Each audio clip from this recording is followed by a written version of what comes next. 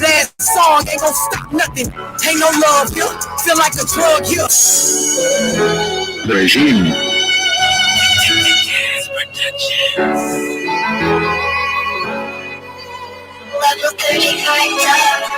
I told him how I felt and shit backfired. I see you niggas weird, yeah, you like liars. Cause time I tell the truth, you want the scoop that ain't conducive but no real shit. It's conclusive, this is all when you a real bitch. I'm just being honest, feel like this house haunted. Feel like I'm steady running, nigga, ain't no love here. We get jealous, cursing, fight, flames gone, cold as ice, ain't no love here. Seen them bitches in your phone, hear that hate in your tone, ain't no love here. I be quiet about this shit like motherfuck him. I be mad about them hoes, but motherfuck them. Stay so long, feel so low like I like them. It's been so long since you asked, do I like them? I don't get no flowers, my heart is sour. Nobody told me love confused, hate vibe devoured. We used to fuck for hours, now we fucking downers.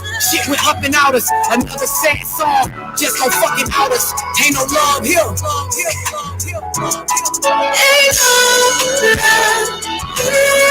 We together, I'm alone. You give a really phone. Just another sad song. We together, I'm alone. You give a really phone.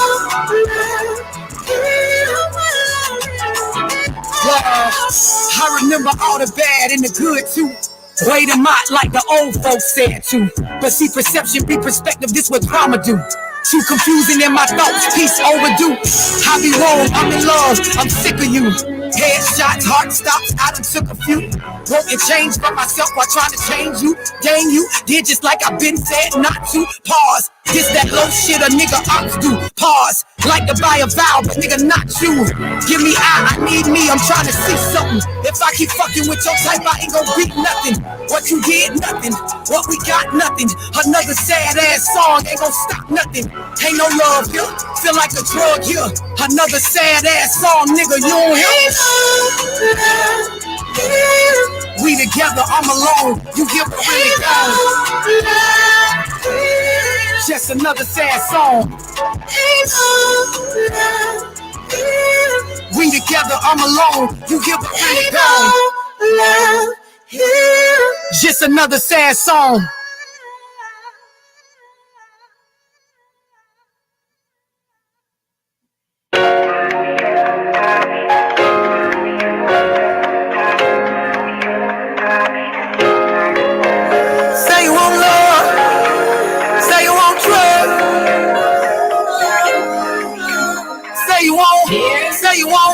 Say you want love, say you want trust. Down that bitch that's loyal enough. Niggas be laughing up. Niggas be laughing up. Say you want love, say you want trust. Down that bitch that's loyal enough. Niggas be laughing up. Niggas be laughing up. You say don't fuck with you really. Sound like true story you a building. And I ain't really fucking with a lying ass nigga that'll try me to play dog. Never worry about the games on play no. I ain't dreaming. 9 out of 10 niggas scheming for the pussy I was gon' give them anyway. I just ain't walk the lines like you gon' say. Just along for the ride to the five sides. If you gon' keep it real, I slide. Playing like I'm blind, but you all about pride. Man, you niggas lie. Told the bitch yes when it's no. Saying you a stay, then go. Saying she a friend, but come to find out you was lying, she a motherfucking hoe. Say you want love, say you want trust. Now that bitch that's loyal enough. Niggas been laughing up. Niggas been laughing up. Say you want love, say you want trust. Now that bitch that's loyal enough. Niggas been laughing up. Niggas be laughing up. You can say don't fuck with me. Tell a lie to a story you a building. And I ain't really fucking with a lying ass nigga that'll try me to play dog. Never worry about the games, don't play none.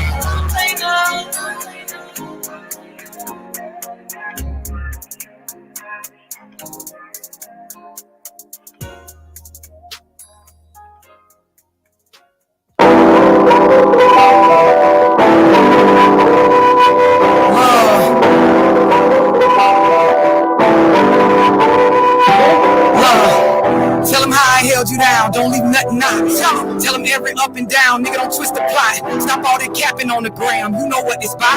You think cause I'm a good girl, I won't add I. Niggas struggle plenty days, we held it down. That's why I spaz when you cheated, bring the bitches round. Accusing me, guilty conscience, brought your dirt round. And tell your sister I said, fuck, I'll bring that bitch round. Messy Mary and she scared I should've slapped her down. And your mama money hungry, that's what keep you down. You ain't gon' tell how you failed, just the shit you think you found. If you think I'm that bad, why the fuck you stayed around? A real clown narcissist, if you ask me. Cause you ain't love but wanted love like you was old me. You could play the mind games with the old me, but now I'm different, try me now, nigga, blasphemy. Sick of the shit when I ain't around, you got a lot to say. If you gon' tell the fucking story, tell it the right way. Sick of the shit when I ain't around, you got a lot to say. If you gon' tell the fucking story, tell it the right way. Sick of the shit when I ain't around, you got a lot to say. If you gon' tell the fucking story, tell it the right way. If you gon' tell the fucking story, tell it the right way. I ain't like I said for you, baby. Feel like nigga down inside, but I'm straight. I can't claim shit out on one gun, baby. They feel like 20 hot out of break. Damn, can't let you play me on the real deal. Yeah, I'm rubbing, I see real deal.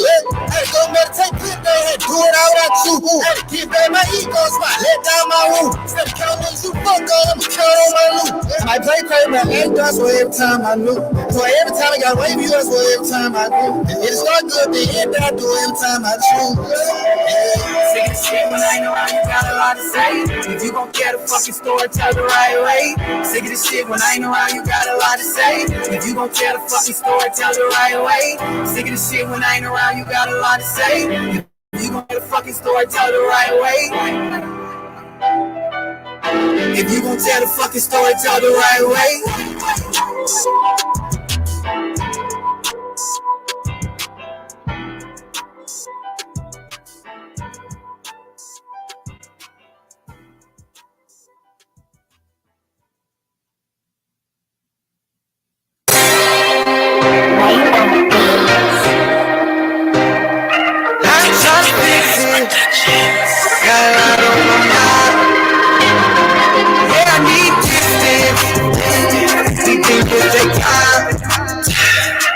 I'm trying to fix it.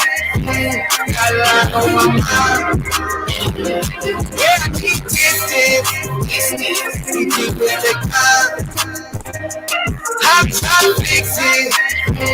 Got a lot on my mind. And I've been trying to keep my distance. Know it's been signed so many times, but bitch, I missed it. And I go get a vibe so many times, been toxic hits. Fix it. Them hurt me till I hurt me, and I got mad and made me even tell hey God can't reach out tail facts and dark ego. I've been fighting demons, no cake, no cross, no stake, no soul. It ain't street of pride, make jealous eyes, they looking at me. I got mad, emotions bad, and told them at me. Voices of my fake friends, members of them hate me. Graveyard been waiting, demons out here saying. Yeah, I keep distance. It take time. I'm trying to fix it. Got a lot on my mind. Yeah, I need distance. It take time. I'm trying to fix it. Got a lot on my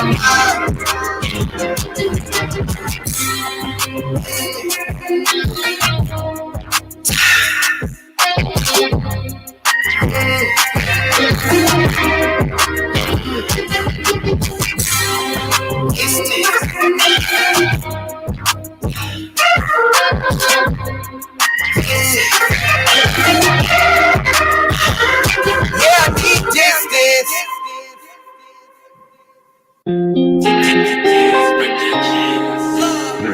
It wasn't just a flex, I was all in. Niggas stringing me along like a violin. Pretty bitch, this a mess, guess I'm just a treat. Cause boy, you treat me bad once I locked in. I got rid of niggas, it was fuck them. Just to be with you, saw my light dim. Told me you was different, nothing like them. Here we go again, boy, you a twin. Baby, no lies, ain't shit again. Baby, gave till I caved in. Baby, you played to the very end. Fighting with a nigga you love like crossing the flood. Shit like a drug, it's fucking me up.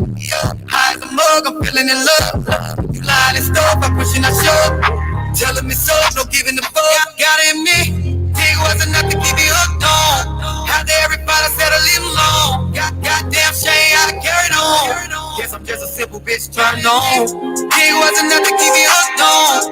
After everybody said I leave alone. Goddamn shame I carried on. Guess I'm just a simple bitch. I wasn't on. Mad, I was pissed off.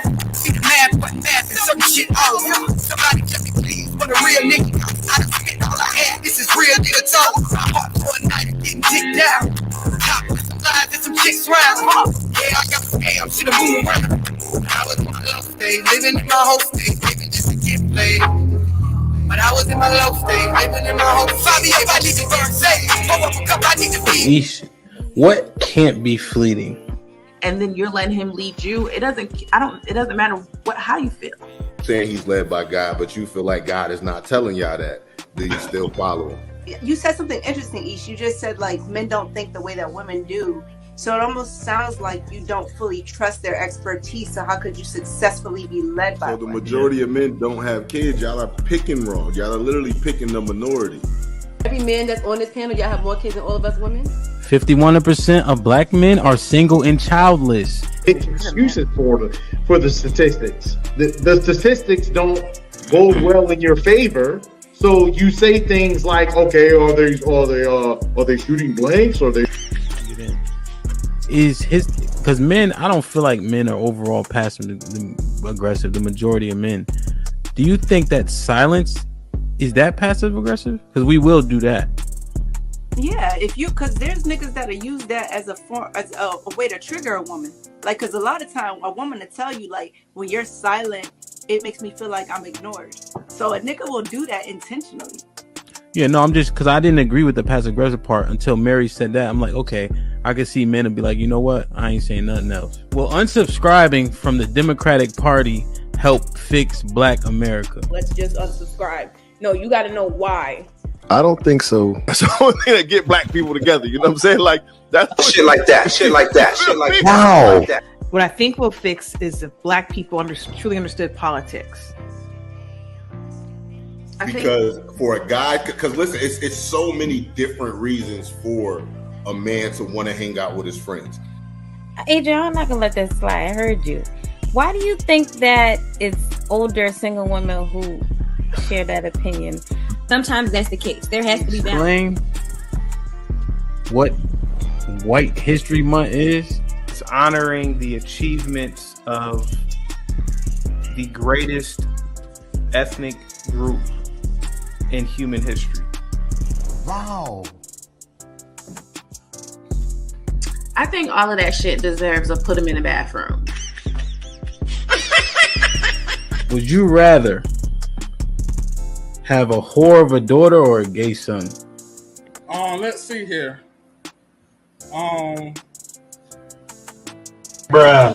Because if she's a hoe, that ain't my problem. Hell, she just be a hoe. Shit.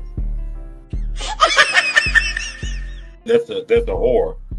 Definitely. Like, without Is a doubt. going to college a waste of time? Absolutely. I wouldn't think for biology. It's ridiculous. And can I just piggyback on that? Read this for me, Q. Okay, $5 super chat from Omega Green. Depends. Go for STEM, medical or law. However, if you go for BS degrees like communications, is that supposed to be policies or criminal Poli-sci, political science? Poli-sci, okay. Yeah. Or criminal justice, it's wasted time. Final thought. When you take a man's time, it's like taking his money. When you take a man's money, it's like taking his time. Simply put, we want something for it. If you're not interested, don't go out. Sis, hit me up. Let's clear your coochie balance. Do women, should they still be covered by men? Do women need to understand what it takes for men to feel like they should be covered by men?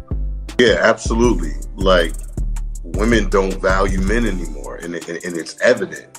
For women to admit that they're not equal to their men, women have to come to that conclusion that you are not equal to your man. Are you for spanking? Let's go around the room, yes or no. Q, you for spanking? Absolutely. Age. Okay, so big kids don't get spankings? You gotta fight them niggas. There's no difference between divorced women and single mothers. The man will, in both circumstances, suffer comparably with no benefit to himself. The benefits don't outweigh the cost. But it's still better to go with someone who hasn't gone through that. It's still better to not choose them. Have men been getting over on household duties all this time? Listen, but I don't touch a trash bag to save my life. So let me ask you, could you and your wife switch roles in what you do versus what for that person hold y'all back or let y'all go? Physically, can't nobody hold me back. Ain't no such thing as a fair fight. But Ish, what direction? Choose your own path. Don't just wear anything. Wear garments that mean something. We got hats. We got sweatshirts. We got jackets.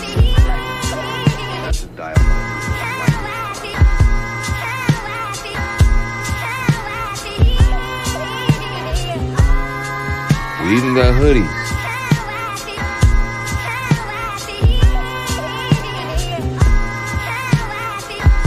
Let's not forget our classic tees. Direction, choose your own path.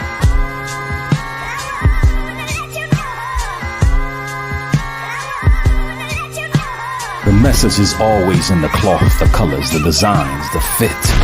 Basic. Pay attention. Stay alert. And remember, choose your own path. Direction, choose your own path. You know, this is the home of We Major, Me Frosty, Unfamous, and the restricted clothing brands. Let's get it.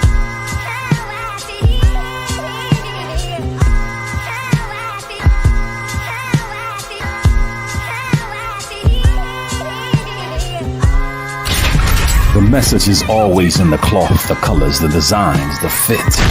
Basic. Pay attention. Stay alert. And remember, choose your own path. This Might Be Risky sponsorship package is here. Have your ad run on our live streaming episodes, linked in the video description and attached to our many hot take clips. The channel is fast growing with thousands of views and subscribers.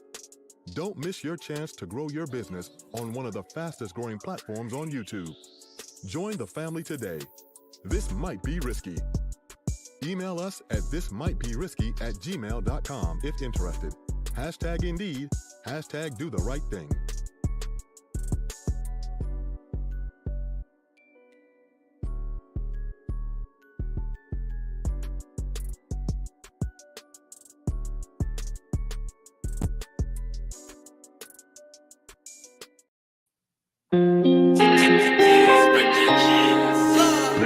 It wasn't just a flex, I was all in. Niggas stringing me along like a violin.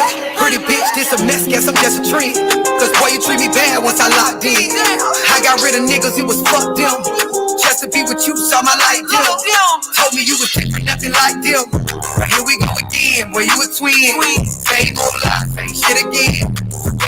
Gave till I caved in. Gave you play to the very end. Fighting with a nigga you love, like crossing the flood. Shit like a drug, it's fucking me up. High as a mug, I'm feeling in love. You lying and stuff, I'm pushing, I shove. Telling me so, no giving a fuck. Gotta admit, dig wasn't enough to keep you hooked on. How dare everybody said a little long. Goddamn shame, I carried on. Guess I'm just a simple bitch turned on. Dig wasn't enough to keep you hooked on. How dare everybody said a little long. Goddamn shame, I carried on. Guess I'm just a simple bitch turned on. Mad, I was pissed off. See the math wasn't passing, some shit off. Somebody tell me please, what a real nigga. I done spent all I had, this is real nigga talk.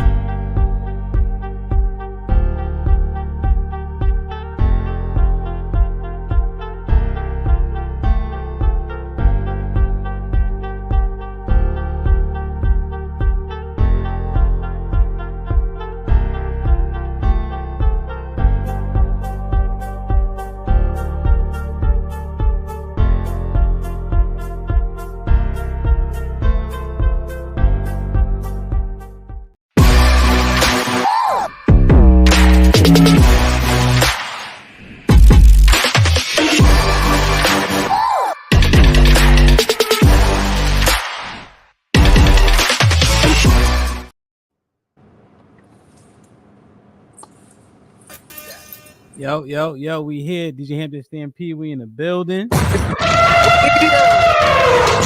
It's a stampede! DJ Ham the Stampede. DJ Ham the Stampede. Dorsey in the building. What's poppin'? What's happening? What's good? Everything. See, I had to get dressed up for you and all that. Shit like that. Doing your thing. You ain't here. We ain't here. Trying my best, man. I'm trying my best. I'm smiling all hard and shit. Put him in the fucking bedroom. Get him out of here. Come on. Listen, that's what life about. Indeed. I like it. Love, give me 1 second. I just got to say salute to the chat. Salute to the people in the building so far. We're only 20 minutes in. We got 120 people in the building already. Like, share, subscribe, tell a friend to tell a friend. Hit that like button right now if you can. That helps the channel the most. Salute to Gail, Mark G, Lionel, Fred, Almanize, Josh in the building. Love C in the building. Cool Gamers, what's popping? Observe Stoicism, I see you. CC, Travel One. I like it. Shit like that. That was popping. Key in the building. Okay. Steppenwolf here, of course. Love Dubious. Salute. I appreciate you. Like, share, subscribe, tell a friend to tell a friend. Hit that like button right now if you can. That helps the channel the most. Nick, what up? Melly was good. Yeah, Mel, you already know. All right, man. I like it. Night in the building. Love Doobie with the $10 says supporting. Shit like that. Indeed. I see you got him on here. Okay. Yeah, hey, man, listen. Shit like that.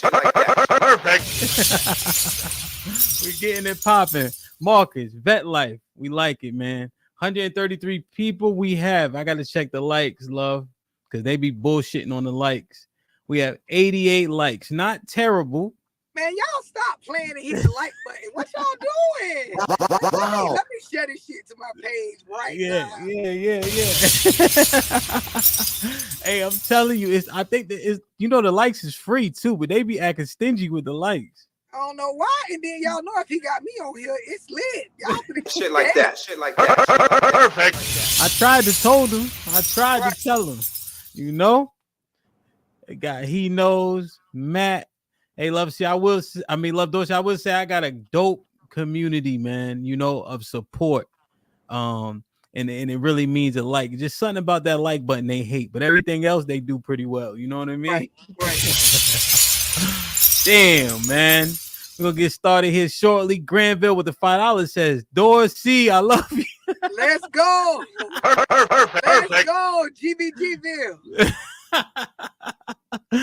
Damn, man, he already, boy. I'm gonna call you after this. Let's go. Damn, man. Judah, he said, Shalom, Hamp, peace and blessings to all. What's poppin', my brother? DJ Tim Smooth with the $5 says, what up, DJ Hamp? Hey, man, I'm doing my best, man. We got Love Dorsey in the building. We can't ask for much more than that. Man, oh man, I want to say first and foremost, I've definitely watched your content, right?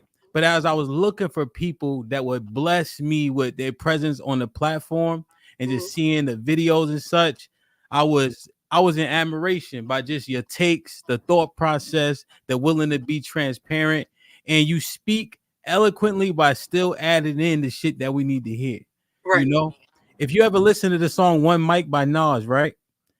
It's cool when it's edited, but when it's explicit, you can get the full feel of it. You know what I mean? Of course. And you know what? That's what our people receive more, regardless of whether you agree or disagree with the delivery. Our people, when you hit them across the head with it, change is spark. Indeed. So I appreciate you for taking a second to give me my flowers. Yeah, no, 100%. You deserve them, man. Too many people get their flowers after they get up out of here, and I just don't see it that way. You know what I mean? So I've been bumping the album. You know what I'm saying? Yes, sir. Yes, sir. Shit like that. It's something about the rhythm, man. Can you tell me what inspired this song? We gotta let it play for a little bit, love. It wasn't just a flex, I was all in. Niggas stringing me along like a violin. Pretty bitch, this a mess, guess I'm just a dream. Cause boy, you treat me bad once I locked in. I got rid of niggas, it was fuck them. Just to be with you, saw my light dim. Told me you was different, nothing like them. twin. Same old lie, same shit again. Forgave and forgave till I caved in. Stayed in your place till the very end. Fighting with a nigga you love like crossing the flood. Shit like a drug, it's fucking me up. High as a mug, I'm feeling in love. You lying and stuff, I'm pushing, I shove. Tell him it's up, no giving a fuck. Gotta admit. Hey, that's my joint right there. That shit. That song it's so real. Like, you know, I be storytelling and giving lessons and being accountable while still popping my swag and, you know, still being an artist. Yeah, facts. And that right there, the music, I feel, I'm just saying I feel because I haven't vetted it out, is like people don't know you as much for the music from what I'm like gathering. Yeah. But for me, that's what like really pulled me in when I was vetting, like, okay, who should I try to get on? Like the music is fire and I'm listening to the messaging. And then when I correlate it with what you say, I'm like, she has to have experience that inspires these songs. Because my assumption is you write all your shit. So yeah, definitely 100%. I write all my shit. You know, a lot of it is personal experience. And when I say personal experience, not just me, like what I do for a living outside of the music, connecting with so many men and women in our community, their stories become my stories because I'm walking and talking and counseling them and, you know, giving them therapy through what they're going through. And I feel like that particular song, so many women can relate. Like, you know, it come on. It wasn't just a flex. I was all in. The nigga was stringing me along like a violin. You see what I'm saying? Like, it's a lot of us, we meet dudes and off top, we going all in. I ain't just flexing. Like, I got rid of all the other niggas. I'm all in with you and I'm being strung along and I'm still not entertaining other niggas based on, like, being committed to this, hoping that you gon', you know, really focus on us as a couple. And that shit don't work like that. Sometimes you just get a simple bitch. So how does yo? So look, hold on, I gotta hit the Kill Bill for that. So how does it actually work, bro? Right? You often, when women come out of relationships, men always ain't shit. But do women know they being strung along? They do, but we will go along with the delusion in hopes of like it turning a new leaf and it becoming what we want it to be. A lot of us, we in our emotions, in our head, we be knowing, because whenever I counsel women and I have them go back to the beginning, you know, when they first tell it, it's like, oh, he tricked me or love bombed me. But when I go back and I point out certain stuff as they tell their story, I'm listening to your story. The nigga ain't on this call. Bro, you skipped that. You skipped that, ma'am. You skipped over that. You told yourself that would become this. There was no agreement of this. Yeah. And half the time, dudes be showing you up front, even if they not verbally saying it, exactly what they own. Damn. And you know, that thing, do women have that intuition thing, or is that just a fake ass stereotype? Do y'all have that shit? No, there really is a woman's intuition that men don't have. But I'm gonna tell you something. It's not working properly. It's not real womanly intuition when you're like in your crazy. So when you are just in your flesh, out in the world, allowing yourself to be, you know, in these situations that gets you outside of knowing you, that intuition just be crazy. It be, you know, you just going along with shit, trying to make your inner right, when in all reality, you're not grounded as a woman. Like, your femininity is a part of womanly intuition. So when you meet women that aren't in their feminine era, it ain't no intuition. You just out here attracting what matches what you told yourself was gonna go on. So for example, if I have a victim mindset or a niggas ain't shit mindset, all y'all niggas ain't shit, I'm gonna attract niggas that make me right. It's about vibration. Yeah. You know what I'm saying? So if as human beings, male or female, we're gonna gravitate towards what makes us right.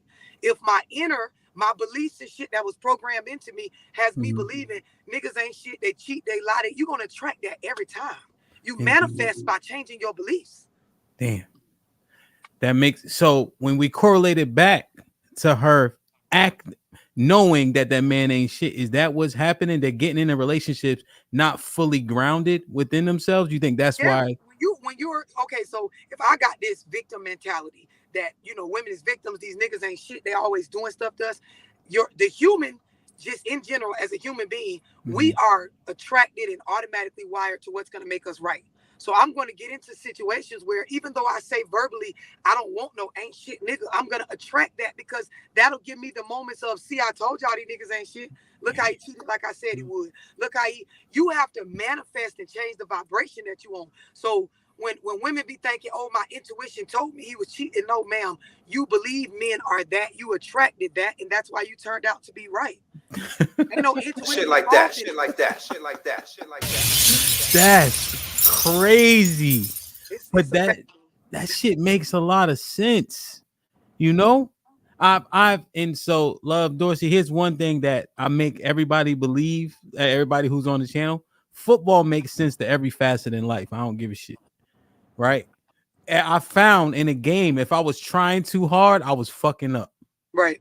I could see it, but I was getting there too early, too late, you know, because I was doing too much. Right. Is my analogy, does that make sense? Because I understand things in football terms.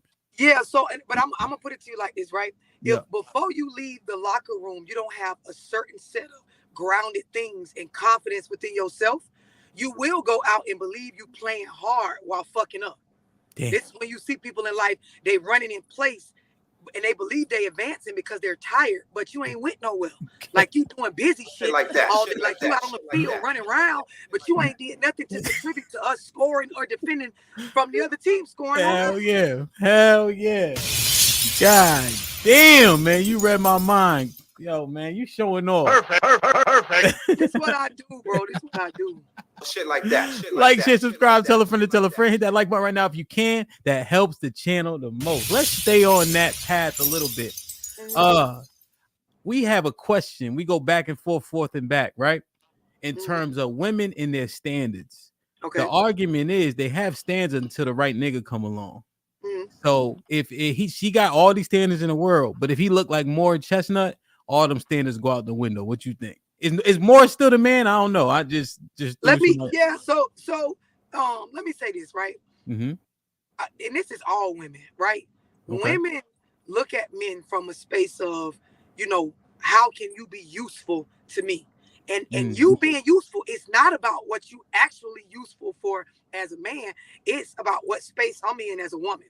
So depending on what season of my life I'm in, what, you know, part of myself I'm in tune with in this season, it's going to determine what type of niggas I fall for, you know, that I go for, that I believe shit from. So it's like, as a female, right? If I'm in a space or a season of my life where I need a man that's useful for money, this is what I'm going to look for. And as a man with some money, you may be useful in a lot of other ways and valuable in a lot of other ways, but I'm only attracted to what I view you as useful for. It never matters what you actually useful for. If you meet a woman and she's in a season of her life, I need help with these kids. It ain't just all about money. I'm looking for a stepdaddy for my child. You may not want to be a stepdaddy or have all the character traits for that.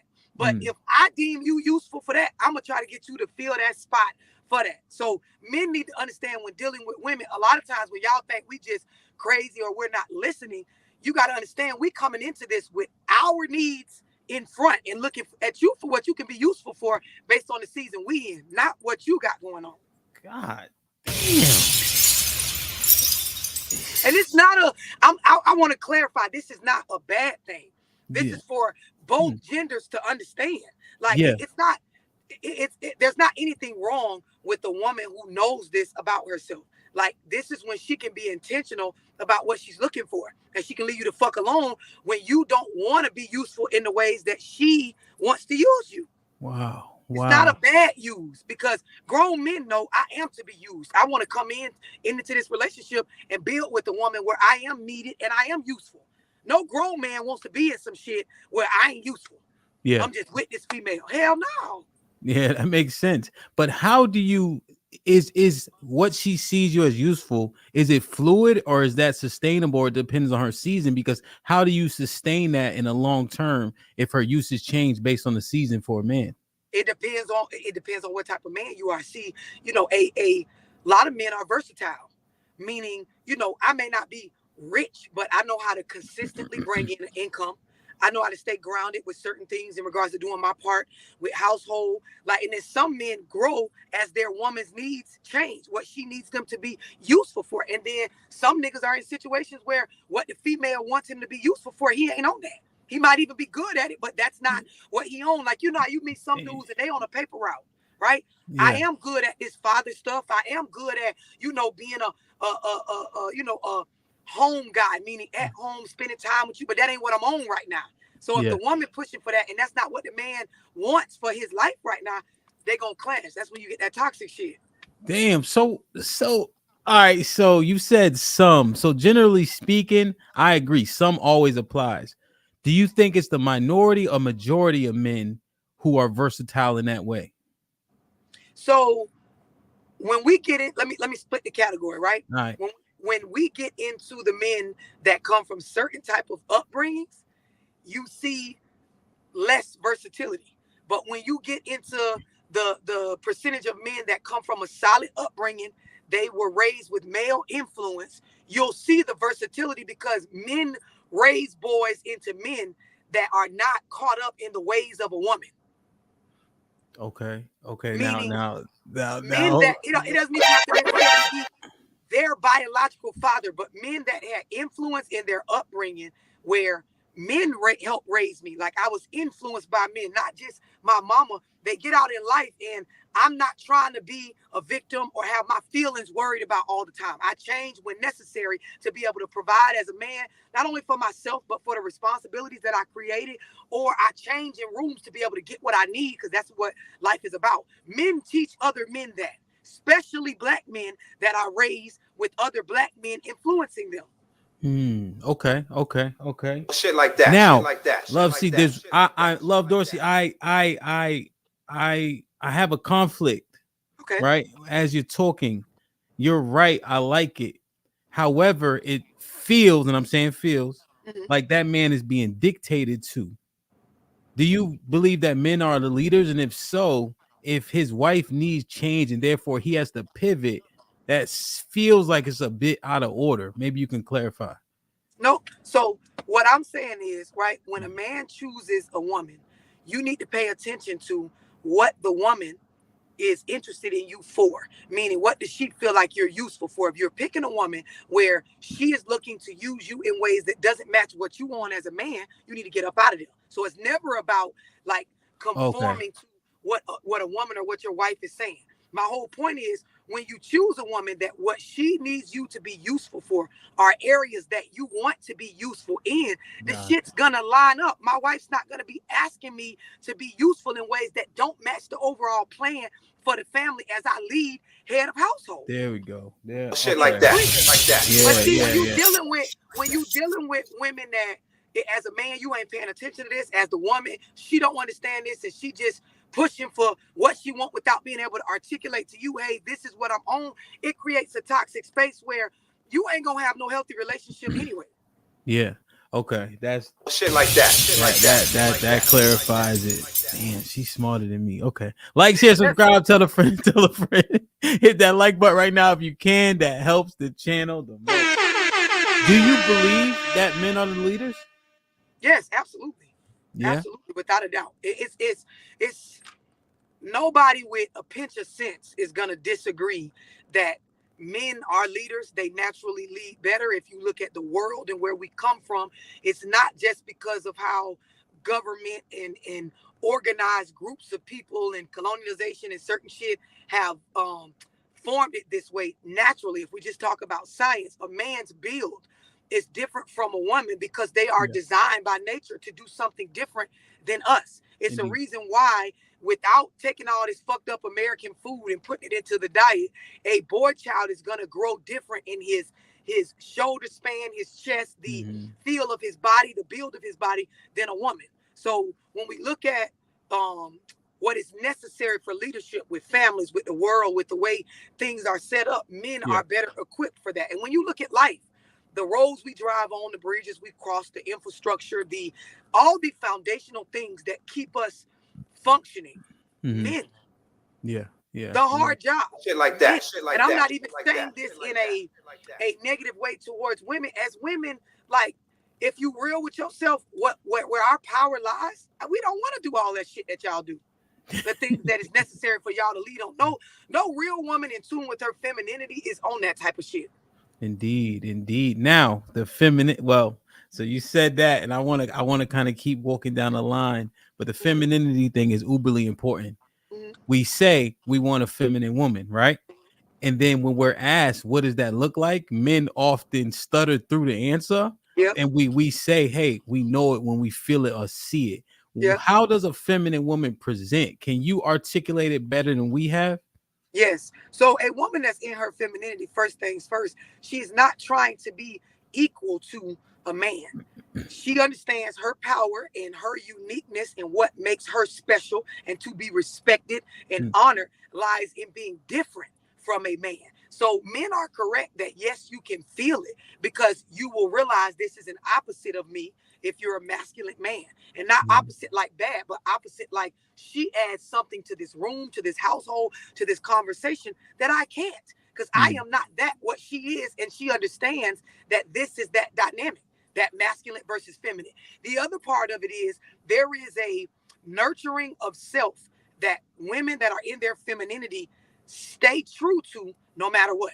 So regardless of what they're going through, regardless of what life has put on their plate based on their past choices, there is I nurture myself in a way that men don't even need to understand. And you see it on us, you see it in us, you see it as we walk, the way that we carry ourselves. It's something that, you know, you can clearly look, even if you were a teenager, you can see that, okay, that person takes care of themselves. It's a care that y'all don't need. Like, there are things about us as women you don't have to worry about, from the menstrual cycles to the way that we have to, you know, clothe ourselves in regards to having breasts and hips and, you know, the physical side, right, of the femininity. The other part of it is there is a feminine that you can see in the way that we talk when dealing with men, especially the men that we are in intimate relationships with or are attracted to. We're not concerned about having the last word. We are concerned about being heard, but it does not have to be the last word. Things don't have to go our way every time. We do not have to have the man conform to what specifically we want in the moment of conflict or things like that. Like, you will know it when you see it, because there is I don't need to be superior to be superior. Damn. And when I say this, there's an understanding with women that understand the power and femininity. They know that without arguing with my nigga, there is this, if I exit or remove my presence, he knows there will be a deep loss in this. So there's no need for me to rah-rah at him. Do you see what I'm saying? Yeah. Shit like that. Perfect. Damn. Okay. That makes that I understand it. Get the likes up. On top of that, right? As we dive just a tad bit deeper, let's say, because people have to work nowadays. Oftentimes, you know, the average income for our people is around 50,000 for men, 47 for women, something 45. It's a pretty close gap, right? Two people have to work. Is she able to go out, let's say a corporate job where she has a level of influence, or she's in charge or manager? Can a woman turn that on and off, or does that environment start to seep into her household? So I'm glad you brought this up. As women have advanced with their rights, right? As we become bosses and working women like I am, if you're not talking about this, you're going to blur the lines. But I'll give you an example. Okay. If you catch me any given day on my page, on a live, doing what I do for a living, right? Working the internet, coming on these platforms, talking a certain way intentionally to make the content circulate, you're going to see me one way. But if you catch me out with my man or in my household with my, you know, my significant other, my fiance, like, you're not going to see that same behavior. And it's something that you have to intentionally understand is necessary, right? And when I say intentionally, meaning you could know this, but if you don't go same way I have to and tell yourself, listen, this turns off at the door. I'm needed as a boss out in the world. I'm needed as a certain assertive energy on my platform online. I'm not needed as this at home. I'm needed as his feminine figure. For him to be every bit of what he needs to be, and for us to come together and be what we need to be for our family, I need to be a woman. Yeah. I don't need to Yeah. be a boss. I don't need to be Love Dorsey, quote unquote. I don't need to be assertive and loud with my communication and vocal with the curse words and the coming back. I don't need to do that at home. Yeah. That's not necessary. At home with my man, my power lies in me being a woman and him seeing every bit of what a woman is, which is all about femininity. Nothing Indeed. about the boss shit out that's necessary to run a successful business or be some sort of figure online. Damn, man. Shit So like that. Shit like you, that. Shit like now, that. is that more? Is that you in control of that and understanding that? This is a me thing. This don't got shit Yeah. to do with him. Okay. You That's won't exactly. even, and this is me included. I won't even attract a good man, a decent man, a moral man, a ethical man if I don't have this under control. It's not his job to remind me daily that, hey, you need to cut off that stuff from your job and that to me. No, that's not his job. I'm a woman. He don't need to tell me how to be feminine. This comes natural. If I loose all this shit that the world has tried to program into me, feminine is natural to women. You just have to be willing to challenge your upbringing. You got to be willing to challenge what you have seen out in a world where everybody's trying to make masculine and feminine the same thing. Yeah. Yeah. Damn. See, that's it right there, man. Because oftentimes it's said that, you know, the women will follow a real man. You know, there's like a trigger. Well, if you was a real man, this wouldn't happen. You know, if you're around a real man, he brings the femininity out of you. But what you just said, that's all intrinsic.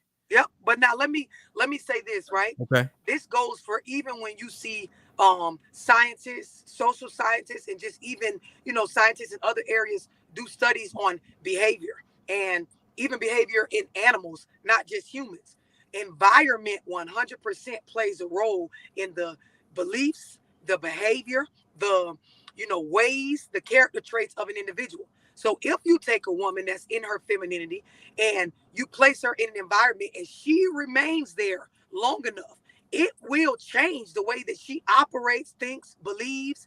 And this goes for men and women, but just putting it in the context of what we're talking about. I can have all of this understood and be in my femininity. But if you put me in a home environment with a man that is creating a space of high stress, toxicity, things where I'm fight or flight all the time. My hormones are secreting the adrenaline that puts me in a high, strong, stressful space. Often, it will change naturally how I am as a woman. I still am in control of whether I stay in that environment or not, but it doesn't change the scientific fact that that environment will fuck me up over time. Indeed. I like that because that is actually a perfect segue, kind of back to the men line where we're walking down, we're taking that walk. The video I was watching, you were mentioning the men. I'm gonna sum it up. You didn't say it like this. This is me saying it. They get at me all the time for saying this. Niggas is pussy, right? Because of the environment in which they grow up in or they're subject to. Yeah. And because they're taking on the traits of their mom, etc. And I guess I would also, that would happen to the ladies also. So now, does that put them, if they're in that environment, the women in more of a masculine state, and then the men in more of a feminine state? Is that what's happening? Because a lot of us do grow up in single parent homes. Yes. So this is a fact, and you know, you'll always see people disputing because they're triggered and they don't want themselves or their single mama to be labeled as something bad. But the fact is, especially with Black people, it is statistically proven. This is why I keep repeating the word fact before I say this, right? Doesn't matter if you're a part of the small percentage that this doesn't apply to. Sure. Single mother-headed households produce the worst product, right? And single mother-headed households that raise men, they baby boys, right? And these men grow up, and unless they get out in the world and either through college experiences or street experiences or just life experiences, working jobs, if they don't get around men and pick up traits and ways and learnings and lessons and straightenings from men, they grow up as a fully grown man and build but they operate like a woman because all they've ever saw is a female do things, a female problem solve, a female running household. And if you understand behavioral science, you'll know that there is no disputing this. I just said it with environment when I spoke about, just what we were talking about with femininity with women. Yeah. Environment shapes and molds the beliefs, the things in the subconscious mind, the paradigms that actually control your behavior. So when you understand this, if you've only seen a woman organize and do things as a man, a lot of your ways will be womanly unless life gets you around some men. And so when we talk about, okay, fast forward, the niggas that are pussies, so to speak, or they have a lot of womanly ways or overly emotional, these behaviors are learned. They didn't just get like this. God damn. So can they unlearn them? Yes. If you understand what I'm saying, environment. So 100%. for example, But what age though, love? Like what age? So let's say, damn. So let's say he doesn't get into sports until high school, right? There's a trend now where a lot of moms and dads, frankly, don't let their kids play like contact football until high school now, which I think is my son jumping off the porch. He only won, but it's lit. When like what if he gets to high school and now he's finally, around men and things of that nature? Is it too late then? Like how can you head it off? Okay, so let me say this, right? Let me put something in context. Okay. If you have a boy child, you want to get him started as early as possible, building a bond with males, right? Because men teach men how to be men. Women don't teach men how to be men, just off top, right? And so then when you move forward and you understand the stages and developments of a child's brain and things like that, boy children need to be taught how to work their mind, right?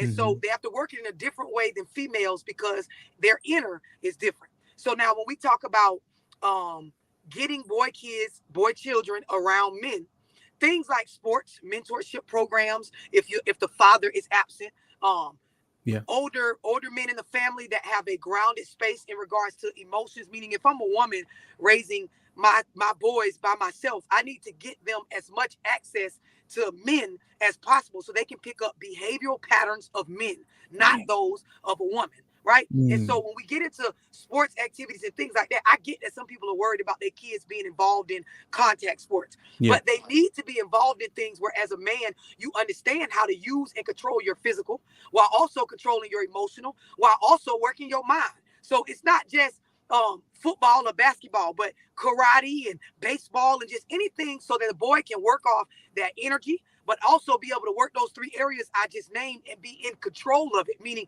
learn how to maneuver through this as a man, as a young boy, as a male, not mimic what I see my mother and aunties and grandmas do. But if you keep boys around women all the time, you'll see a very different starter behavior is what I call it. And football and basketball coaches, karate instructors and things like that, they can easily tell with the group of boys that they're working with who has dads and fathers and 100%. Men in their upbringing and who don't. I talk to educators about this all the time. Even teachers, they can tell which boys have men at home and which don't. And I know a lot of women that are single mothers, they hate to hear this, but your son placed next to a son that's being raised with male influence, he stands out, ma'am. They can tell the difference, whether you like it or not. So for me, the answer is get started as early as possible. Now, when we talk about attachment styles, and I ain't gonna go too deep, mothers start off with that nurturing, like we are gonna be that caregiver, right? But when the boy gets old enough to really start understanding, as that toddler age, like I heard you mention a 1-year-old. Once they realize, I have this mother figure that's always gonna be there, like she's gonna pamper and take care of me.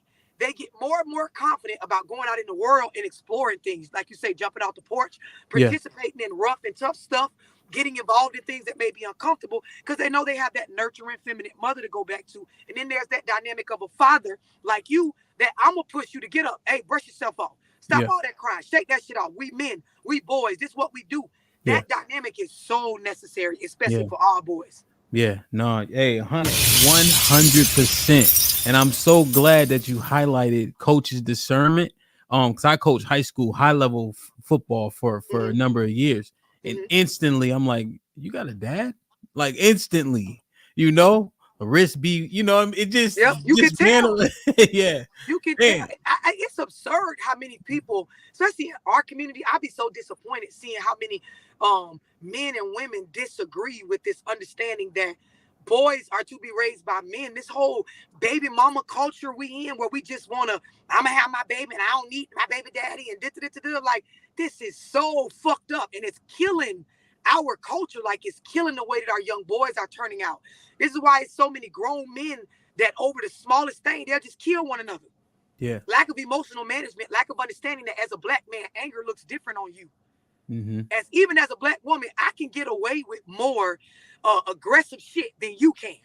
Me and you can go out in public, say the exact same words, do the exact same physical actions, and your ass will get killed or locked up quicker than me. Yeah, 100%. That alone should tell you that there's a different type of discernment that needs to be programmed into our boys than our girls. Yeah. No, 100%, man. Yeah. Like, share, subscribe, tell a friend, hit that like button right now if you can. That helps the channel the most. I know there was a story in the Bronx like 2 years ago where a boy shot another boy over cold fries. Yeah. Like he took his food the wrong way. I made a mistake. Yeah. You know what I mean? And that is all emotion, when you now, as we transition to the ladies, right, in that same construct, that same environment, how do we get them to pivot to come back to their femininity, seeing men as that, they come into being a helpmeet, so on and so forth, right? Because that seems to be lost, tremendously. It is, and it's because of a lot of what I'm saying about culture. And let me give the women some grace in this moment, right? As a mother, right? Even if you're a single mother, you are supposed to be an emotional being. You are supposed to be in your femininity. You're not supposed to be walking around tough and rough and guarded and this and that. But when you take on certain responsibilities based on your poor choices or irresponsible sex or whatever, you did in your life to land you where you are, because it's on you, right? When you do these things, like when you look at what we were just talking about raising boy kids, if as a woman I'm raising boys, a lot of times you trying to like not be in your feelings in front of your boys because you're trying to raise them in a way that a man should be there doing. And it's unfair because as a woman, you're not supposed to be doing that.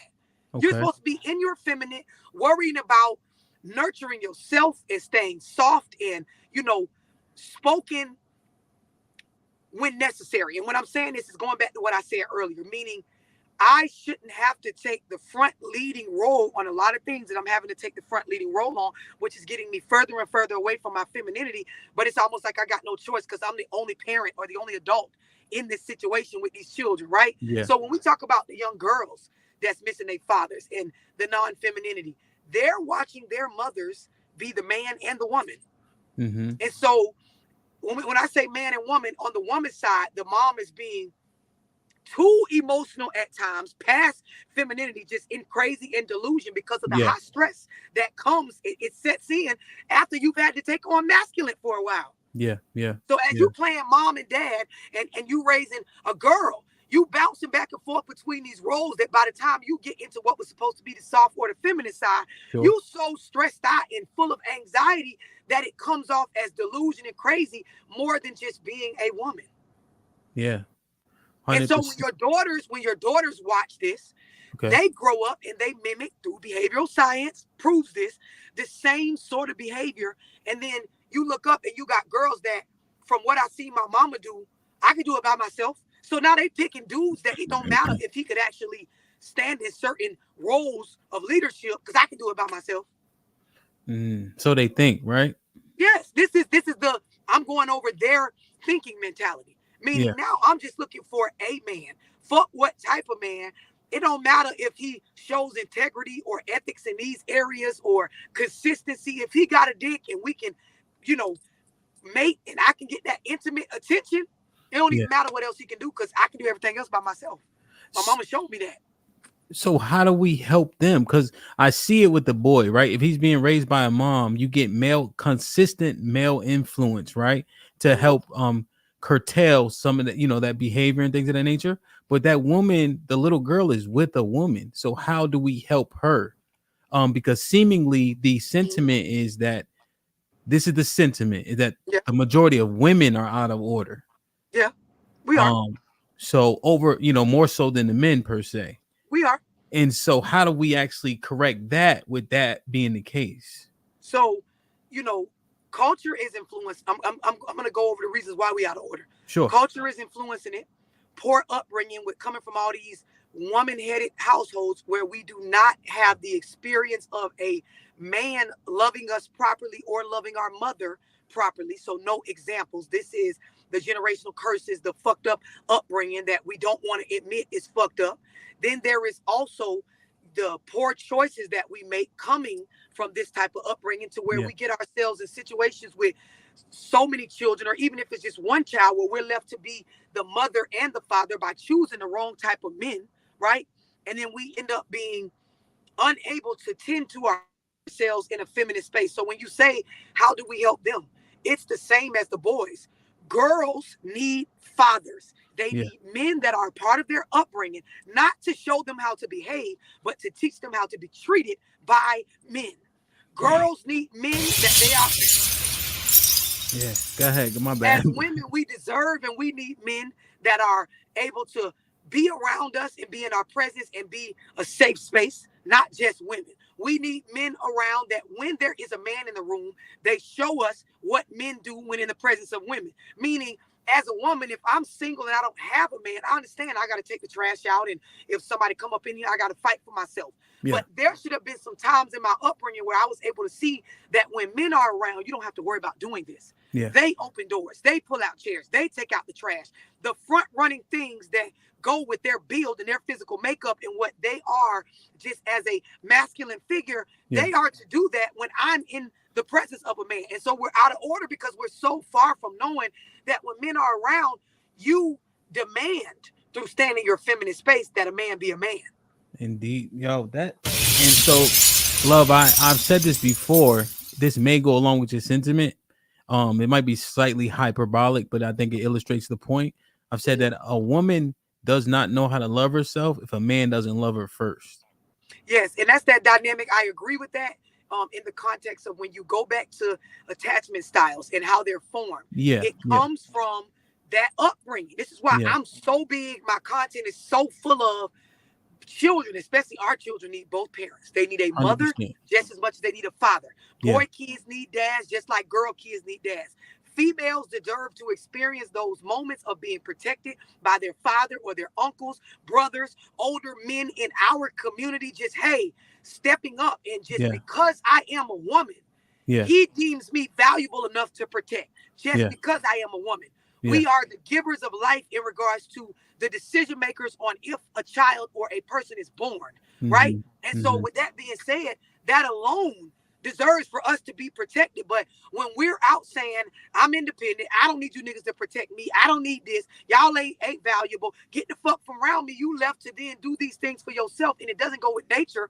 This is why we end up depressed while saying that we not. We pretty, body done, waist little, ass, self-esteem small. Yeah. And you see it with the children. Yeah. No, real shit. And those dynamics are so important. You know what I mean? When I was growing up, my father, he tough guy. He was in the Marines, construction worker, right? And it's something about falling. When your dad come and pick you up, it's like it's one scoop, you right on your feet. You know what I mean? Your mom, she's damn near falling down to help you get up. When your father gets you up, you're like, oh, I am okay because I'm standing again. And then when you go inside, your mom like, you okay? And all that forms you to be like pretty solid overall. You know what I mean? Damn. I 100% agree. And I'm gonna tell you something, right? We this needs to be discussed more. Our community needs to really start putting at the forefront valuing family again. And I ain't even saying that if the relationship doesn't work out, you gotta stay together just because of the children. But you have to understand it is so much value for my children and my community and myself for my kids to have both parents involved in their upbringing, influencing them. Indeed. 100%. Shit like that. Perfect. Like, share, subscribe, tell a friend to tell a friend. Hit that like button right now if you can. That helps the channel the most. how? Let me just ask you, and this is kind of off the line of question. I definitely have a few more, but how are you perceived when you walk into spaces? Like, how do they frame you? And I'm saying they, right? Because everybody has an opinion, right? How do they frame you? Do they say you feminine? Do they say you like? What do they say based on? It depends. It is a funny question because it depends what environment you see me in. Like there are people that, for example, they've seen me out with, my fiance. I operate way different. There are people that have seen me at events in teacher mode. It's kind of a different experience. There are people that they've only seen me on lives. There's layers, right? And there's different dynamics because it's necessary, especially like if you're going to be anything other than a housewife in this day and age, as a working woman, you have to have these levels to you where I am different in different spaces for a reason. And then there is the concept of in the presence of men, you're going to see a certain thing come out of those of us that understand this no matter what. So for example, you may be a stranger to me out in public. If we walk up to the door of a business establishment at the same time, I'm gonna stand there. Yeah. And it might even be an awkward moment if you're not one of those men that know to open the fucking door. Yeah. I'm not going to say anything. I'm going to immediately move to your side to give you the space to be able to grab the door handle, and I'm gonna proceed to go in front of you. These things come along with knowing your place as a woman. Yeah. Damn. Shit like that. And notice when I'm saying knowing your place, I'm not saying like knowing your place like bow down to a man because you ain't got no power. I'm saying knowing your place meaning I am to be kept and cared for. Yeah. I don't gotta know him, but he's a man. So he can get the door. There are certain things he can take the front running on just from being a man. Damn, man. That is very important, right? There's a level of disdain, right, from the lack of women kind of saying, like, as an example, walking through the door, there's men that have communicated that women don't even say thank you anymore. Yeah. You know, which threatens the level of chivalry out in the earth. What you think? Do you think that chivalry is dying because of the men or the women?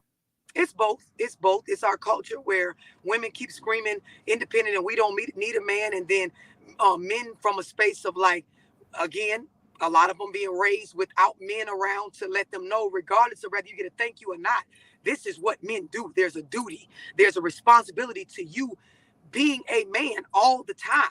It's both, right? And so for me, again, like I just said, when you look at men, whether you get a thank you or not, or appreciation for it or not, this is a part of you being a man. And as a woman, we shouldn't be screaming out that we don't need niggas, we don't need men, we don't need males and yes, we do. So we're doing it to one another. Damn. Okay. Like, share, subscribe, tell a friend, hit that like button right now if you can. That helps the channel the most.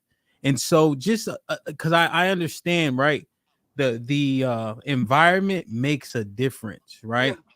But if people, you know what, let me say it like this. If people judge you, what are the judgments that you get? Well, let me say this, right? I don't take it as judgment, but it is judgment if you want to look at it in the context of the definition. Sure. But the reason why I'm saying I don't take it as judgment because I understand that people can only go off of what they've seen and what they've experienced. Yeah. So the people that have only experienced me online on a live, they have their particular view of, this is how she is. People that have experienced me with family and in my personal life, they have a different view. People that have seen me in different environments, they have their view that this person is like, she's on another level because of the layers and the different spaces that she's able to conform and change for and change to.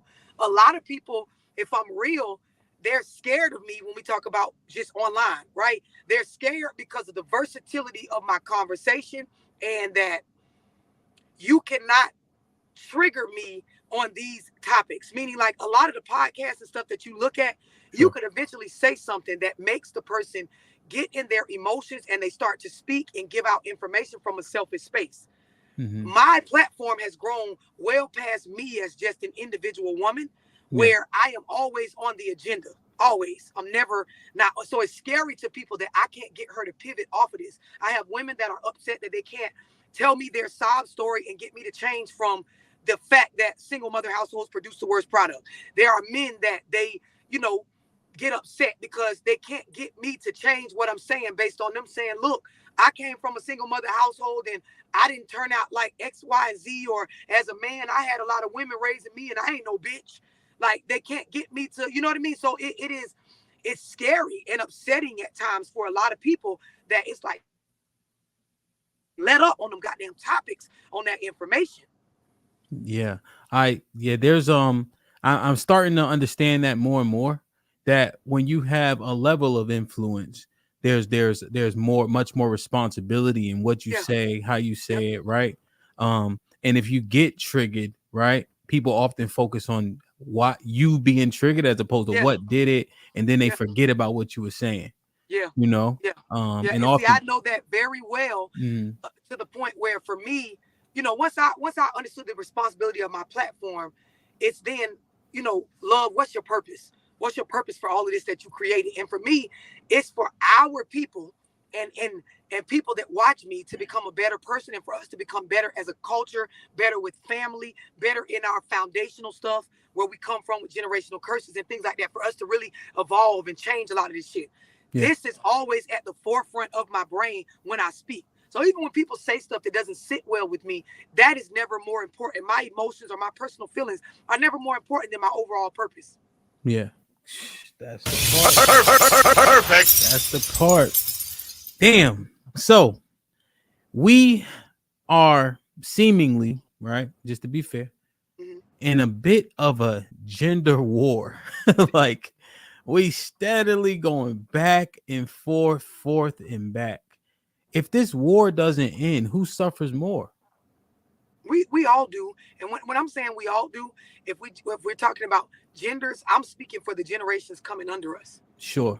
100%. So if we keep this up, more and more children grow up in broken homes with broken parts of them, with mental health issues and certain insecurities about their abilities. Boys grow up more and more less empowered in their abilities to make a life or the life for themselves that they want. Women grow up believing they have to be something they're not, just to be able to be accepted or to feel that they have power. Like, both genders suffer, and it's really the generations coming under us that suffer the most. So generally speaking, the kids, right? Yeah. Man.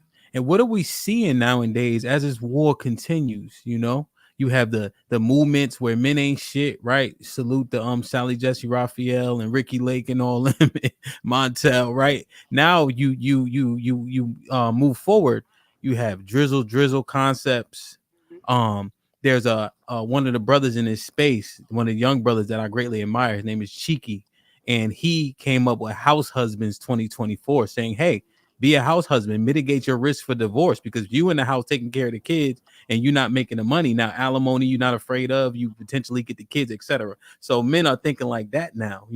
If I'm going to get married, I'm going to make sure it's even, right? And then you couple that with the men ain't shit for the last 30 years,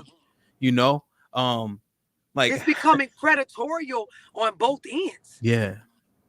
To where there's no real solid sense of unity in regards to family. Everybody is trying to outthink their own partner that they chose, right? In this game of like, who's gonna come out on top if this doesn't work? And when you ask about, the effects, when you look at our younger generation, they're driven more off of emotion. They will kill each other and fall out and beat each other up over the smallest shit. A lot of them are not valuing education, furthering their education. They want a fast dollar now. They want to become 18, get out and be rich now. A lot of them are afraid of hard work. Everything is, automated now. And if you don't understand, how to use this to your advantage, but also still be someone that is willing to put in the work when necessary to get certain things done, you start to develop an entitled space. And this is for, younger adults that are male or female. You have a lot, when we look at young girls, it's just all about aesthetics and nothing up here, to the point where we have to get back to valuing, things like higher education, spirituality, nurturing self, unity, establishing real friendships, building resources, a lot of stuff in life. As you even get wealthy, It's not about how much money or assets you have. It's about who you know. A lot of the times, there are people with money that can't get in certain rooms because they don't know how to maintain relationships with the right people. Yeah, 100%. Opportunity really comes, and I even use myself as an example. I hate favors. I very rarely like negotiate prices. If there's a price that a person's asking for that I need a service, I'll inquire as to why maybe, and then I'll pay it or not pay it. Point blank. Right. But I'm gonna tell you though, because I don't want anybody to listen to this and get it misconstrued. Sure. When we talk about building relationships, there's a lot of bartering going on.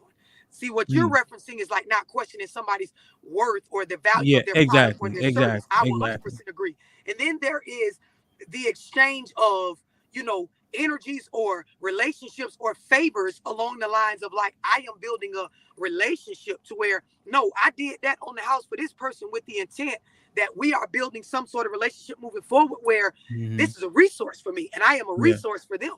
There is value in that. And when you get into higher level circles and people that are on other vibrations, a lot of times that's what it is. That's the currency to get in this room. Yeah, no, okay. Yeah, 100%. 100%. Can I just take you at your word?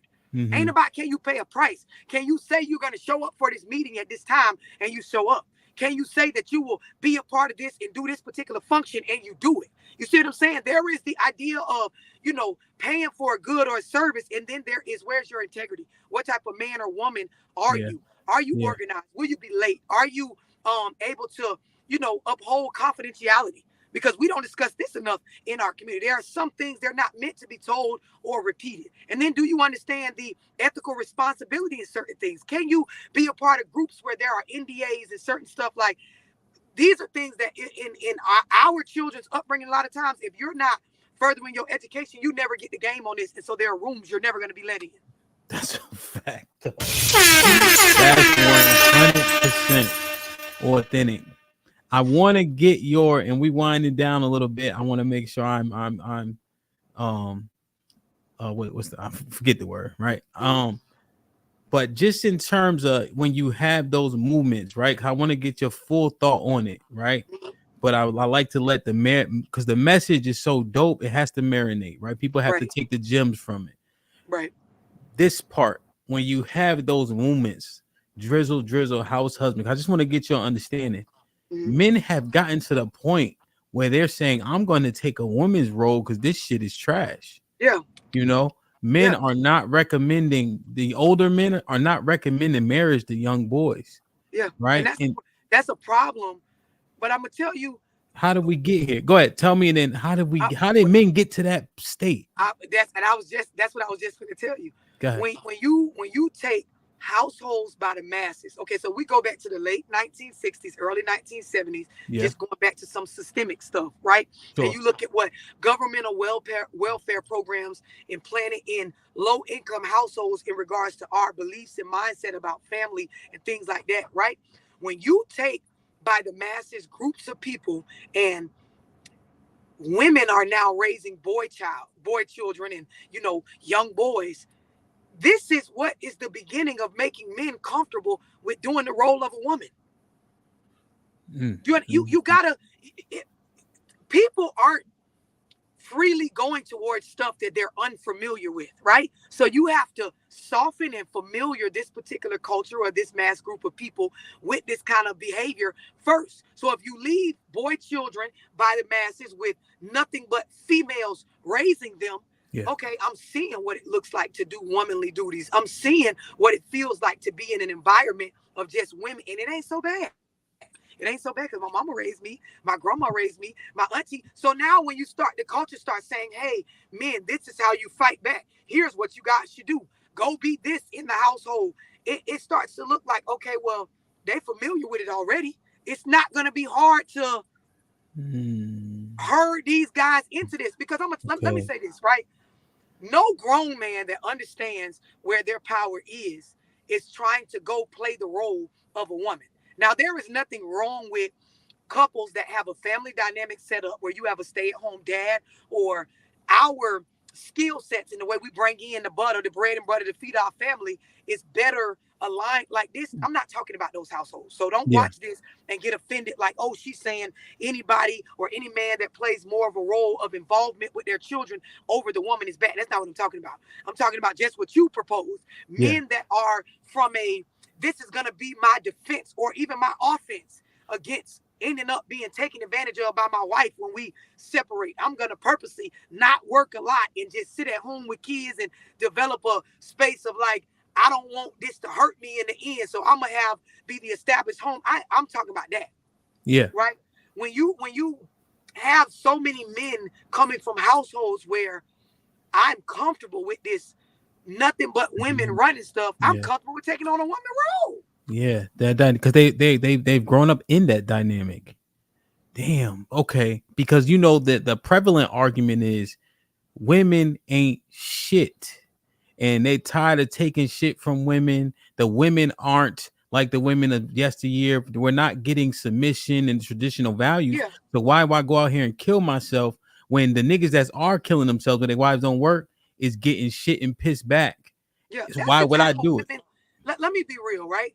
That's the type of women that those niggas chose. Now, all day long, I will agree with you that there's a problem in our culture with women and us getting away from being feminine and you know, being comfortable and really fluid in the space of allowing men to lead and run a household. I agree with that. But when you done sat up and picked a trash ass woman based on you was worrying about the pussy or you know sex was at the forefront when you chose her, and before you knew it, you got her pregnant and you felt like it was your duty to lock in, and you ended up with a woman that she don't listen to you, she don't value you as a man, she don't care about your leadership ability. That's on you. That's not to go and label all women, because there are plenty of women in this world, especially black women, that we want to be taken care of and we want a man to lead, and we're fine with being the nurturer and all of that. The other thing is conversations have to be had as changes occur in the dynamic of the relationship. Meaning, let's say me and you are together and we're dating, and then we move into a state of lock-in, whether it's marriage or we agree we are, you know, in something monogamous. Yes. If when beginning you were the leading financial person in this relationship, meaning you make the most money, you're doing this, and then as we go on, dynamics change. I go to school, and you know, and now I got a degree and I'm getting ready to use mine, and we're both these things have to be discussed about how we want the roles to stay or change through agreements. People aren't doing this. So they're thinking that the day we got married or the day we made this official, we're the same two beings as we are 15, 25, 8 years later, and we're not. You have to talk about the changes that are occurring with you as a man and with her as a woman, and continue to make agreements moving forward for your relationship to grow and evolve with you guys. Yeah. Okay. And you know what? That correlates. And this, maybe, you know, we winding down. This correlates with the woman that you mentioned an hour ago, where she's broken to an extent, right? And she's finding men that speak to that brokenness, not her being grounded. Yes. And so you take her and you get the man who's picking wrong, but the truth is they picking each other based on what? Yes. Like a subconscious connection. Yes, because you attract what's on the same vibration as you. It never matters what you send out your mouth off your conscious mind. Your beliefs and your paradigms, what's going on in your subconscious mind, right? A part of the brain that a lot of people don't even know how to go into intentionally. That's what controls your behavior, and it determines what you attract. And even for men, there are a lot of men, like we just said about the broken woman, they're operating in their flesh. They're only confident in using their penis. So they pick women based on what appeals to that head, not this head, or the goals and the direction that they have for their life. So then when you end up with a woman that the only way you could conquer her is when y'all in the bedroom and you taking her to Pound Town, every bit of what you experiencing with this woman, you chose that. Yeah. I do calls with men just like I do women, and I talk to so many men that tell their story, and when they explain how they got with this woman, my G, you didn't pick this woman based on looking at her values and what she felt like you was useful for and got to know her character. You picked her based on the physical attraction. And so when you pick a woman based on just that, it's like a coin toss. Nigga, you get what you get. Don't complain to us later on and pin that on all women. Yeah. No, real shit. And we have these conversations, right? Men have a lot of parameters until she pretty enough. Yeah. You know, you see it, right? We don't want a baby mother until she pretty enough, i.e. Drea Michelle, right? That's just a prevalent example. Yeah, I get what you're saying. Mm-hmm. Man, oh man, that's real. And I just to be accountable, I've vetted like that, right? Picking a woman who didn't have all the attributes, but she was pretty as hell. So I'm like, let me see if I could work this out. Yep. Now going back to being raised by a mama, Mhm. when boys reach like that teenage age of like almost 14 up to like 17, mama's voice to you changes, right? So when mama's saying, hey, don't be running around just picking them fast ass girls and it sounds a certain way, right? When another man talks to you from a man space, like, hey, bro, I done hit females like that, and I'm telling you, bro, you head it down and you fuck around and get that girl pregnant, doing one of the ones she gonna have you doing this and keeping your babies away from you and using them as pawns, and like it hits different. And this is why boys need men, because y'all can give them the real experience, the consequences of just choosing a woman off of nothing but looks. Yeah, nah, real shit. I got some men that, man, they broken with the way that they can't even come up with enough money to be able to fight to get their rights as fathers. Like, I have an event coming up July 6th in Atlanta where I'm gonna be sitting down with the family court attorney as a part of that filming, and really getting into, like, you know, some of the resources that men need to really utilize in order to get back involved with their children. But a lot of them, it is their fault. They picked women based on nothing other than having sex.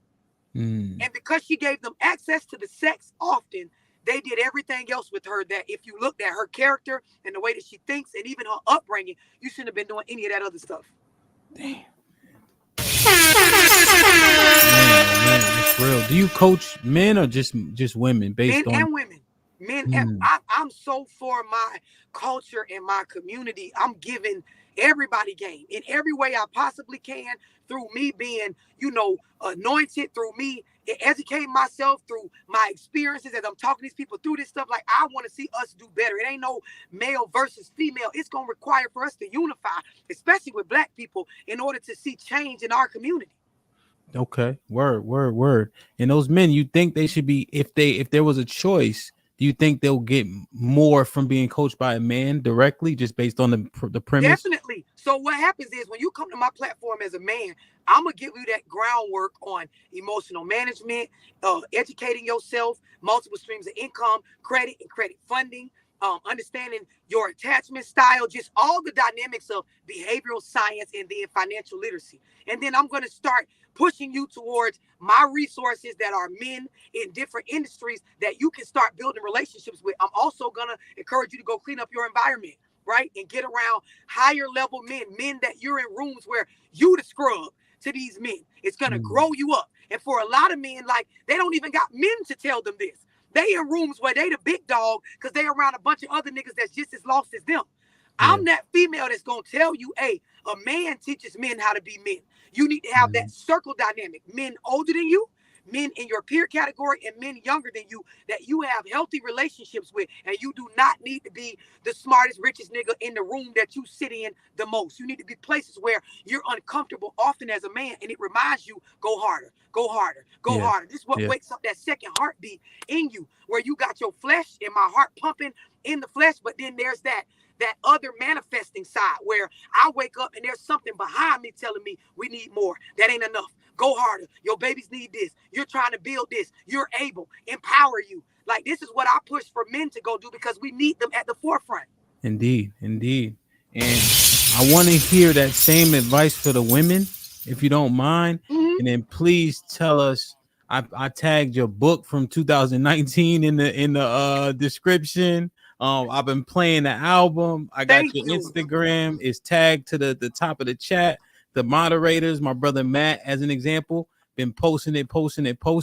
So can you just leave us with that last bit of advice for the women, because this is tough and men are getting passports, MGTOW, going their own way, right? Because it's just not aligning. So if you had to advise our women directly, what would it be? And then please tell us where else we could find you, et cetera, et cetera.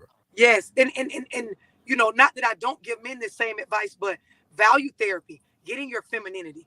Learn to manage your emotions so you can get back into an intuitive space. Embrace femininity. Stop trying to be equal to men and just accept that your power lies in something completely different. Organize your life so that you're not high stressed as a woman often, to where you can have that personal time to really care for yourself. Understand, if you have children, I want male influence. I'm not trying to be the man and the woman raising these children. My job is just to be a woman. It's unfair, right, to me to be trying to play both roles. So I need to first agree with myself that I don't need to be doing both roles. The other thing is, I encourage women, take care of your aesthetics, but also take care of your mind.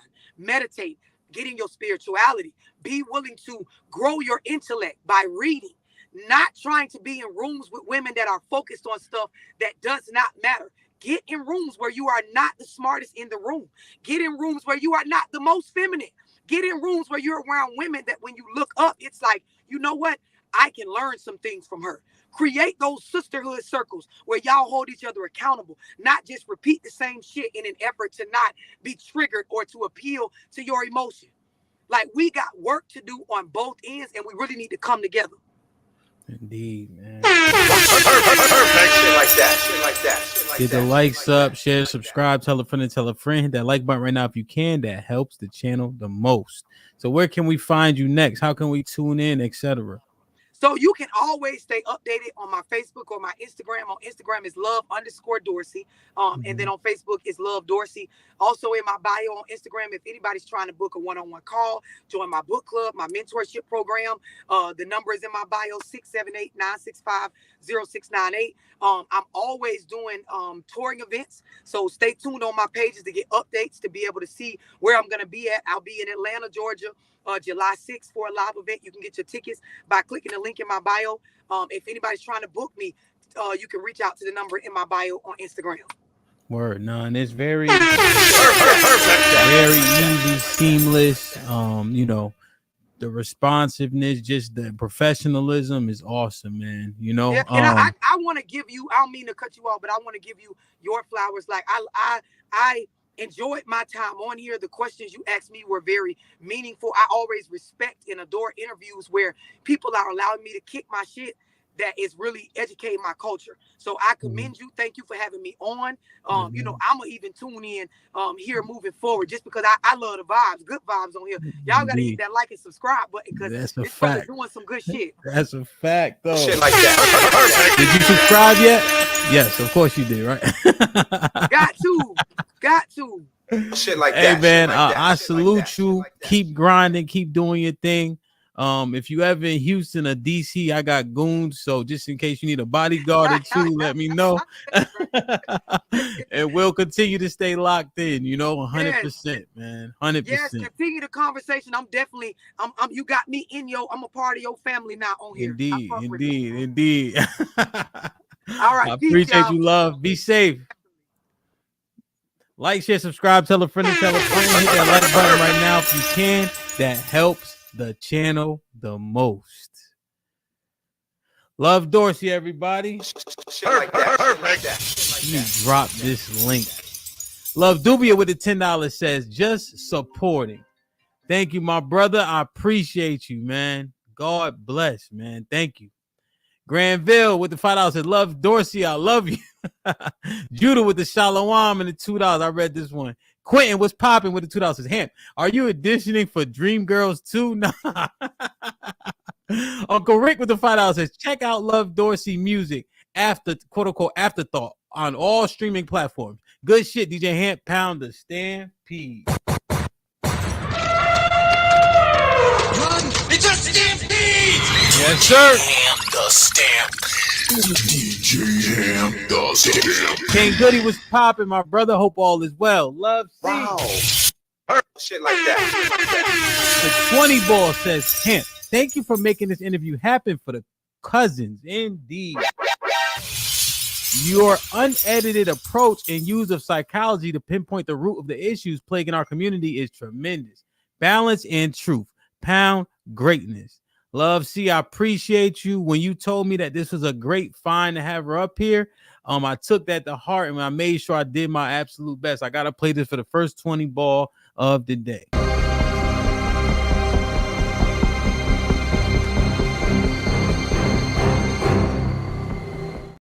Ain't fit.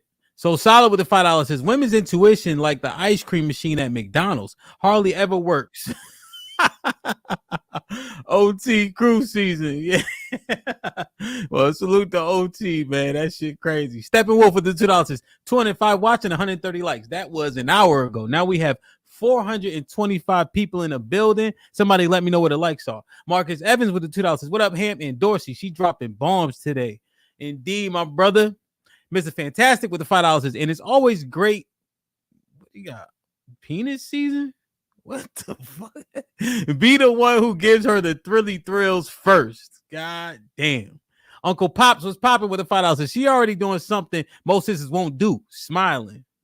Yeah, that's a fact. Ty with the $10. Appreciate you, Ty. I'm not sure if you never sent a message. Put it in the chat. I'll see if I can find it.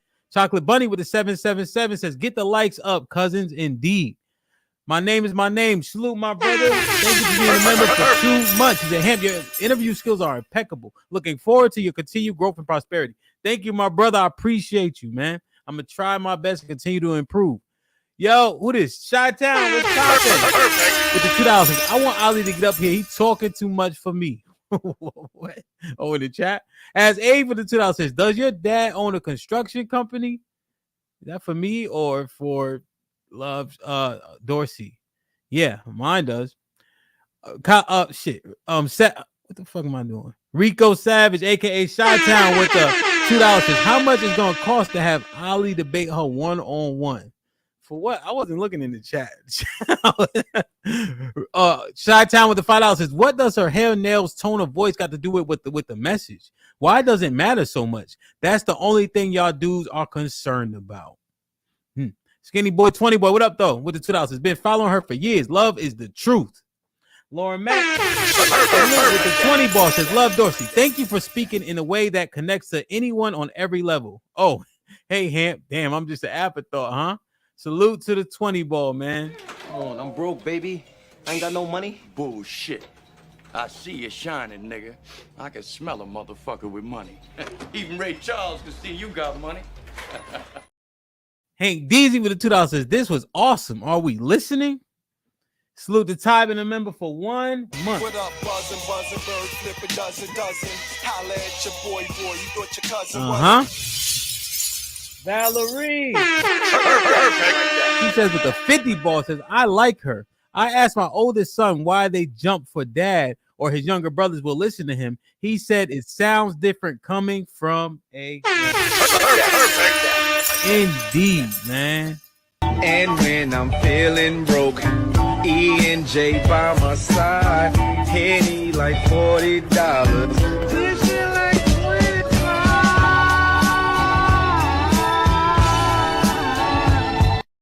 Salute, Val. Appreciate you. All the support all the time, man. Yo, what's poppin'? Salute T. Lee, Chi-Town, my brother Trigger Mike. Fantastic. You hit the link first. Was good. Brother. Yo, what up, man? What's going on? What's poppin'? Shout out to everybody on the panel. Indeed. Yeah, man. Most importantly, bro, like say, hey, man, make sure I do this publicly, bro. Gotta give your flowers up front. Listen, dog. You don't even know about a lot of this shit before you came around here, but just the work you doing, bro, is spreading the message out so much. And because you're willing to actually have talks with women, which certain niggas just hate and despise. You know what I mean? This shit is actually spreading. And ultimately, like I said, what I'm trying to get people to understand, I'm gonna say this: people, the complainers, you have to have people on the outside of you that are not in suffering with you pick up your calls, i.e. slavery, i.e. women's suffrage. The people that are always in whatever type of turmoil there is, you need to have somebody that's not you. Otherwise, it's just complaining. You just don't like your situation. But you have to have somebody on the outside looking in, right? That said, nah, that shit's fucked up, and we gotta do something about it. So, again, man, like she said, bro, definitely gotta give you flowers. These interviews, man, killing it, because no matter how much people say, oh, touch grass and live real life, social media, I would say at this point in time, bro, is at least 51% of life for now. And even people our age, you know what I'm saying? People can act like it don't matter, it's just social media, but why you got it? If you got Instagram on your phone, shut up. If you got YouTube on your phone, shut up. If you got Twitter on your phone, shut up. You see what I'm saying? If you got Facebook on your phone, and we know even you old niggas got Facebook. Okay, everybody got Facebook. Everybody got Facebook. So that's what I'm saying, man. I slowly but surely, I've been saying this for a while. People are gonna understand, man, just how big this is, and just hey, man, you stamping your flag, bro. You know what I mean? And bro. rightfully so, bro, for sure. Thank you, man. I humbly appreciate it, man. It means a lot, man, honestly, because y'all been doing this, so the fact that you say that to me, that means a lot to me. So I want to say thank you very directly, as direct as you said it to me. You know what I'm saying? And I got 2 gyms secured, by the way. Brother. I like it.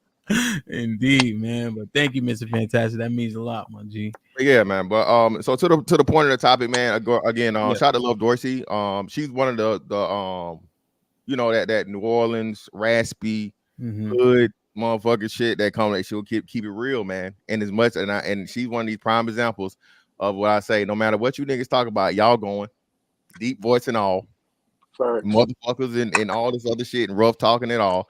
You niggas is going. And again, hey, it's a fact. The fact of the matter is that niggas titties just say it better, man.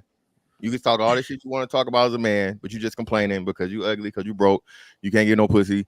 Women don't listen to you, not this, you not that. So when a woman says this shit, bro, hey, it just is what it is. You know what I'm saying? So again, and from everything that's been shown, bro, she's tried and true to it. And hear her express that it really is, like you said, for the culture and for the people. And I don't think a lot of people understand that's what we're doing this for, man. Again, I told y'all, I keep saying this, bro, I got kids. So no matter how I feel about it now, for my kids and my grandkids, I want this shit and I need this shit to be better. Because if it's all the shit, then what? So just her saying that, man, and then going through talking about all the stuff we're saying, confirming a lot of Fantastics was right. Camps was right too, because the motherfucker. I don't agree with that. A woman can't be loved without a man loving her first. Again, because women don't even understand the the fog that they're in, because we're so many generations removed from fathers being in the home. So that concept is saying that reality is offensive. You know what I'm saying? Yeah. And even more so, they don't even understand you're a father with daughters. So you know what I'm saying? You know what I'm saying? So again, it's just so many things, man, and nuances that happen in these conversations that really need to be had, man. You did a ultimate job today, man. Great job. Thank you, bro. Yeah, man. And then you know what? That point was profound, because they didn't have their fathers. They think it's a shot to them, right? We just saying, in order for people to be their best selves, right, you need the influence of your father. Like that's all it is. That's literally all it is. Trigger, man, where the fuck you been hiding at, bro? Hiding for real. Let me get these young motherfuckers off the top. My fault. Hold on. What the fuck they doing up there? My bad. Go ahead. Go ahead, Trigger. My bad. School coming to a wrap. Your mic, Trigger. I don't think it's in. Oh shit. Go ahead. Like, share, subscribe, tell a friend, and tell a friend. Hit that like button right now if you can. That helps the channel the most. Test. You hear me? We can hear you, but it's not your microphone. It's your computer. Or it's it's the mic setting. Go ahead, take your time, figure it out. You on mute now. You hear me? There we go. What's popping? All right, bet. What up, man? What up? What's goody? Oh man, taking time, collecting my thoughts, working. Yeah. Trying to sell my damn house. That's what's going on. Market crazy. Word? But other than that, man, no, I caught a good one today. Damn, just to come in on that was dope. Yeah. I've been a big fan. My barber actually put me on a Love Dorsey about a year and a half ago. Word. I was like, because she had said something about him, and no, it was like a year. Like she was on Anton's show. She was on your boy's show, and I was like, oh, okay. And I checked her out for the first time. Now, the point that I want to make is very simple. I got a dentist appointment in like 20 minutes. Okay. Imagine if we had most of the sisters with that type of mentality, bro. We'd own everything in this motherfucker. See, this is the reason why that's important. Men are too busy fighting the women with the ideology. Love and Dorsey is important, but she didn't say anything. Ham hasn't said. I haven't said. Fantastic hasn't said. She using our doctrine, bro, our words. And the reason that's important is because one of the issues men in relationships, men with baby mamas are fighting today is your woman at home undoing everything you said to your kids? Damn. I got a woman like that, but men got to be confident they got a woman like that that's doubling down on what you said before you left the house. Mm-hmm. You see what I'm saying? That's why I appreciate women like her. She coming out unprovoked, throwing shots at the ladies like, you got to do better. I'm going to keep it real with you. This is why men need to be in charge. And she's being objective about it. Yeah. She'll tell you what's going on with the women. She'll be objective about what's going on with the men. And I could trust that if that was my woman, my wife, whatever, she would explain my doctrine out. Let's wait for your daddy to get home. Let's see what he says. He's the one in charge. That's what's needed. And that's what so many sisters are fighting against. They think they're doing something for them or doing what's right. They've been tearing down the family either on purpose or accidentally for decades. Mm-hmm. So I appreciate women like her when they do that stuff, and it's what we don't see. And I just want to tell you, the terrorism in your chat from the women was on a 1% level, which is interesting, which means, you know, we had good women that are objective, of course. Yeah. We had Callie Bev in there, Love C, all of them, they're objective women, but the terrorists just for some reason were quiet as a mother. They ain't want no smoke. I'm just sitting here like, who gonna criticize it? Not one of them. So that's the impact. I just want y'all to know that's the impact. That's how we know that their rebellion is fake. Because if they got to come up against her, they're quiet. Yeah, she has that energy where like she'll go there with you, but she's speaking sense. Like, yeah, she has that where if you go up to her, you gotta be ready to have the conversation. You know, that's why I want Ida Lee to come up here one-on-one. I wasn't looking at the chat on purpose. I didn't want to be derailed from like the show. You know what I mean?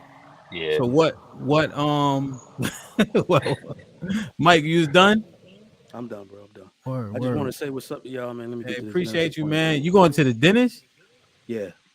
You gonna get implants, or you going with the No, bro. I actually cracked two of my. So I'm going back for a cleaning, but I cracked two of my crowns a month ago. One of my crowns fell out, and I was eating, and I bit down on it, and it cracked top and bottom tooth. It got wedged in between. So I've been back and forth to the dentist for a month. Chiclet teeth. What the fuck you was eating? Bark? No. I had a crown already. You know, they're porcelain. So it fell out. Yeah, we know, but they don't just break. Motherfucker, when I'm eating watermelon, I bit down on that. It cracked a hole in both of those other teeth. What you? Yeah, man. You know they grow up chewing on them elephant bones, man. Oh, that's you know what I'm saying? You know what? Makes sense. I was actually eating a Laffy Taffy, which you're not supposed to eat. Laffy Taffy be good as a motherfucker. Yeah, you know that sticky stuff. Right, Word, man. All right, kid, be safe. Yeah. Damn. Shy, what's popping? What's going on, man? Long time no see. I ain't seen you in a minute, man. Man, been moving, just moved back. In a place where young free, and I got what it takes to round the mic right.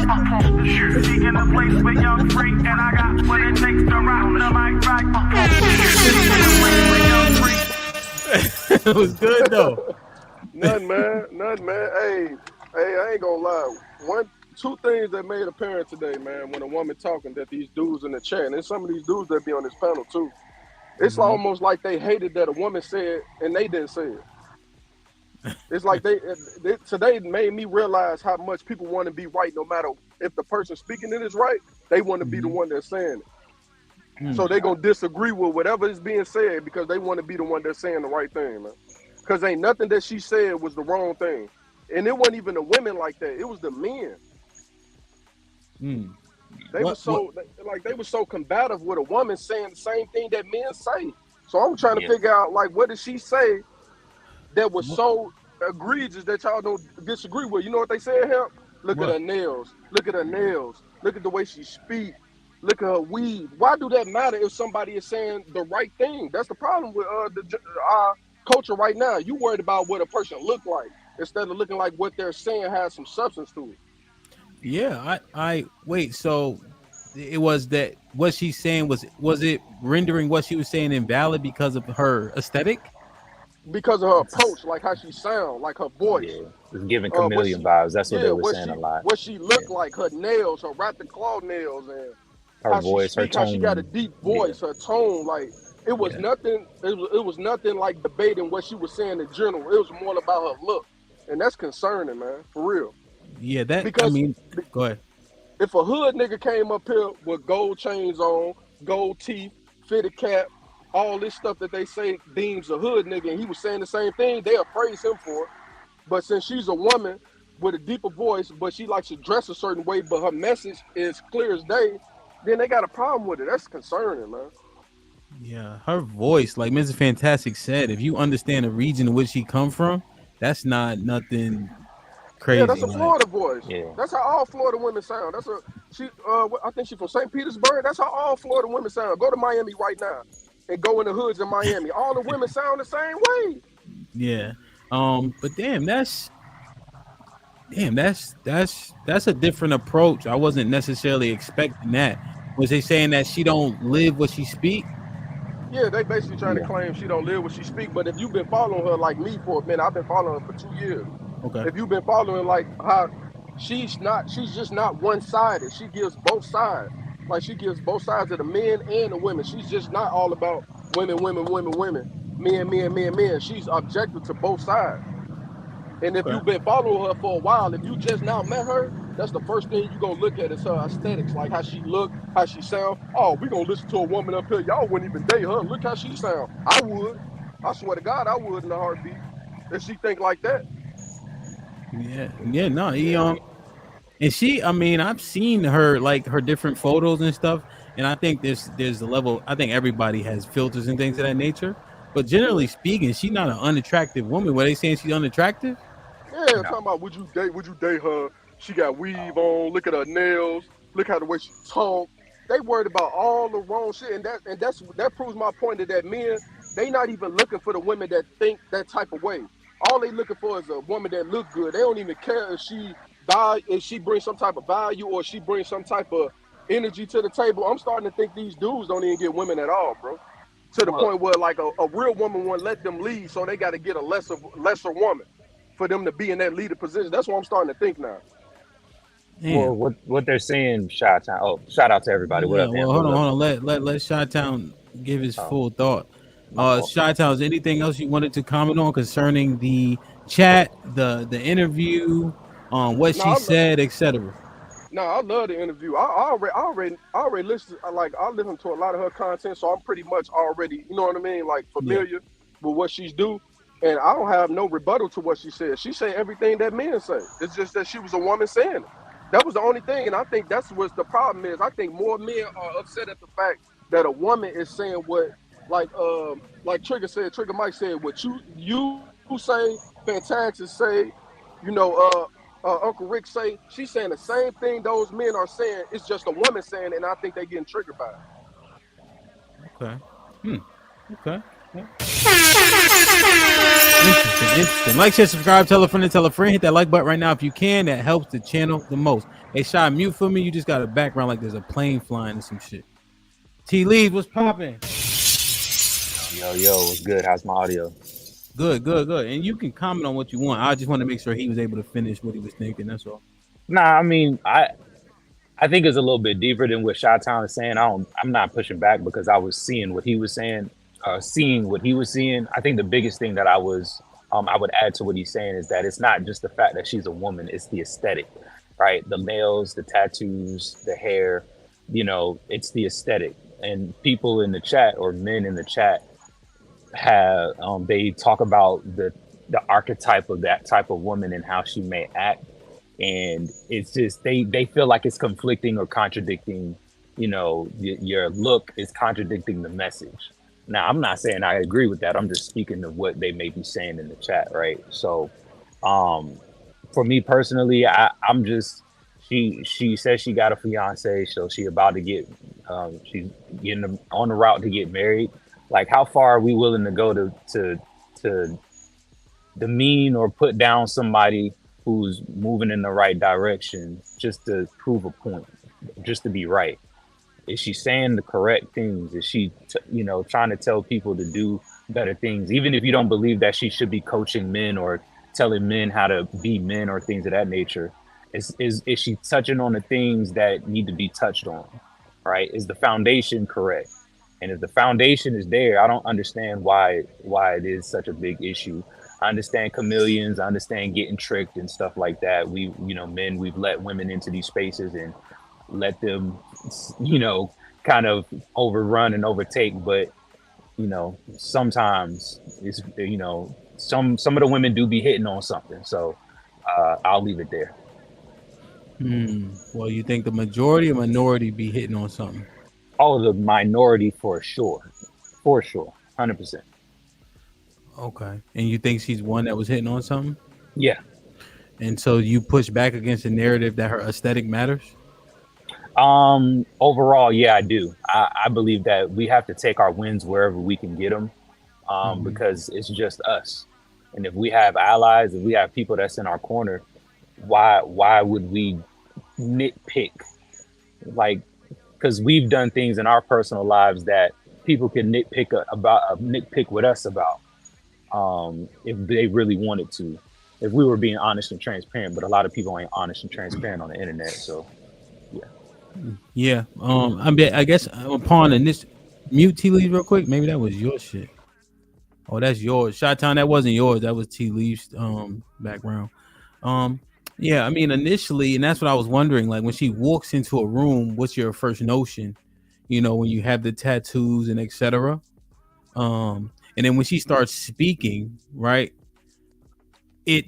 I can see through how she looks. Do you think that's not the case for the majority?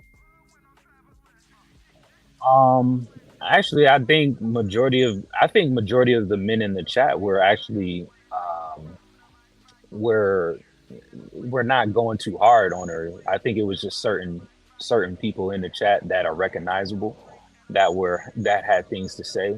But I think majority of the time, like if a woman speaks, candidly about our situation, our plight, and is balanced and not, over the top with it, yeah, I think that most men would take a liking to it. Okay. Word. Who is it? What's popping? How you been? Chilling, man. What's good, bro? Doing the right thing, my G. What's going on? What you got?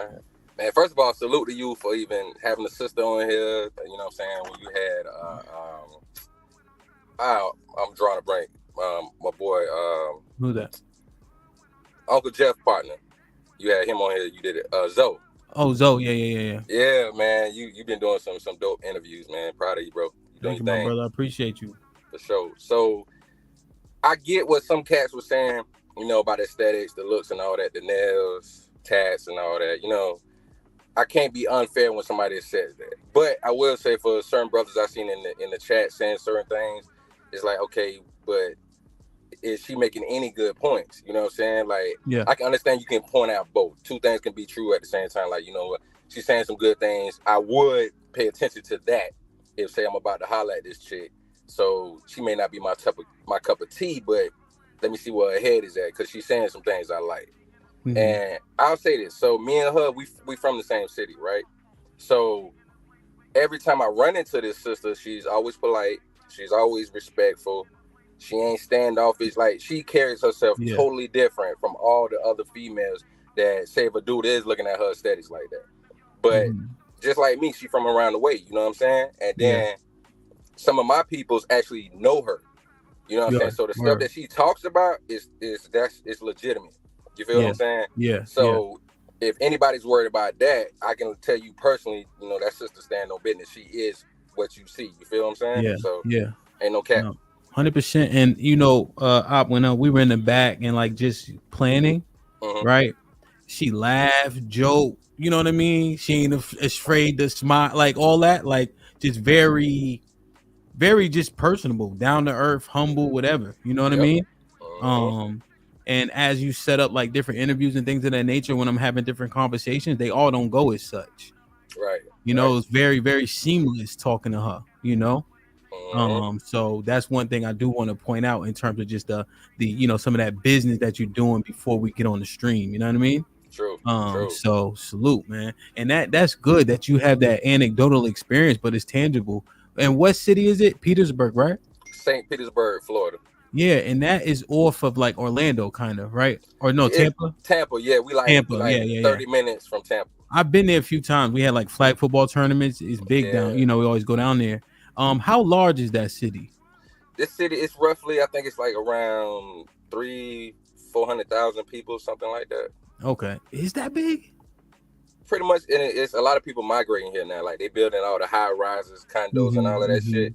And it's an artistic town as well, and business. You know what I mean? So a lot of people coming here. Okay. Yeah. So just in terms of, you know, city, probably as you growing up, definitely smaller than what it is currently. You know, it's intimate. Like 100,000 people ain't no, you know, that's not big. 150,000. So you'll know a nigga that know a nigga. You know what I'm saying? Like, so, for real.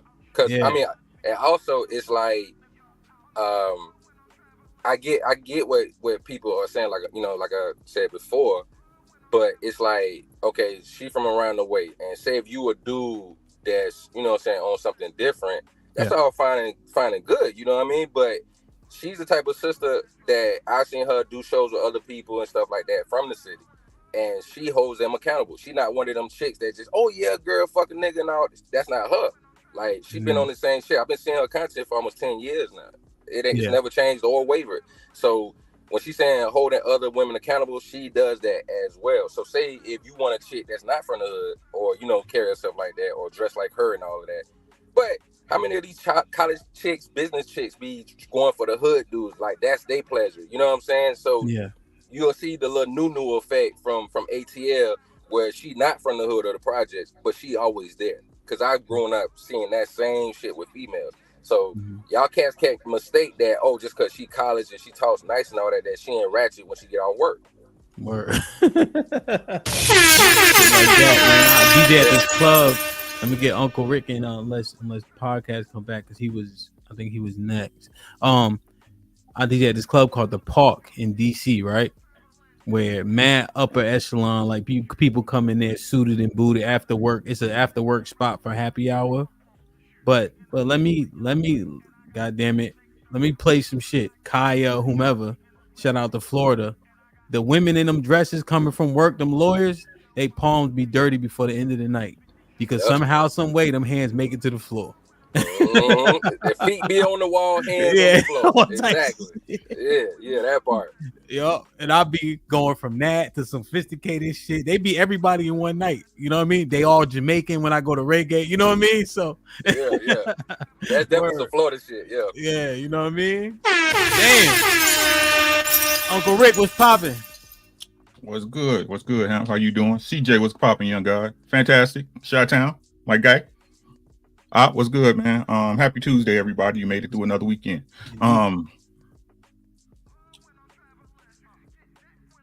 I'm disappointed in you niggas in the chat, bro. Damn. Because the truth is, right? Jesus didn't look like the Son of God. He looked like Mr. Fantastic. Right? What's crazy? Give a person a chance to prove you right. Right? Y'all. Listen, and this is what's the problem with us, right? Y'all ever heard? It was some basketball movie, right? And white men can't jump. White men can't jump. When Woody Harrelson was like, the problem is, niggas, y'all rather look good than make the basket. Right? What her aesthetics got to do with the message? The truth of the matter is, right? The truth of the matter is, the people that are most good for you don't look nothing like you expect them to do. Damn. Right? The women you supposed to have is not your ideal woman, physically. So until people, right, get past our people, I say our people in particular, get past packaging, we ain't never going nowhere. Yeah. It got y'all take the message as long as it's packaged in the person y'all like, right? It has to be dressed up and suited to a certain aesthetic that you agree with. It's so superficial when you're being honest about it. But then y'all want to say in the same breath, you should look deeper. Y'all don't look deeper because the package don't even attract you to what's deep. Damn. That woman was spitting straight facts, and y'all know it. But y'all can always find a wedge, and I'll say his name, Ali, my brother. Right? Y'all can always find a wedge to try to allow somebody to discredit themselves first. How about that? Allow the truth to come to light before you spew negativity on a person that's at the very least trying to give you some gain. This shit is disgusting, man. This shit is disgusting. A fat bitch can't tell you the right thing. A pretty bitch can't tell you the right thing. A chick with nails and weave can't nobody tell y'all the right thing.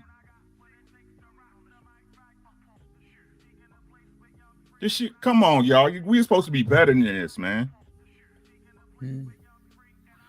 Damn. Yeah.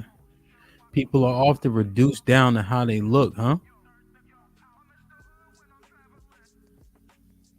Damn. Do you disagree? No.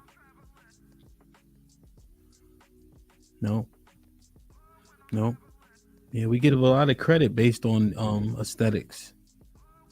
We make a lot of assumptions based on aesthetics. I mean, look at you in a crushed velvet jacket. Wow. Shit like that. God damn. Hey, what was that girl name that was up here before? She had like the little turban thing on, and everybody was agreeing with her when she was saying I was stuff just about about men. to say that. What's her name? Luna. Remember Luna? Mm-hmm. Luna was basically saying the same thing Love Dorsey was saying, right? And they was cheering Luna on. I don't think Luna not black or whatever, but Her dad was black. Her dad's black. You see how she was wrapped up in her turban, everything cool, and then she exposed herself. See, they was agreeing with her before she was exposed, but you can't agree with Love Dorsey and what she's saying because of what she looked like, how she sounds, her nails. Can I? Do I sound okay? Hold on, CJ.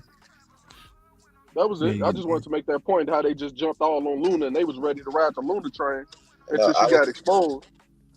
I was one of the people that kind of was on her aesthetics. Let me just make you up next. I just want to make sure Uncle Rick got his full. Yeah. And just to finish out, right, to address her points, right, as far as having to deprogram yourself, get around people who are, I ain't gonna even say see things the way you do, but see things the way you want to see them.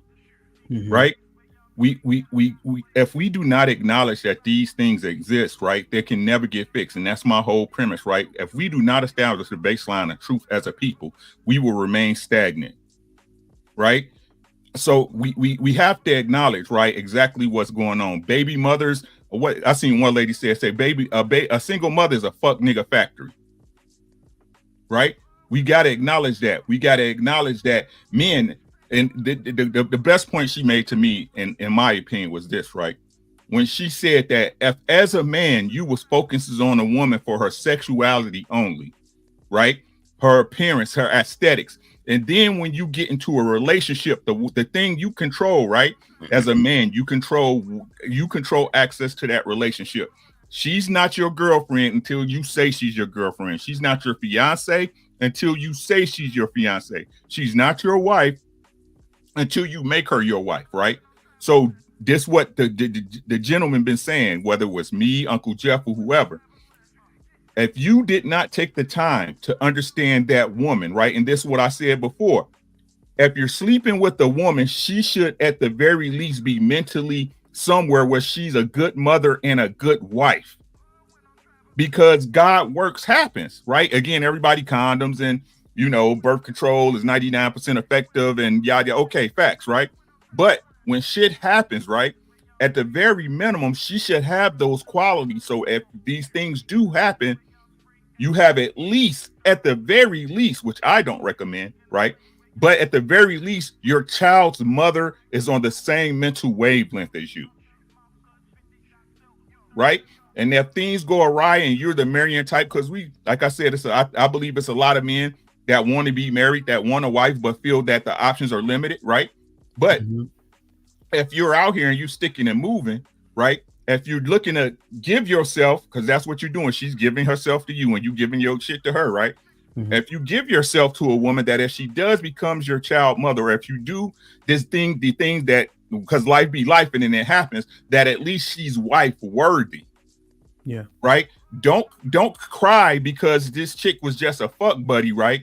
You liked it because her ass was fat and she was cute, right? Or the pussy was fire, but she ain't shit as a woman. Because if you in a relationship with her, it's too late. You fucked up, right? You said, hey, we should be a couple, right? We should be something, right? So we got to be real intentional about who we're laying down with, not just who we laying down with, but who we associate with as a whole. Because the universe works the way it works, whether y'all want to try to change it as humans or not, right? The universe works the way it works. Yeah. That's all I got. What's up, Beans? Understood, Uncle Rick. Like, share, subscribe, tell a friend, hit that like button right now if you can. That helps the channel the most. Ronnie with the 2000s. Hamp, the new king of this space, first of his name. I'm actually the third, my brother. And I'm just doing my part, bro. Yeah, take everybody. That's for goddamn sure. But I'm the third, so I can't even take credit for that. Laura Lou with the 2 euro says, salute, Hamp, just support. Appreciate you, my brother. No Chaser was popping with the $5. The man sitting down on the rock inventing the wheel can't tell them shit, Rick. Been a member with the 20 ball says, when my son got married, he said she may have not been everything that he wanted, that he thought he wanted, but she was everything that he needed. Damn. Interesting, Val. Interesting. I appreciate you for the 20 ball. Let me play this clip. Sends his regards. Yeah. You know how I love money. Thank you. Son is hot. Rod was popping with the £5 says, so by this logic, it shouldn't matter if the message comes from a white, Asian, or Latin woman, because it's about the message, not the messenger, right? He said yes. Correct. Damn. CJ was popping. You want to expound? Go ahead. Well, Uncle Rick, I'm sure it's gonna come back up. What's the deal? So I was one of the people in the comments talking about her aesthetics, her long nails, her weave, her voice, and I'm the last motherfucker that should be talking about somebody's voice. But I'm like, do aesthetics matter? Because he did bring up Luna, the Luna girl, and she came with the aesthetics that we thought we would like to see, and she was being a chameleon. So, but I think. So the question is, do aesthetics matter? They don't matter at all, or do they matter a little bit? What's the it was your thoughts, right? So give us what you think, CJ. What do you think? I think they matter to a certain extent. I don't think you should base what you're hearing off with how they look, but you should base. I gotta mind it through a little more. I gotta think about it. Well, just let's think about it real quick. So you saw her, right? You had a first impression, you know. As she began to speak, what did you think about what she was saying? Was it sensical, logical? Could you apply it, if anything? Yeah, she said a lot of stuff that made sense. I really got to go to check her out more to see if what she's saying is more like if it resonates with me. Her name was Love Dorsey, right? Yeah, Love Dorsey. And so it got through. Do you think that people can overcome their aesthetic once they start talking and what they're saying and etc.? Of course, you like my voice. People don't like my voice, but if they like what I say, then they gonna look past my voice. But sometimes they won't look past your voice. Sometimes they'll be like, I can't listen to this motherfucker. He sound. But that could be the mistake in their part, you know. So well, you kind of just So think about it, right? So your voice is not super deep, nor is mine, right? But yours got like some type of twinge to it that's annoying. So, so what if people just discount him because that nigga, he got to be a soft nigga with that voice, not knowing you about to be a pro boxer. Yeah, I agree. So yeah, I got to think about it a little more, but I think aesthetics do matter, you know. So I'm not like it's tough. But Ali wasn't going at her that hard. He just was trying to figure out, is she who she's saying she is, because her aesthetics is not giving off what she's saying she does. It wasn't I don't know what's the problem with that though. I don't understand, why would you not think that way? Why would you not try to figure out, is she who she say she is? Like, yeah, Saitan act like that's he wrong for doing that. He not wrong for doing that. He wrong for prejudging her and not listening. Exactly. He didn't prejudge her. He was saying, let me listen more and see if she's going to be what the person that she's saying she is. From the outside looking in, I can't say she is. But hearing her talk, she might be. But let me get some more of what she's saying. Let me get more information to make that judgment. But right now, I can't make that judgment just by hearing an hour or two of her speaking.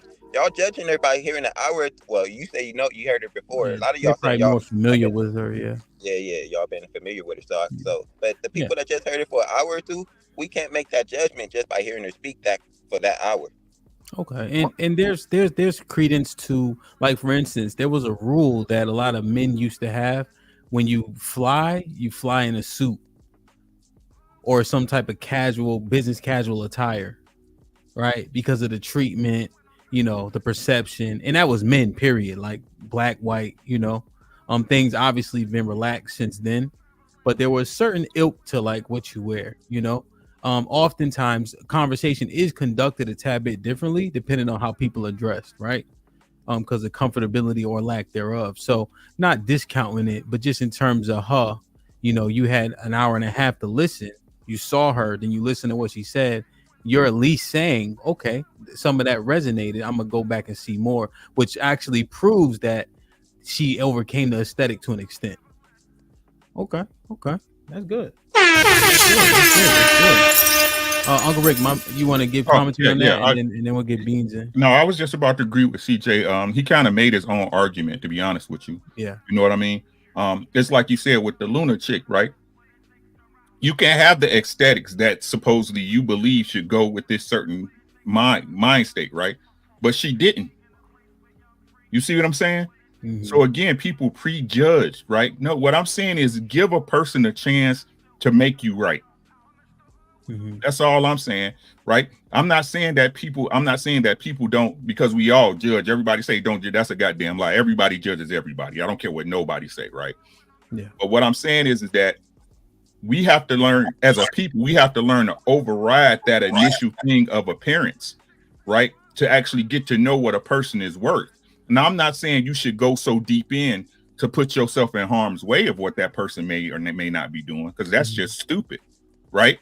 But what I'm saying is we have to hone our perception skills to the point where we can tell bullshit, right? This so-called word that everybody says is discernment, right? Yeah. It seems that our people as a whole don't have it. Okay. Beans, what's popping? You on mute? Good. What's good? What up, man? What's going on? Yeah, another year around the sun for the God. What we talking about? No doubt. Salute, man. Salute.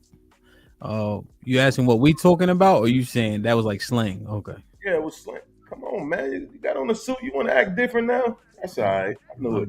Don't tell you to. What's going on? What's going on? How was the interview? Did you see it? I didn't. I think it went very well. She gave a lot of insight into what she thinks, how she looks at men, women, our dynamics and relationships, our people, systemic reasons to why we are where we are, so on and so forth. She does coach men and women. She says she coaches men differently than women. And she gave both groups some things we can do to help heal the gender war.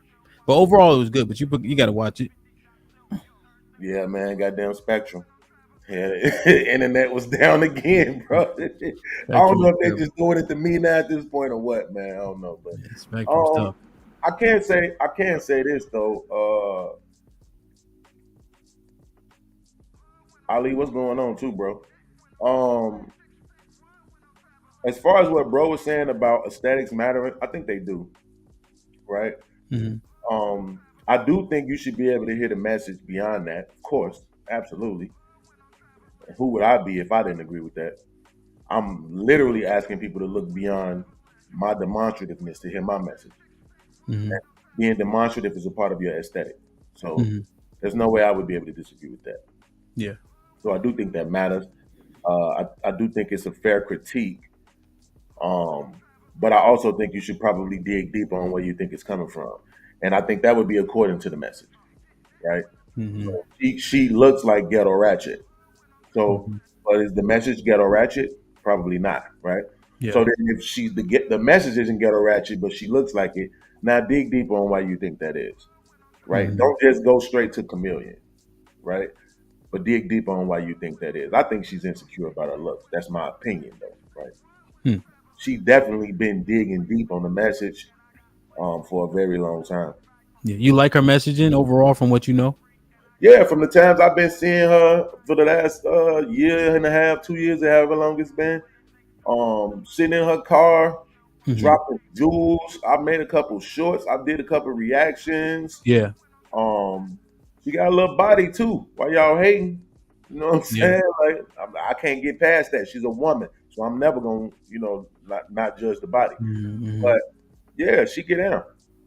Okay. Word. Yeah, that damn, I forgot what I was gonna say. But no, I think I thankfully understand what is that you're saying overall. So you'll pick up more beans as we go through the conversation, because I think the majority of the other brothers was here for the interview itself. V-Man Israel, what's popping, my brother? Hello, family. How you? Shalom, how you? Good. What up, brother? What you think? There, right? Yeah, that's Op. He said, "What's up?" Yeah, my brother right there. Yeah, I fuck with holding Op, down man. Tampa for me. Yeah, Love Pussy's one of my favorites, man. She's an OG in the space, man. And she's been around for a long time. Her message is layered. She got a lot of layers to things she says. And really, if you're not a fan of her content or haven't been exposed to her content, you're not going to pick up that part of her messaging. But she's definitely layered and very insightful. But she's targeting a certain audience. I mean, and that's why she presents a certain way. It's not by accident. It's on purpose. Where she's from. She's from Miami, so she's going after that, quote unquote hood culture down there, and she wants to speak to that group of people. So she mirrors them, and we do that a lot ourselves. Depending on where we're from, we tend to mirror the culture that we're going after, or the audience that we want to speak to. But she's I've always been a fan of hers. I mean, she's been around for a while. Shalakimia is another one, They come off differently, but very similar messaging. Okay. But I appreciate you introducing your audience to her, man. One of my favorites of all time. Word. Okay. Yeah. No, I can understand that. Like, coaching the kids. If you don't know their lingo, they'll poke holes in you. You know what I mean? Like they like you out of touch. Mentoring or coaching the kids. And if you go up north with single soul Tims, nobody gonna listen to you. No, I don't give a fuck what you say, nigga. Single souls will get you fucking ousted from the air. Like, it's disgusting, man. You gotta speak the language, man. They just not gonna hear you. Yeah. Okay. That's fair. I'm gonna mute you. You got a little bit of a reverb. It's all good. Like, share, subscribe, tell a friend, hit that like button right now if you can. That helps the channel the most. Homeboy, he says shalom. Keep grinding, bro. You're an inspiration to some of us out here. Road to 100K. Thank you, my brother. I hope you read that information we was going over together too, man. Hit me up.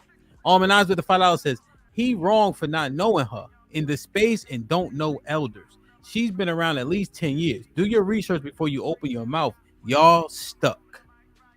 Lori. But the City Boss says, do people consider the aesthetic could be a part of the message?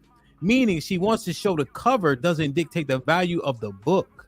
Also, could she still be within her journey and the area of aesthetic and speech is still being worked through?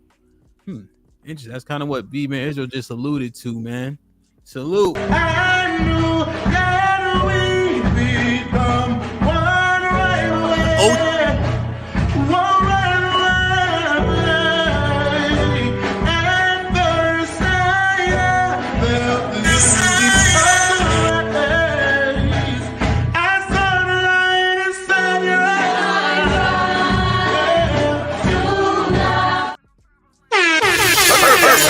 Appreciate you. I got a few more, then we'll get Ali in.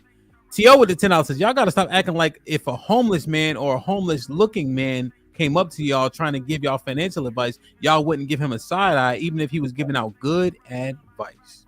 That's fair. Son Kid, Shalom. Ali, what's popping? What's going on, my brothers? Everything, man. How you? I'm doing all right, man. Trying to live, man. I was trying to be a chat participant, but you treat me like a panelist, so I had to come up as a panelist, man. Ain't live in the chat. No doubt, no doubt. I wasn't looking in the chat during the interview. But go ahead, you can speak to what you want to. It don't have to necessarily be that. It's so many ways to address what be happening with our people. So if Love Dorsey wouldn't love Dorsey, dudes would tear this woman apart. We still addicted to clout. When a certain person comes on the panel, whether it's a man or woman, we'll look at the clout rather than address what the person is promoting and what they're talking about if they're living up to their standards. So and as brothers, we'll come up here and say brothers are weak. We'll tell brothers to vet. We'll tell brothers to watch for red flags. We'll tell brothers don't listen to what the women's saying. Watch her actions. My brother Ricky yesterday saw what happened with another woman. We'll say the depends woman, a woman who keeps saying it depends on what kind of man he is, gets a depends man, and then we accept it when it's convenient. We want women so bad that we'll have no standards when it comes to seeing if her aesthetics matches the type of person she is as well too. So when you push back, when you push back on a certain thing about the cheeky situation, you ask certain questions. I don't have how you do too. You don't want to go too far because sometimes you may push somebody away. But when you asked her about what about men being house husbands, she reversed it and she put it back on men picking better women and saying men should be masculine and women should put feminine women. This is the problem too, because people act like I just saw her. She moved me away from her years ago. Like 3 years ago, I remember she was on the page. She was saying her page was a sinner's page. Every word she gonna say is motherfucker and bitch. And I call niggas and bitches. And then she was saying, I'm not gonna change because church people want me to change. And then she gave a little context on another video she had about what kind of person she was. She said she started out as a nerd and very intellectual, and then she moved into the streets. And then she let that mold her perspective. So the things that she says, we've had this conversation before. I can support the message, but I'm still going to address the messenger. I might not rock with the messenger. I support she's against fatherless homes. I support that she tells women to hold themselves accountable, and that's what women don't hold themselves accountable about. But then she tells men to be masculine and women to be feminine. And then I ask y'all too, what makes her feminine? And if she's struggling with that femininity, with her hair, the way she dresses, the way she presents herself, then we have to put that into question, what is actually happening. That's all I'm saying. The aesthetics, when we're telling brothers and men, has to match with the person who they are as well too. So we will rock with, if the person has clout, we'll rock with the messenger. If they don't have clout, then we'll rock with the message. So that's the point. The messenger and the message isn't matching. Okay, let's do this. Because Shy actually commented on it first, and then we'll go to Uncle Rick, and then we'll open it back up. All right. If you, because Shy, you put your hand up while Ali was talking, so I assumed that you wanted to have a conversation with. That's all. Yeah, it's funny he said that, but I got a question. Do anybody on this panel know who Charleston White is? I'm pretty sure everybody know who he is, right? Yep. What do you think of Charleston White? I support a lot of his messages. He says some stuff that's outlandish that I wouldn't tell boys to support. Just like when the stuff he say about rappers, when he told somebody that his kid or his daughter to give head to him, to suck his whatever. I don't support that. There's stuff he does that's extremely extreme, but there's messages he says that's very critical and is very useful for the community. So and that's what I said about her. A lot of what she says, I agree with, but she's telling women to be feminine. She's coaching women to be feminine. What about her was feminine? No. Hold on. Stay on the Charleston White thing. Now, okay. Why do you think Charleston White is so egregious and talk the way he talks? Since you know him and you're a fan of his certain things, you agree upon certain things he says. Yeah. So why do you think that he's so egregious in saying the things he says? So he says he liked to be polarizing because black people will be selective. They have selective outrage. Certain things that people do, they say nothing about. And then he says certain things because we don't address the white community, but we're upset when the black community does it. And he says that he's playing a character.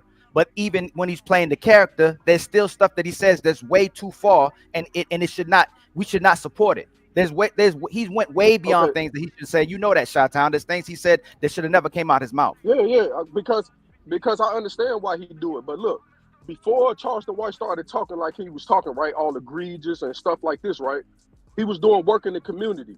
He was the suit and tie dude, going to the courtroom, making changes in the community with judges and politicians, right? Nobody paid him attention. You know when people start paying him attention, aka black community, is when he started talking ratchet and started going viral for the things that he say.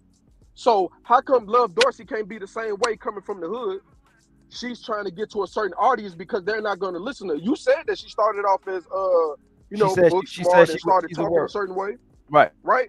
You said she started out that way, right? I'm pretty sure a lot of people wasn't listening. But then when she started sounding like where she's from, she just started being heard. Started talking like, hood terms, trying to relate to the black community. That's when people start paying attention. So my question to you is it that she's being like that because that's the only way the message can be received in the black community? Or you just think that she just fronting this whole thing? Like I told you, I can't go for a fact that I say this is what this woman is doing. But if she's telling sisters to be feminine and she's asking brothers to look for feminine women, is she the woman she's talking about? Well, according to my research, she's exactly the woman she's talking about. Okay, what's the feminine reason about? why? The reason. No. Ask, but you're not answering nothing about Chi-Town. What makes her feminine? What is she doing? What's feminine about her? So when her and him was having the discussion, and she said, "Him, it's certain people that perceive me a certain way when I'm in public. I gotta be a boss lady in public because I have to handle certain business." You giving context in that. I'm saying the words that she's saying, bro. Hold on. I'm asking you. I ain't talking about the words. I'm saying what's feminine about her. I'm telling you. I'm giving you an example, bro. What she was just saying out of her mouth. I'm giving you an example. She said when she goes out in the world and she meets people, people look at her physique and they think a certain way because she has to handle business outside of her home. But when she goes home, she doesn't have to be that. She doesn't have to be a boss bitch and be this and that. When she's around her man, she can be feminine. That's how I know she knows the two roles of certain things. She don't need to be out in the world, and she feel like she don't need to be at home and be this boss bitch. And I got to do this, that, and that. She got a man that she can be feminine around. She explained it when she was talking to him. So how can you not see that that's not feminine? Definitely let me go That's after not feminine. That's not feminine. And also, you think she'll get more, she'll be more received being feminine or masculine? Is a woman get more attention and she's more attractive when she's feminine, have more power, or when she's masculine? And that's not even masculine. I keep hating that we keep aligning that with masculine and feminine, but is her acting the way she does going to get more attention or her being feminine? Is acting the way Charleston White was in the suit, going to the suit courthouse. And, you running, Chi-Town, hey, Chi-Town, you running from all my questions. You're not answering none of my questions. I'm giving you an example. No, you're not answering none of the questions. Because it's the same thing, bro. It's the same thing. What's the question on the table? First, I asked him what's feminine about her. And I gave her an example. She's being a boss bitch when she has to lead a house. She has to handle business. People perceive her in a certain way when she's out in the world. But when she comes home, her femininity kicks in. She doesn't have to be a boss bitch at home. She could just be feminine to her man and do the things that a woman do in her home. She doesn't have to be masculine, or she doesn't have to be a boss bitch 24/7, 24 hours a day. She's explained that. Like when she said when a man opens up a door, she steps to the side and let the man open up the door so she can walk in because she's in her feminine woman. That's how a woman's supposed to act. So I'm kind of confused. So if I come out in public and I move feminine in the public and I move masculine in private, that makes me masculine? We wouldn't know. if you We move wouldn't women in know. public, That's a good answer, but I'm just asking, Hamp. We know the way he's putting it. Does that make a man masculine? Okay, is a man masculine if he's feminine and masculine? He's fat feminine sometimes and masculine sometimes. Is he still masculine? Is he? Does that make him masculine? So Shy, if a man is partly feminine, he's feminine 50%, masculine 50%. What do you categorize him as? if he's masculine 50% and feminine 50% of the time, Yeah, hypothetically. I just need to like explain like what context is him acting feminine. What is 50% feminine? Like I just want to know that part. Whatever you see feminine as, that's what his 50% is. Well, if any man is acting feminine in any type of form, shape, or form, he's not exactly 100% masculine. So would you characterize that man as masculine or feminine overall? Well, it just depends on how I approach him. Like if I'm seeing him in public and he's acting in a feminine form, then me and that man have nothing to discuss. Like we ain't even on the same wavelength. So reverse it, Shatal. Put it on apply it to the woman. Why should I have something to discuss with her if she's masculine sometimes and she's feminine sometimes? Give her the same energy. Okay, I'm gonna give you the same energy. I'm gonna ask you a question. When did she say that she? No, don't flip it. Don't flip it on. You said it. I'm using your words against you. You said in public she's masculine. She was masculine in public. All right. This ain't a good faith conversation, Hamp. And I got you, Ali. I understand I understand exactly what you're saying. What you're saying is that she should be feminine on all fronts. That's what he's saying, right? You would say that too, Ricky. Yeah. That would say that too. Podcast would say that too. All the brothers would say that too. Go ahead. Give me a second, right? I don't disagree with that message, right? But what I'm saying is that again, the message is still the message. That's what I'm saying, right? So I hear what you're saying. What you're asking her to do is to be the example. Correct? Of course, I agree with the message. You know I'm like that. Right? No. Don't listen. Yeah. I'm asking you. You are looking for the women like her who have the message that aligns to be the example of femininity, right? My message is really to the men who ask women to be feminine, and when a certain woman, Ali, that's not what I'm. Okay, go ahead. Bro. Listen to what I'm saying, right? I know the way you think, bro, and I don't disagree. Listen to what I'm saying, right? What I'm saying is that what you're saying is that if she is trying to teach women to be feminine, she should be an example of femininity. Yes. Right? Yes. Okay. So, and this is no disrespect to you, right? But again, if we're talking about appearances, right? If we're talking about appearances, everybody up here that's preaching messages have had made mistakes to get to where they're at, right? So again, because it's not something that you agree with front facing, right? Does that eliminate the message? That's my question. I already said that it didn't eliminate the message. Okay. We had when the thing that happened with Hamp, that one episode with that other girl, I said the same thing about her. The messenger was off the chain. She was horrible, but the message was still good. It's the same thing with her. I got the same pushback on her. That the message was always good. It was the person that was the problem. But if we saying that this is acceptable, then brothers got no standards, they got no values, and they don't live what they say, because we would have said this was a red flag. And then we get on brothers for missing red flags. Most of the brothers on this panel are not going with her. She's an attractive woman. We support her message, but some of the brothers on here, especially if you following some type of faith and the way woman's supposed to follow her decorum, the way she dressed, all those things, all her aesthetics, you're not going. Yeah, but Ali, you know where it becomes problematic at, and I think I may be guilty of this too, is that it's almost as if we expect people to be perfect, right? And you know why I say that? But let me tell you why I say that. Nope. Because we want to pick and choose. Nope. I'm not moving nothing. You don't gotta be my sentence. I'm not moving nothing, and you're gonna let me finish my sentence. All right. You're gonna let me finish. I will definitely let you finish. What I'm saying is this: we want to pick and choose what can be wrong with people. This is what I was saying the other day about for better or for worse in the vows.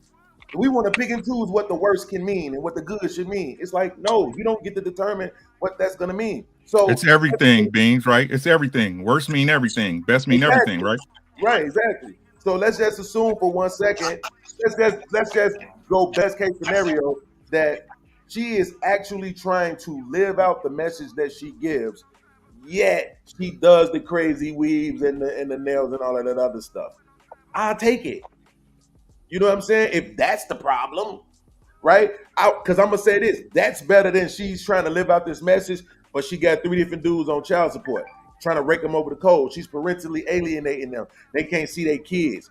She's at the deletion clinic once a year, right? Those type of things would be more problematic than the fact that I don't like how she dresses, and I don't like how she dresses. So this is coming from somebody that doesn't like how she dressed. But I'm sitting here realizing that's why I said I'm pretty sure I probably do it too. We all do it at some point when we're picking people apart to say what we don't like about them, right? But right now what we're saying is a person has a specific message. They're a content creator.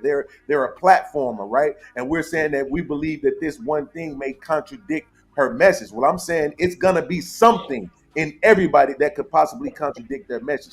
We got to stop pretending like people need to be perfect. But I think on this situation, what up, Ali? I think on this situation though, bro, you gotta separate sometimes the character from the actual person. You know, like I was telling him earlier, I run into this sister very, often here and there throughout the city because we from the same city. She's always feminine. Like she cares. She's not the way she's talking like this and that and saying, I'm gonna say motherfucker, nigga, bitch, and all that.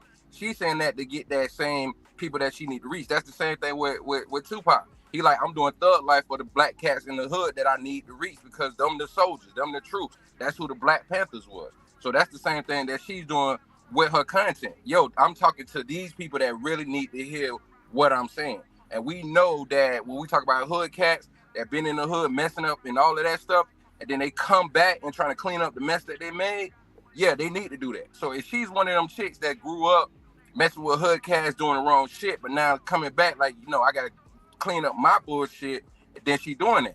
But like I said, when I run into her, she's always feminine. She's not dressing the same way she does as a character or when she's entertaining or when she's talking on the lives. That's not how she moves in real life. Every time I see her, she's very polite, speaking to people and all of that. But when she does a show, it's to get the people's ears that she needs to get. And if you the people that's the gospel, this ain't for you. You coming up there, Sister Mary, and you got your damn fruit bowl basket on, that ain't for you. Facts. She said that plenty times. That's what she does. You conflict. I never said she wasn't respectful. I never said she wasn't nice and you kind. said feminine. No, you said feminine. I said feminine. That has nothing to do with her being kind. She could be that type of woman to be respectful. She could be kind. That has nothing to do with her being feminine. No, that's what I'm saying. That's what I'm saying. It's same thing when Podcast says she not perfect. I didn't say she had to be perfect. It's just demonstrating the quality she's talking about. No. You missed what I just said, bro. You missed everything I just said. I didn't miss, brother. I didn't miss what you said. I'm saying when I run into her, hold on, Israel. When I run, that's what I'm saying. When I run into her, she's feminine. She's not loud talking. She's not cussing. She's not disrespectful. She's not doing anything that you said bother you when you see her on the videos. That's what I'm saying. She's not moving in that manner. That is for her content. That's just the way I'm talking now. Oh, you see my content? I'm not gonna move like that directly every day in my life. That's not that's still not feminine. You know what's funny? Okay, so it's break that's not feminine. So put it this way. I don't know what feminine is at this women point. yell and scream and shout, we'll say she acting feminine. When men do it, we'll call them feminine. We don't even know what feminine and masculine is because we'll flip the attributes of what feminine and masculine is depending on what the person is doing. Same thing if a woman go, if I gotta make my own money, that man's feminine. But if she make her own money, she masculine. Right. We're taught by women what to accept, what is masculine and feminine over and over again. But so let me ask. Regardless of that stuff, let me ask this. Ali, were you here in the beginning when she specifically said she messages like this on purpose to reach the people that need to be reached, and does that make a difference? I didn't see that part. It could possibly make a difference as well too. But I watched it 3 years ago as well too. So I don't know. It just, if she's doing what Charleston White is doing, and they trying to supposedly attract a certain type of audience, which is most of us ain't hood. Most of the issues we have with each other is because of what the feminist mentality has done to women is making us be able to have relationships. Women don't want to be led, and men are trying to be leaders, but they're not trying to cooperate with men. So that's the least. Hood women is the least of our worries. It's women who just cooperate with men. That's the most of our worries. But she would be more impactful being graceful. Charleston White, he brung up Charleston White. Charleston White talks the difference between the bitches, the so-called bitches, and the women when they step in the room, get the whole attention of everybody. The good women are way more impactful than her acting the way she's acting. But if she's doing that as an act, I definitely can take that into consideration, huh? Definitely. If it's just a whole character and act, I definitely can take that into consideration. If that's the audience she's trying to entertain or speak to, then I could take that into consideration, of course. Yeah, and Ali, that's what I was just saying. That's what she does. Like I'm saying, you talking to somebody who sees this woman in real life. So that's what I'm saying. She says that all the time, and that's how she moves on the content. But in real life, that sister is not moving like that. That's what I'm saying. All right, before we can go back to it, let me just get D-Dub in. D-Dub, what's popping? Can you hear me? Yeah, what's up, man? What's popping? You got a little bit of a cyborg sound. Hold on. Let me turn this.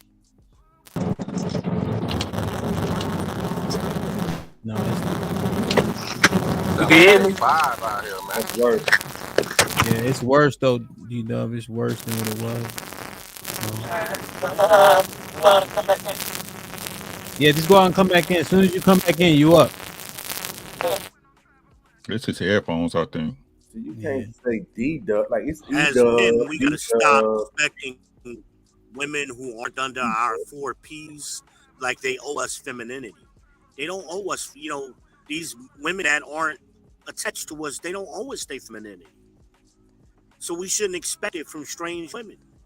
That's a horrible take. It's not about owning. It don't have anything about owning.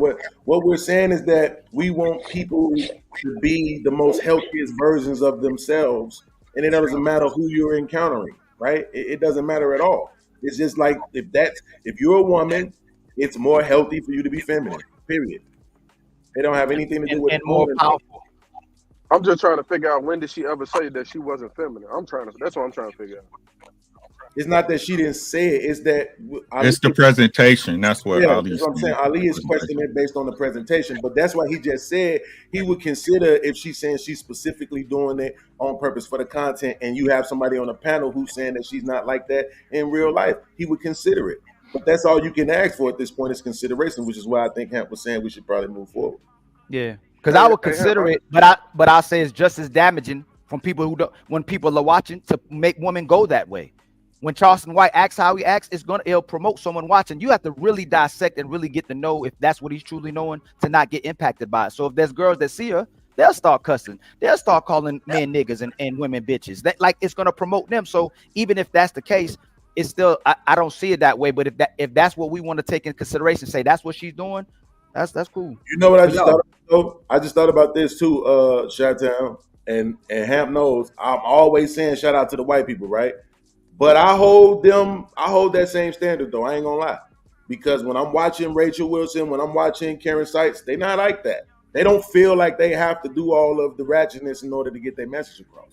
Right? And it's one of the things that I hold against the black women like her, the Nika Marie, all these women that feel like they have to sell sex or have to sell ghettoness in order to get the message across. I do think that it's counterproductive in a way. I'm not saying that they won't reach anybody, but I think it's more of a hindrance than it is. They will reach the masses, Beans, because that's how most people present themselves. That's the whole point, right? I'm questioning, Ricky. What do you think the effect is? Do you think, like we always say, majority or minority? Do you think that right? To the majority? Right. I think as far as the point you're making, as far as the cussing and ratchetness, I think me personally, right, that it works for the greater good if the message is right. Right? Because if we're being honest, let's keep it a being, we grown men here. If they see Danica Marie, right? If they see Love Dorsey, they relate with those women, especially the women, because they have the facade that's perpetrated throughout the culture, correct? Right. Yeah. Right. So they use that look in the presentation to get them in, and then that's how you give them the message, right? Because when we talk about our sisters that I'm sure I ain't gonna say assume, but I'm gonna ask if Ali agree with, right? Like Crimson Cure, right? Or SBU, right? These are the women that get picked out as, oh, look at you. You know what I'm saying? You plain Jane, you a mammy, da-da-da, rop, right? Mm-hmm. Right. So the question is not, again, because we're at where we're at. The question is not if they're doing it. The question is, why does it work so well? Because it relates to the majority of people, because the majority of the people are from the inner cities. Wait, Chi-Town, let me ask you something. If you were able to look at her analytics, and I'm just going to assume, let's just say her analytics was 70% of her viewers and subscribers were men. Would you see that as the message working? If 70% If I saw the analytics, bro. Yeah. No, I would say then it's not reaching the target unless her target audience is men. Is it though? I'm asking. Did you ask her that? I'm asking. Huh? Did you ask her, or did you have any part of conversation where she said men and women, man? What target audience is men versus women, or is it like both? She said both. She 50-50 said both. everybody. She said anybody who her message resonates. That's why she coaches both men and women. She gives them different coaching points. She goes about her coaching differently from men and women, but she definitely wants the community to get better. So Ricky, if she's reaching the men, right, and I could see this, I could see her reaching the men in a way where it's changing their perspective on what they ought to accept from women, and thereby when they move out in the world after her quote unquote coaching, they accept something different, right? So that could be creating healthier situations if those men are taking the message that way, right? Or even facilitating the message themselves more palatable to their own women and causing some sort of change. I can get that. What I think that is happening on the macro level, absolutely not. I don't think any of these platforms are affecting that level. But as far, my bad. Go ahead, bro. 10 seconds. But as far as the message to the women, what I see happen a lot, Rick, is that women will sit through whatever the message is, looking for what they call confirmation bias. Right. I agree with that. So that's what I'm saying. It's like if you're presenting this way, now I'm just pretty much just sitting here waiting for you to say something so I can go. The rest of the time I'm tuning all this good, good healthy stuff that you're trying to give me. I'm tuning that. I ain't paying no attention to it. But as soon as you say the one thing I like, then I'm on top of it. Go ahead, bro. I'm sorry. Go ahead. So no, you good, bro. You good. No, see, but this is the thing. Going back to something Uncle Jeff said a while back. Sometimes you got to pick and choose what's best for you, right? Mm-hmm. So I get the whole worry about the females hearing this and that, but she always says when she starts her video, she gives her disclaimers. I talk like X, Y, and Z, so this message may not be for you. Right. So if you have the young chicks, right, that'll come up, that got that mentality that's already talking like her, and then because I see females going at her a lot of times that present themselves the same way as her, but then when she started talking that real shit, they fuck this bitch, I'm out of here. Right. I block this bitch, I want to hear and all of that. So, but then think about it. Let me ask you this: say you got a woman or a young lady, and she everything you want. You don't want no Love Dorsey cussing and all of that, right? Even if that's just her persona versus how she is in real life. You like, nah, that's still a red flag, baby. And I agree with you, right? So would you tell your young lady friend to watch Love Dorsey, or would you tell her to watch somebody like Crimson Cure or Pink Book Lessons? Yeah, it depends. It depends though, right? So let's say if I got a woman that I'm interested in, I really want to get with, the thing that I want her to work on is she dressed like Dorsey does, right? I'm not sending her to listen to Dorsey because that's confirmation bias that it's okay for me to dress like this. Right? When I feel like it's not, I need you to change that. So I don't even want her to get the message from the person that dresses like her. I want her to get it from the person that dresses like how I want her to dress, right? But see, that would be a problem, big bro, because why would you even be talking to that chick in the first place trying to get her to change? Because nobody's perfect. No, I got you. No, I get y'all you just did it.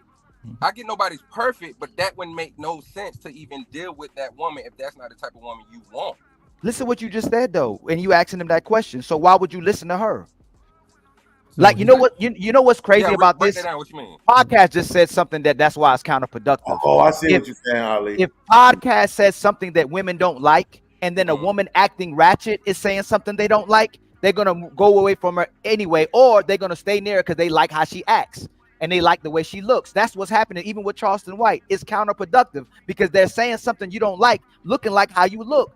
They like how you look. They'll be around you because how you look, but they don't even listen to the message. They're not listening to the message. But They, that's what I'm saying. She's gonna run. They will So- run away eventually. They're not gonna keep dealing with somebody who's gonna hold them accountable. If you got a silly dumb bitch, excuse my language, but you got a silly dumb ass chick who acting childish all the time, and just because I'm a dude and I got tats around me, but I go to work, I take care of my family and everything, and you come around me with that stupid shit, you still trying to hustle and be in the streets. Hey, bro, you can't come you around just me trying like, to you gonna get the fuck away right. from me sooner You or just- later.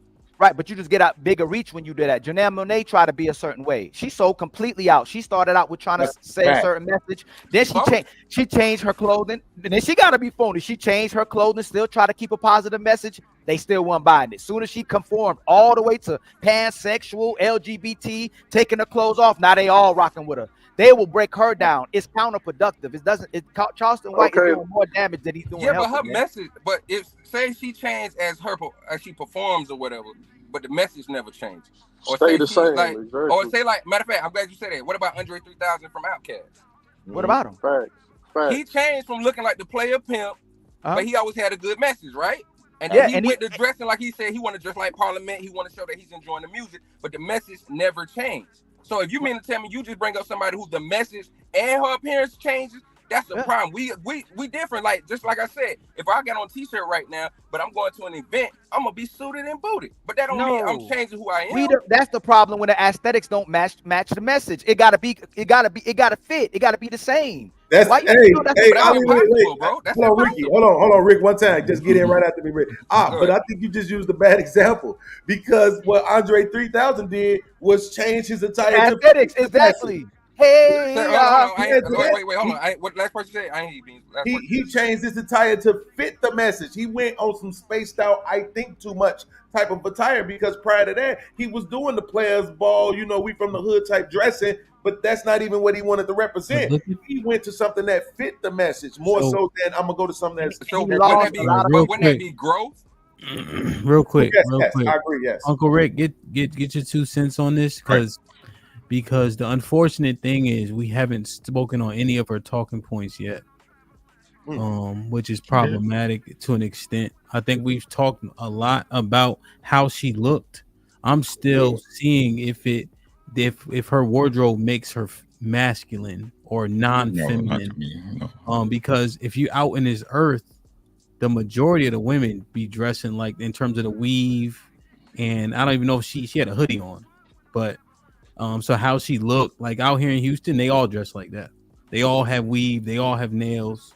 DC is an outlier where people have like a little bit more of a, I guess, quote unquote woke, like they have natural look, a lot more natural looking. But generally speaking, a lot of women, when I'm traveling around, because I'm actually outside in the clubs and etc., her look is pretty regular. Like Chicago too, huh? Same shit. With the tattoos and everything. And that doesn't make me discount her and make her masculine because she has that outfit on. Right. And to kind of to wrap this up so we can move on, right? Yeah. So what we're saying is that Love Dorsey doesn't have the aesthetics, right, of a woman you believe that will have that thought process. Is that what we're saying? I think that's what it is, huh? Right. Y'all all you're doing it because it's Love Dorsey. Y'all no. Hold on, Ali. Let me finish my point. I got you, bro. Let me finish, right? This is what I'm saying, right? And this is what I talk about packaging. So Love Dorsey looks a certain way, right? But if I got to know now, me personally, I don't like the claw nails, right? I like a woman to have her nails done, but I do not like them overly. I call them right now. It's like the cheap Chinese nails and shit. You know how the girls be wearing the nails and they ain't even clipped and shit. They just look stupid. You know what I'm saying? But if I got, let's say if me and her got into a conversation and something about her I found attractive, whether it was her body, her eyes, or whatever, and I talked to her, right, and her mentality, right, the way she speaks, even if it was ratchet, listen to what I'm saying, even if it was ratchet, such woo woo, blah blah blah, woo woo, my nigga, my G, da da da da. But if I saw her and her life and the way she associated herself with me, and those things aligned how I want to be treated as a man by my woman, yeah, absolutely. That other shit could be absolutely not. That other shit could be worked. that other shit can be worked out because that's aesthetics. What if she don't want to work it out? Then we wouldn't be together. But that's a what if. We're not doing what about isms. No, but that's what you're gonna address. You don't like the fact that she has those nails. You don't like the fact she wear the wig. You don't like that she cussing. And you, so if you get to the point where you not, that's why most brothers forget that even the mentality. Brothers see something and go, "Hey man, they already know they can't change that because women are doing that for each other." The aesthetics you already lose. The most dudes ain't with these women because of their aesthetics. Ali, I expect more. I got you. I got you, man. What we about to do is talk about what we always talk about. We're gonna talk about fatherless homes. We're gonna talk about women not holding themselves accountable instead of addressing the fact that sisters will come up here talking the talk, but they still not living it. So when you do get in private with her, you still fighting with her over what she's doing. What is living it? Great question. What is living what? What is living it? A woman matching exactly what men are asking for: the aesthetics plus the cooperation. No, right. And the mother, and a mother, a great woman, and a great wife, and a great mother. So you're saying she's not these things? No, I said I can't say that. That's what. So that's what I'm saying, Ali. That's what I'm saying, right? Let me finish. Her, if she's a family, let's say she's doing everything as a wife and mother, right? The cooperating part, you don't know that, and this is funny. Excuse me. You don't know that. You really don't know that for a fact. You're not in her house. You don't know that. Bro, she says she is. I know people. Look that what know we. this Hey, woman this what personally. I don't want to go. How we know you a great husband? How we know you a great husband? That's facts. We'll see women on here that are wives that don't follow their husbands. We'll go. It don't matter if you were married, but then y'all listening to it because she said it. You don't know. And it's no disrespect to her. You don't know if I'm a good man for real in private. I agree. I will concede to that. It's about the bigger message of what's actually happening. Most of the time, if I'm coming here saying, "Hey man, niggas need to do better, bitches need to be doing better," and I'm living a certain life and I'm telling brothers to do better, but my aesthetics or how I look doesn't match that, something's wrong. See, wait, but Shot-Town, this is what he's saying real quick. Happy, if it's okay? Not really, but go ahead. No, go ahead. Because it. I just don't know if anything's gonna resonate. Being you probably have a great point. That's why I said not really, but I kind of want to hear it. But unfortunately, we continue to butt heads. You know. Yeah. But go ahead. I hear what you're saying. Yeah. Let's try it, man. Go ahead and say this. I was just gonna say to hopefully that Shut-Town caught that connection is that's what he's specifically saying is because we don't know what's going on in your personal life. That's why it's so important for your aesthetic, right, to match the message. So that at least you look like what you're saying, so that makes it more believable and makes it less of a chance that we're going to question what's going on in your real life. But Ali, what I'm saying is the position that Rick took, and I don't know if you missed it, but the position that he took was in conversation. I am dissecting. I am seeing how you are mentally, and the aesthetic is the problem. I'll take that 7 days a week and twice on. And I'm listening. You would rather have a mental problem than an aesthetic problem? No. What we're doing is what women typically do. They go, well, what are the exceptions, the outliers? I'm not saying there's not outliers and exceptions, but for the most part, the woman who's moving how she is on the surface, does that typically match a good woman? That's all I'm asking. Ali, real quick, take it away from her. Don't answer my question and get the context. Podcast. Typically, woman that had all her features, and she could be the perfect woman, supposedly to y'all. Does that typically match that type of woman? The wife. The wifely woman, the cooperative woman, the cursing, the niggas, the bitches, the nails, the wig, and asking. That's all we saying. Could there be an exception, an outlier? Of course. No, but Ali, real quick, no, we've already conceded to that. Listen, if her marriage falls apart, all the brothers, hey, I saw that coming, and he should saw the red flag. We be faking, man. Yeah, they gonna be very disingenuous. I saw that. I would have known that. How he ain't see that? That's true. But Ali, just the last point. My apologies, Sam. This last thing, let me just land real respect. Go ahead. Last thing, like it's a great point, Rick. Like because you making good points, bro. Trust me, I ain't. Ali make a good point too. You making some good points. I respect that. But real quick, like I said earlier, if say she's the type of chick you ever seen Baby Boy before? Movie Baby Boy, Tyrese and all them on there. Yeah, definitely. That's one of my favorite movies. She basically, you can look at that type of chick is basically like Tyrese mama getting with Melvin. Those type of females deal with those type of guys that's for them, right? And talking to the people that needs to be talked to. When I'm in a community and I'm talking to you that I come from, I'm able to relate to them. I'm not going to the white suburbs trying to save their kids. I'm over here where I need to be at and putting work in my community. So I think that's how we have to look at it. Some women need to hear from Love Dorsey. Some women need to hear from Crimson Cure. I think we got to stop trying to say this person got to do this, and this and that. Because if you go back to the community, we already know some down brothers from around the way that stand on business and take care of their family. But you're not going to totally pay attention that he got tattoos because you understand where he come from and you resonate with his message. Same thing. Perfect. Like, share, subscribe, tell a friend, tell a friend. Hit that like button right now if you can. That helps the channel the most. Aaron with the $2 says, so sell your soul to get the message across. Love C with the $10 says, femininity is not all about looks. The inability to understanding this fact is why many men are easily finessed by a BBL, skims, and a compliment. Femininity starts internally and manifests externally. Aaron with the $2 says, so can an LGBT person preach the Bible? So Solid with the $2 says, Uncle Rick equals 100% facts. Passport, what's up, Chuck with the $2 says, question to the panel: does the messenger matters or not? I feel like he got an answer by now. You don't think he got an answer yet? Kind of, but it's like one of them things where it's not 100% across the board. Like somebody said earlier in the super chat that if somebody homeless was trying to give you financial advice, you would shun them, right? Yeah. So to a degree, the messenger does matter, but then there's times when it doesn't. I don't know. Yeah, 100%. I understand that. Naked the world go around with the $5 says, she cool, but please don't pedestalize her. Y'all ruining our image with that silly shit. Aaron Rowe with the $2 says, Hamp, don't have to put on an act to get us to tune in. The hell out of here. He had a cowboy hat on, was DJing and shit. This is Texas. Aaron with the $2 says, so what makes content creators different from actors? All right, that's it. Dario, what's popping, man? I ain't seen you in a minute, my brother. Salute, my G. Dario with the $50 says, DJ Hampton panel. Good show. Thank you, my brother. Weather outside is humid. She turned up her location. She must think I'm stupid.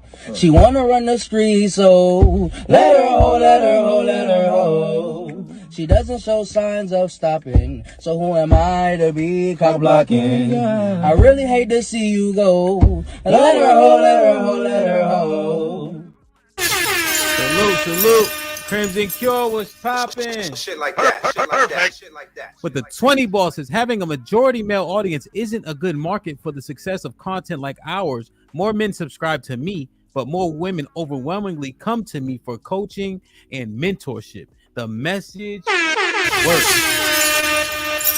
Thank you for the support. I appreciate you. I'm broke, baby. I ain't got no money. Bullshit.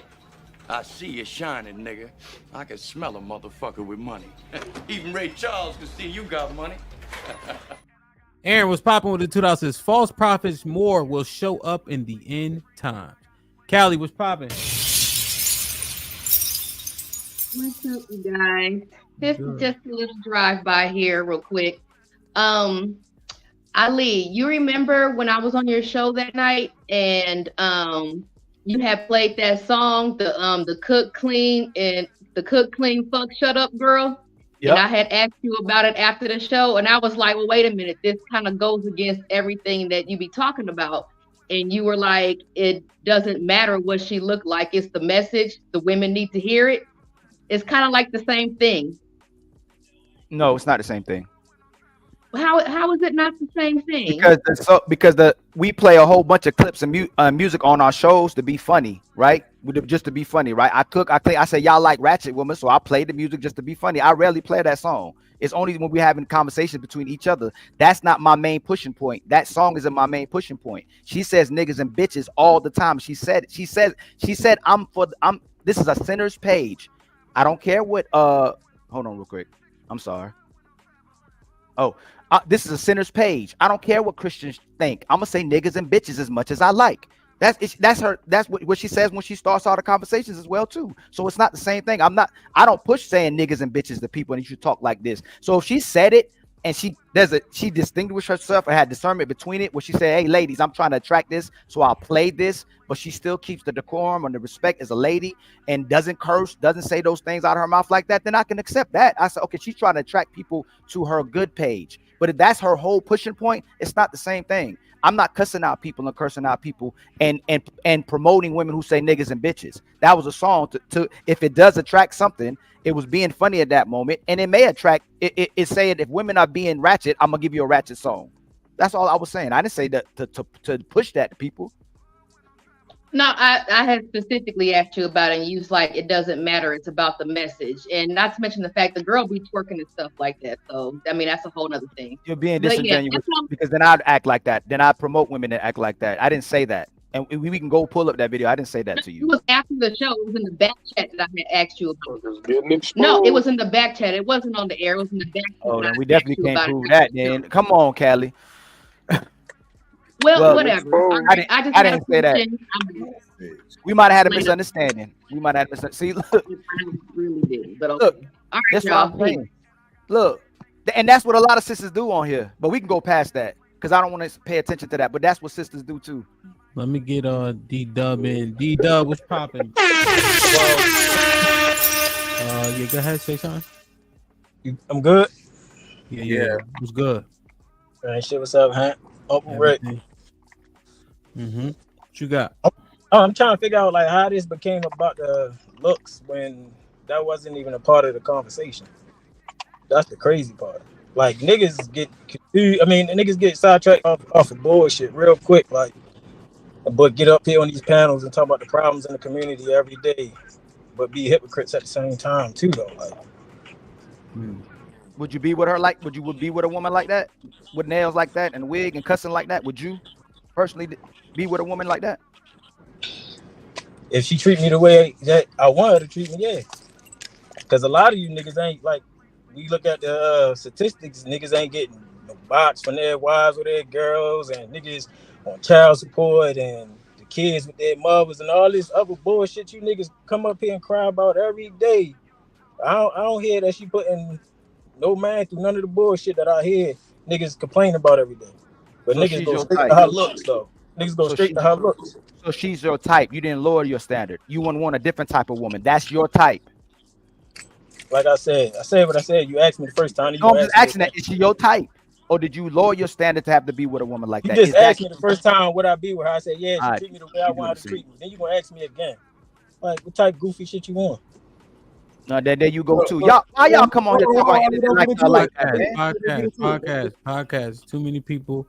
Let them finish this. And everything why that come on that energy on the internet though? Why do that? Why just speak like a man? I ain't disrespect you. We having a conversation. Nothing I said was goofy. Here's one thing I want to clarify real quick as we continue the conversation. Him saying goofy, Ali, is the same thing as you saying he lowered his standards.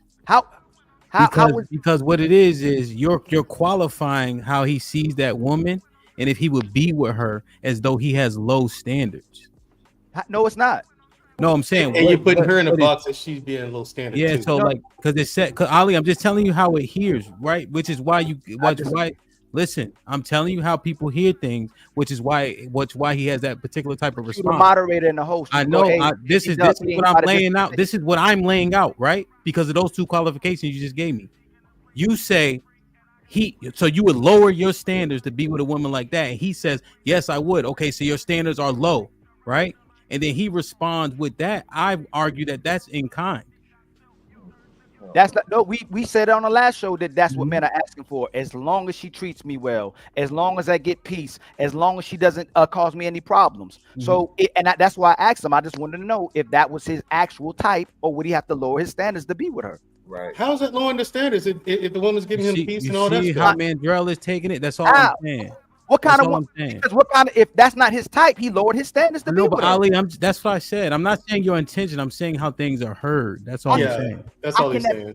And that's even with the question I just asked you, bro. I don't see it because I asked if if that's his type.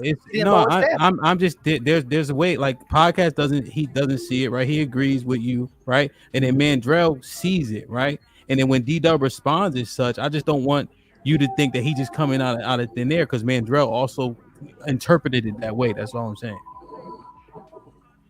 We just move on. I don't want to keep going back and forth. I get you. Yeah, we don't have to belabor it. Just saying, just generally. Yeah. But D Dub, I want to Also, respond to what he like, said about what talking about her aesthetics. I think Dub, I think the reason why is because that's actually the deeper conversation. Because let's be honest, what are we going to disagree with? Hemp saying we haven't talked about none of her talking points.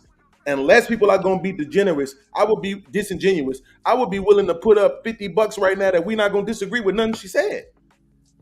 So that's what we're going to just sit up here and all agree. She said this. Yes. She said and we're going to talk about what we already talked about. So that's why her aesthetics is the deeper conversation. Yes. No, it's not. Yes, it is. Hers is going to be the deeper Go ahead, conversation. go ahead, D-Dub.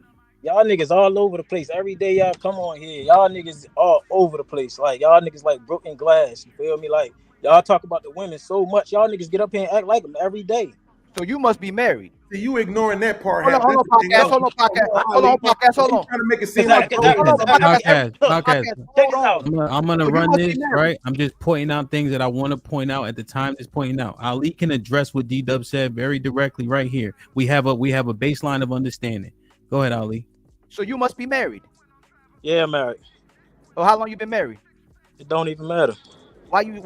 Okay, it don't matter. I know it don't. But like I said, at the end of the day, you niggas be up here crying about women all the time and how y'all got ran through the mud and shit like this, but aesthetics matter. That's not deep. You ain't hold on. You're not answering questions. You got like married because you got a Jew. Don't matter on it. Manhood. You ain't answering the question. That's a female tactic. No, you don't want to act like a female. You how long you been married? How long you been married? How long you been married? It does matter. Then don't come up here and try to have a conversation. Nigga, I come up here and have a conversation all I want. I will mute up. Say you Ali, stop. Ali, stop. Please stop. And man, don't co-sign. I'm not co-signing. I'm just. I'll tell you what I say in a minute, bro. Let's do this. Because every talking point she came up here and said, you niggas actually come. Agreed. We agreed. You pandering. We agreed with her. Man, no pandering. It's real. D-Dub. Y'all niggas ain't one hand. Y'all acting just like the women. D-Dub, can you hear me? Real quick. Ali, I guess what the how long he's been married? What's the relevance? Like, what would it help us clarify? So I want to see how long he's been in a relationship, and then after he tells me how long he's been in a relationship, I want to know how many women he went through before he got that relationship, and what was wrong with those women before he got into a marriage. Okay, so but I'm saying the time frame. What is the time? What's the relevance of the time frame specifically? Oh, see how long he's been out the market. Okay. That's all. If he just got married. You're saying okay. So if a nigga been married for 20 years, then you may not even understand the landscape. If he's been married for 20 years, he hasn't. Hey, you weren't talking, right? Show some respect. Just show some respect, right? So if he was married for 20 years, he's not familiar. He either is ignoring the experience of what brothers having with women. He'd be out of touch. Right. No, and if he's been married for 1 year, if he's been married for 1 year, dang, you feminine boy. If he's been married for 1 year, then that shows that he hasn't found a woman in that. I don't know how old he is, but he hasn't found a wife. It took him a while to find a wife, but he hasn't. I understand it enough. So Dub, what it would be is like simply if you've been married for 30 years, you out of touch. That's all. Host talking now. You talking him. But the thing is, niggas think niggas out of touch because a nigga married. This shit, like what goes on out here don't change. Niggas still be outside just because a nigga married. That don't mean that, oh, I'm up in the house, I just go to work and go home and not interacting with people, shit like this. I can still go book a bitch if I wanted to if I wasn't married. That shit is not hard. No, I'm gonna carry the situation how I want to carry it. Like I agree with you, Dub, right? But the fact that we are out the game, the sidelines is different from actually having to tackle that running back. That's all I'm saying. No, it ain't. No, it ain't. You niggas think it is, but when you really hear and see what's going on, you see it ain't that much different as like when niggas was single running around. It's the same shit that's going on. It's just that with social media, you hear women talking about, a lot of shit that's going on down there and what they gonna go for and what they not gonna go for. We always seen those type of women. You feel me? But it's just more now. But it doesn't mean that it's other women that niggas can choose from. Niggas not choosing them women. Okay. So in terms of why he was asking that question, I understand your sentiment, but in terms of why he was asking that question, it's relevant to the conversation for the majority of people, even though you understand that you even if it's like riding a bike, being out here with these women. I understand. You never forget. But for the sake of the conversation, because I think it'll help further it, would you mind answering how long you've been in that relationship / married? I've been with her over 5 years, but we wasn't married through that whole time. So niggas come from households those where we not groomed to actually see shit the way it is now, as far as the whole marriage and family thing. Niggas know that. You feel me? But niggas mature as they get older. So that's where the marriage and everything come from. You feel me? As far as having kids. But at the end of the day, niggas still know how the game is played and what goes on. 100%. But hold on, I had my fault. But this the thing though, like when niggas get on here and talk about, you feel me, the women and shit like this, like we don't know what these niggas live like and how they treated the women they was with and why they ended up in the situations they was in as far as divorce and all that type of shit and child support. We don't be knowing these niggas personally. We just get on YouTube and talk to these niggas. That's it. Yeah, 100%. 100%. So I understand that sentiment. I understand that sentiment, but you said, but just in terms of the question, in terms of my question initially, I understand the context in which you added. So you say you was with her for 5, you've been married for 2 out of 5? Almost 3. Okay, so you've been with her for 5, married for 3, so 5 altogether, or 5 plus 3? Yeah, plus 3. Okay, so 5, 6, 8 years. Okay. How you look young though? How old are you? 31. Okay, damn. Okay. All right, so Ali, that's 8 years where he been with her for 5 and then married for 3. It was all with most of the women you dealt with like your woman. Yeah. I nigga young, running around having fun, listening to you older niggas about running around getting all the girls you can get. That's where nigga mindset was at. Nigga wasn't focused on no, you feel me, family and having a wife and none of that. You feel me? That shit came later on down the line. Niggas know how that shit go. So most of them was marriageable. You acknowledging you were the problem. Of course. Okay. I got it. That's how it go. Typically.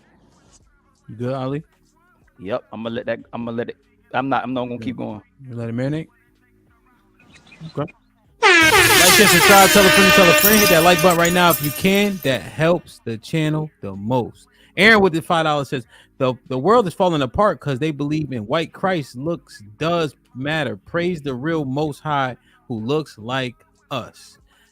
Mandrell, what's popping? What's up, man? What's up, panel? Yeah. That good enough, man? Huh? Yeah, that's good. Okay. Yeah, man, that's good. That's good. That's good. It was good. Yeah, I'm sitting here, been listening for a while, and I saw some of your energy there with Lord Dorsey. Sure. Good job, by the way. I don't compliment many people. Thank you, sir. Because I don't give out participation trophies. I know you don't. What you supposed to do? Yeah, so. When you say it, I know you hate saying good job to me. So when you say it, I know. Right. That mean Mandrell not a LeBron fan. No, I'm not a LeBron fan. But I'm glad Tyson Fury got dethroned this weekend. Tyson Fury got humbled. He did. As I knew he would. And I made a lot of money. I lost 100. I lost 100. You lost 100? Gotcha. Now, my thing is, it sounds like Ali is looking for Love Dorsey to be of a specific type, to exude femininity in a certain way. Because we all know masculinity and femininity ain't just 1 or 2 or 3 things. It's a whole theme park full of shit that goes into being masculine or feminine. But when I look at Love Dorsey, she's got the long hair, she's got the long nails, she wears the dresses, she wears the makeup and lashes. The only people who are not women who dress like that are gays and the trans whatevers. And they're just dudes trying to look feminine. So my question, Ali, is what about Love Dorsey do you not find feminine? Because feminine women cuss. What? You didn't understand the question? No, I don't find nothing about how she presents herself as feminine. Yeah, like I told you, our standard so low that if she says something you like to hear, you'll call it feminine. Most of the men, before she says what she says, is the women men mostly talk about on these panels. They don't want that type of woman. They'll talk about her aesthetics all day long, but now that it's Love Dorsey and she may have clout, now men are endorsing it because they like what she says. But most men don't want a woman. Most men don't want a woman that cussing. Most women don't like women saying niggas and bitches and talk like a man. Most women don't like women with those nails and wigs. Most men don't like that type of woman. They don't. But most men end up with those types of women. No, they don't. And you starting to do it. No, they don't. Yeah, Most they men do. don't. You tell me Most most men- men, you see men out there like Are you wherever talking in the about black? mall, Are you grocery talking about the stores, black wherever. community? No, the black community. Yeah. Most of the men aren't in relationships. They're not signing up for today's women. So you're wrong. Most men are not. 70% I'm talking about men. Most of black women are unmarried. All right, bro, stop. Well, bro, Cap. stop what? You know You what I'm said- talking about. No, you're When, wrong. but I don't when you know see men in relate, okay, when I know you don't know what I'm talking about. You said most men are with women like that. That's what you said, right? Most men who get into relationships, they end up with women who wear either nails or hair, makeup, something that they say they didn't want. They end up with women who wear that kind of stuff. So my thing is, what is in it that matter? Okay, so and how is that lowering your standards when that woman? That woman offers you everything you want, treats you like a king. How does that hold you back from that?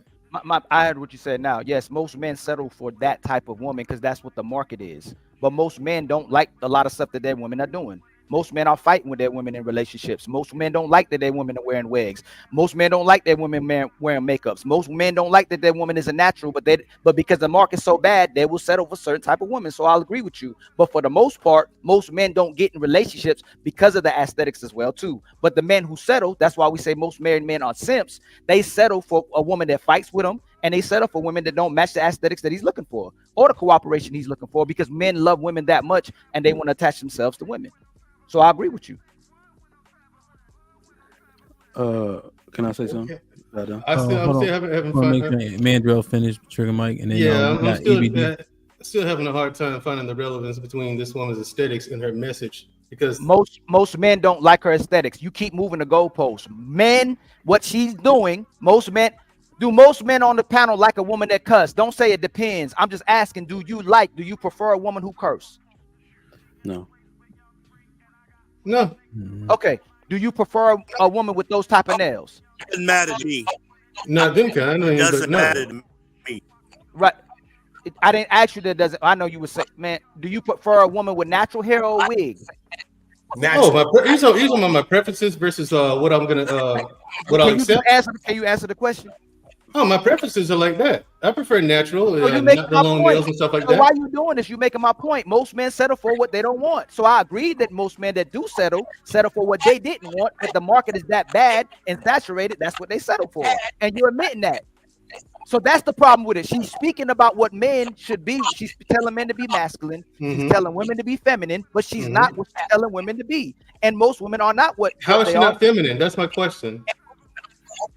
I'm asking you to explain to me how. Like, what about her is not feminine? Everything she does, the long hair, long nails, that's feminine stuff. The dresses she wears, that's feminine stuff. How is she not feminine?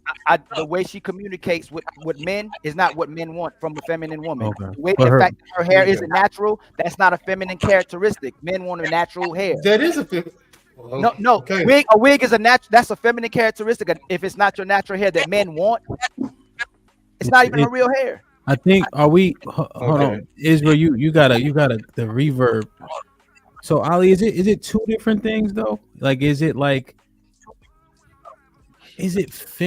not feminine, or is it just not preferred in terms of how we want women to dress and how they wear their hair? But a wig is a feminine thing. Men don't wear wigs, but we just don't like it, right? Or what? And white men started out wearing wigs before women wore wigs. Yeah, I saw them white boys. The Europeans brought wigs for them to wear. Yeah. Before women ever wore wigs. So it was a masculine thing first, and then it became a so-called feminine thing. I get that women are doing it, but it's not feminine. Equating is it feminine now, wig, though? I'm asking. It's deemed feminine now. Yes. And then how about the nails and stuff? Is that feminine? It's deemed feminine by women, but men don't like it. Men like natural. No, I'm not. I hold on, man, just real quick. I agree with you, Ali. But that doesn't make her not feminine. She just wears the shit that we don't prefer, but we accept it because that's the days and the time. But she's still feminine. She's just wearing the wardrobe that niggas don't want. So I'm asking y'all, because y'all keep asking me, what about her to y'all is a feminine characteristic that is appealing to you? No. So I'm not asking. I'm trying to clarify. So, right, but I'm asking y'all, because y'all keep asking me, what is it? My clarification? Are we on the same page? We on the same page. Okay. We on the same page, even though it's a social construct of today's femininity. We definitely on the same page. Okay. I'm asking the brothers, what is the feminine quality that she's presenting? And everybody keeps saying the reverse of what a man would do. So no, she's not loud. No. Okay, the so long hair, men like long hair. She just cheated with the weave. With the weave. But he agrees already on that, though. So he knows that these social constructs is what we live in. So he understands those are feminine. He accepts that, but he's asking a different question now. Gotcha. We keep playing with the social construct aspect of it. What is the feminine characteristic that she has that you like outside her message? Oh, her curves. Her curves. Yeah, that body. So Ali, anecdotally, when I was dealing with her, Ali, like on the business, like just working through it, right? Just like how she conducts that part, like when we were in the back getting acclimated, like just the smile and being quiet while I was talking, those things I would associate with her being feminine, but that's very anecdotal based on how I was dealing with her. Quiet and peaceful. Men Say are again? quiet. My bad. Men, we talk about women being calm and peaceful, right? And now we got this new thing we've thrown in here of men being stoic. So what's the difference? Stoicism isn't new. That's ancient. No. And listen, it is new in the West. I know if it's ancient, but in the East, when man gets like that, everybody listen. They don't go, he's being feminine for being like that. They going, a man is talking. Like he's rowdy now, and we need to respect the fact that that brother's feeling that type of way. And here we look at it as feminine. That's all I'm saying. Yeah. So when the information I gave you, Ali, you still saying that's not feminine. That's stoic. Like what would you call it? No, I'm not gonna say it's. I'm not gonna say it's stoic. I can give that. You said it when she was in the back with you, she was like that, right? Yeah. But everybody's working through her business and stuff. And even Op said that in private, that's how she is. But we're looking in public. I can't. If she's like that with you in private, she's demonstrating feminine characteristics. I got you. The curves, her body, feminine characteristics. Her beauty, she's a beautiful woman. Feminine characteristic. Now, what will keep you with her? What is the feminine characteristics outside that? The looks in her face. Like we get that. That's what attracts us to her. I can answer your question right now. All right. Her mindset. You listen to her message. Her mindset. She has a very healthy approach to relationships. Very healthy approach to marriage. And like I said, Ali, for you to, I find it hard to believe that you completely dismiss that part. Like when guys say the mental peace and the peace of mind that a woman will bring him if he comes home, he'll take her and dismiss the rest of the stuff, because that's the fruit of it. That's the things that are important. You know what I'm saying? A woman who brings you peace, ain't bitching at you all the time, ain't giving you no problems, working with you the whole nine. That's what you want. That is the Super Bowl dude. So I find it hard to believe that you would just kind of dismiss that wholesale just because of her aesthetics. I already asked you not to bring that in because that's her message. So if that's game, right? That's what we would see is if a brother's trying to get sex from a woman, a woman would like his mindset, right? If he's telling her everything she wants to hear, if he's moving how she wants to move, right? We'll perceive that the woman would say that brother's masculine, right? Soon as something's wrong with the relationship, oh, he was a narcissist, he was a sexist, he was toxic. So how I get you saying the message or her mindset, but you're saying her message. Okay, I get her.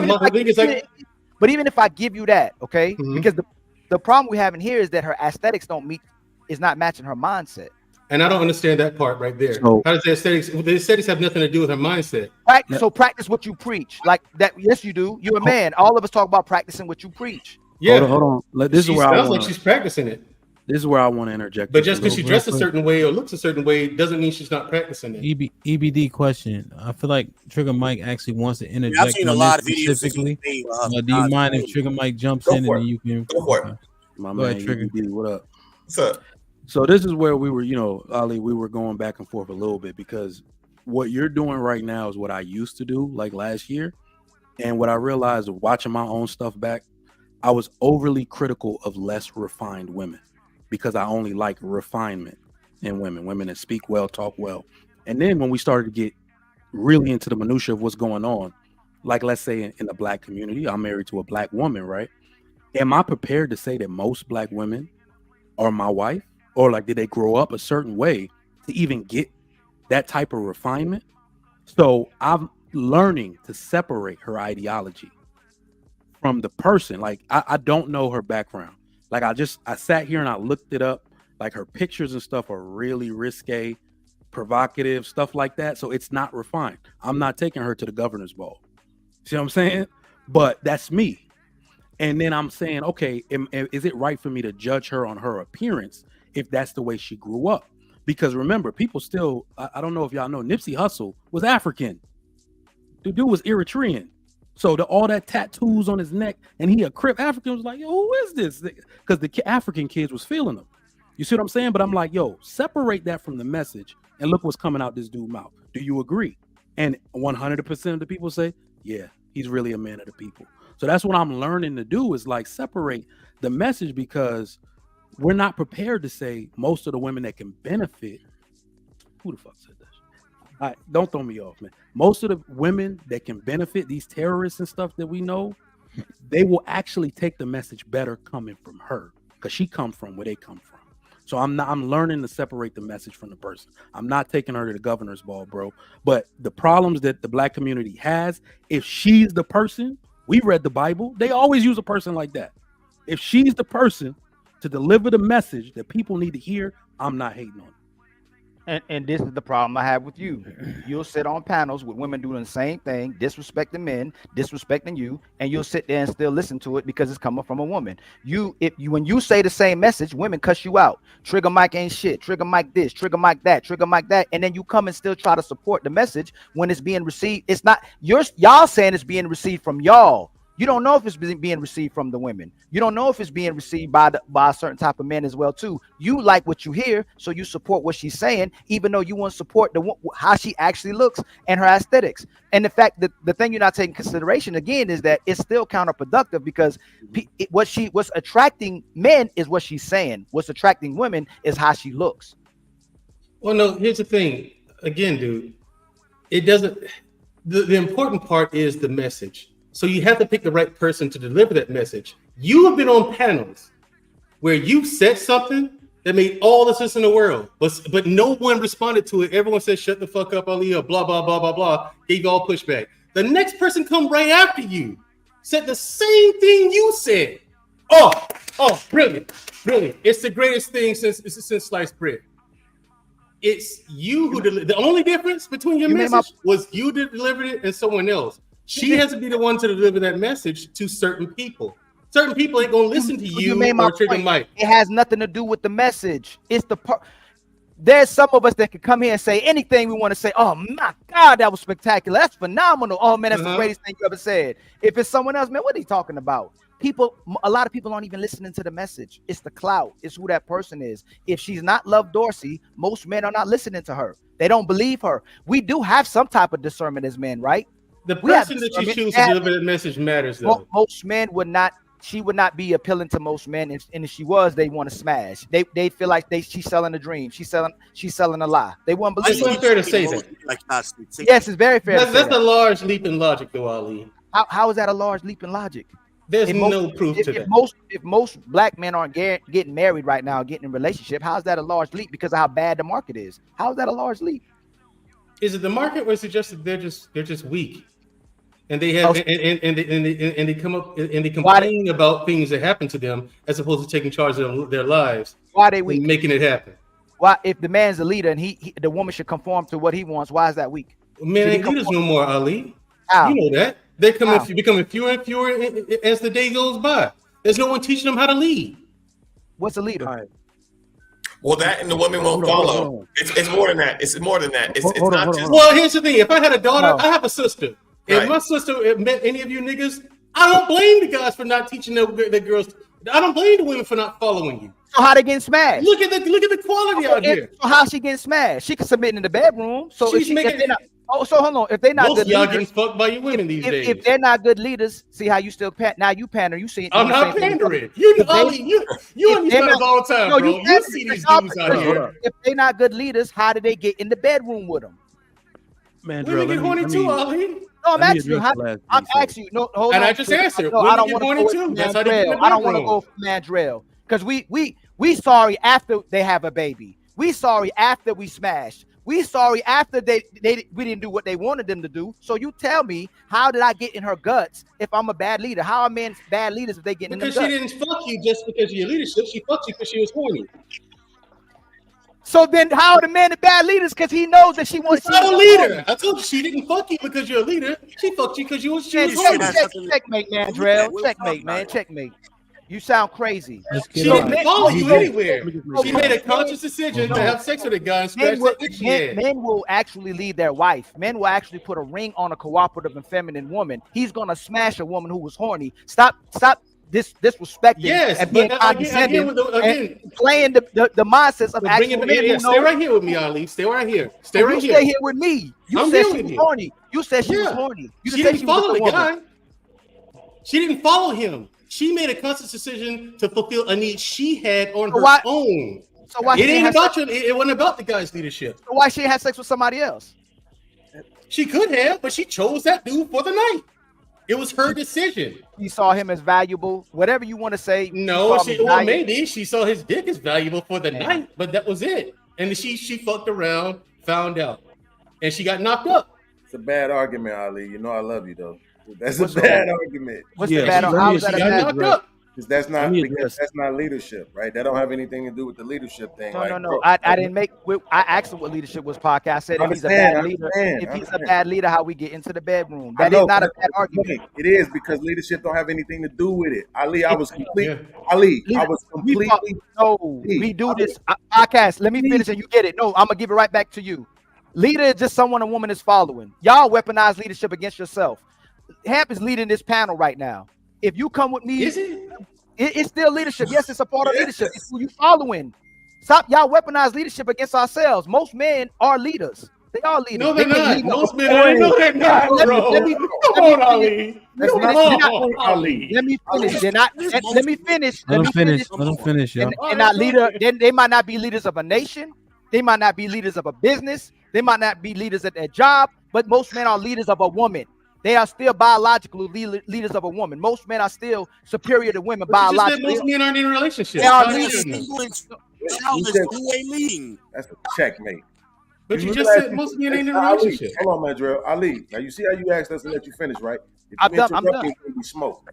Ali, that's a bad argument. It's me saying it to you, so you know I'm telling you the truth because I rock with you. It's a bad argument because they don't have anything to do with leadership. It has everything to do with sex and horniness and all this other stuff, bro. Don't have anything to do with that. I banged a lot of chicks, nigga.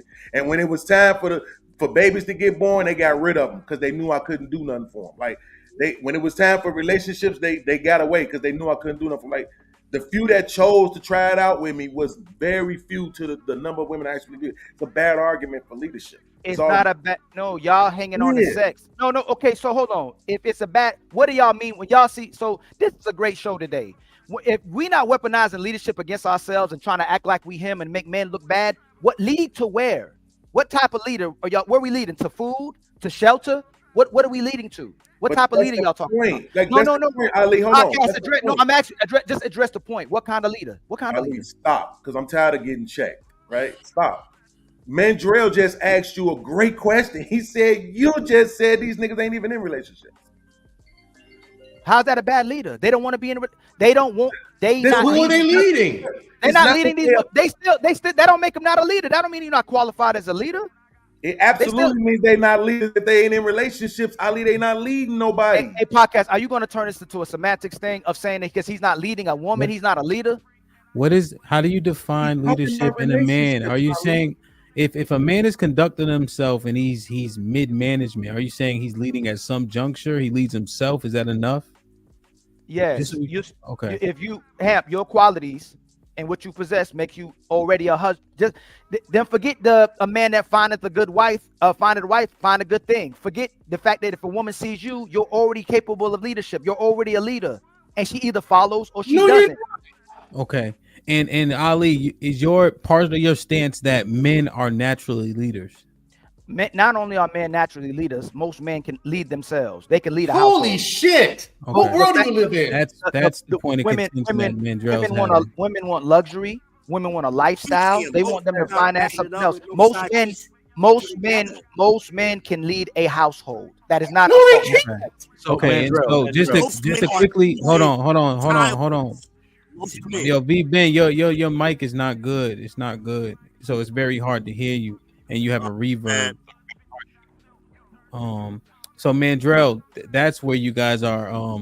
That's the point of contention. Mandrell doesn't believe that all men are leaders. He's not even close, I think.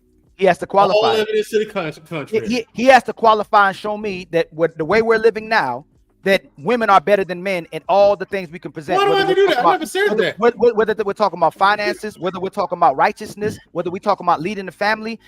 If we're not leaders either, but even if we want to go extent better at leading than women, he has to qualify how men aren't leaders or better leaders than women. Listen to your argument today. That's how I qualify. You. No, don't do that. Hold on, Mandrell. I'm breaking down Mandrell, information. I want to hear from you.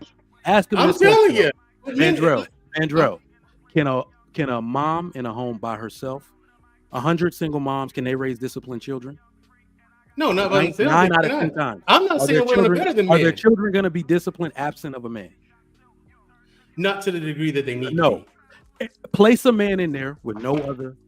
We know that once the father is in the house, that's what we mean by the circumstances of those children are dramatically changed. All right. So that when we say leadership, let's stop using these nuanced this, that, and the third. You have to. All right. No, because men are leaders by default. We got to stop talking about it like it's a title now, not an action. Go to the top of the hill. It's an action, Trigger Mike. It's an action. No, men are. It's not a title.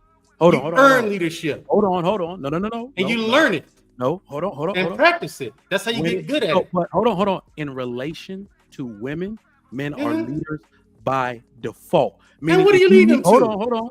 If you leave everybody to choose what the fuck they're gonna do, the men are going to be by themselves doing what needs to be done to build the infrastructure. That's what leading means. We're in a world where people do that now, and no one's building shit. Mandrell, you gotta let him finish his but this is what I'm saying. There is no progress if men don't show up to do the work. Fair enough. I agree. I submit that. That's what leading means. That's it. But he's talking in a different context than you are. Okay, but leader, wait. He's talking about relationships. Black man, how are you? He's talking leadership has hey different guys, contexts. I am. That's why I said that you have to bring in the nuance. You talk about leadership. EBD been waiting pretty patiently. He even let Trigger Mike jump the line. Go ahead. He's still on the same topic. What's up, everybody? We'll keep it going. What's up, EBD? What's up? Nah, I'm listening. I get the exchange. I mean, you guys get real caught up for 30 minutes on semantics of what it does mean or doesn't mean given the context, when the context changes based on the situation. So leading does not mean one thing. It's different things in different contexts. For instance, like what Mike just said. Mandrell, if you have a home, hang on. If you have no men in a classroom or in a school, kids can act rowdy and will get away with whatever it is that the women will let them get away with. You put one man in that situation, it is completely different and can lead an entire school full of children with discipline in line just by the authority of his presence of being there. This is the man. We don't play when the man is here. The woman, okay, fine. I skin my knee. She'll kiss it, make it feel better, give me a Band-Aid. That's what the woman is for. The woman is not going to instill the type of fear of God or discipline in me in order to change my behavior. A man can do that just by his presence alone. That's why you have things like the military and organizational structures where there's a hierarchy of discipline, self-discipline. There is no enforcement. That's what leadership is. It's just self-discipline, absent enforcement. Nobody is physically making you do anything. You're willingly complying with this leader who's giving you instruction because you believe to some extent in their vision for the future because it includes you in it. All right, can I jump in real quick? Yes, sir. Yeah, give me one more second. No, black man, no. One more second, Black BMU. Like I said, what's up, Black man? What's up? Hey, listen, hold on, man, Gerald. I gotta go because I gotta go back to work. I get back in the office. Man, Gerald. Who making money? Okay. Let me tell you this. I'm gonna make it after this. Listen, so Hemp, I just wanted to come on and see if I can, because I'm gonna tell you, I agree with Ali, but I want to use this as an example. Sometimes you have to sacrifice yourself to prove the example. Watch this.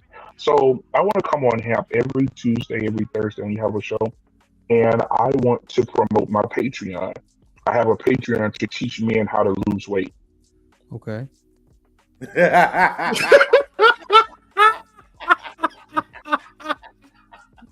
Now, Checkmate. if I'm now, Ali, stay with me here. Now, what I want to do is I want to teach these men, bring them in, tell them what they need to eat, how many calories they need to eat a day, what weights they need to lift. Now, when you come in, then we're gonna have a meetup, and when you come in and you actually see me in person and see that I'm not the most fit guy, are you going to look at my message or are you going to look at the aesthetics? I'm going to look at your aesthetics.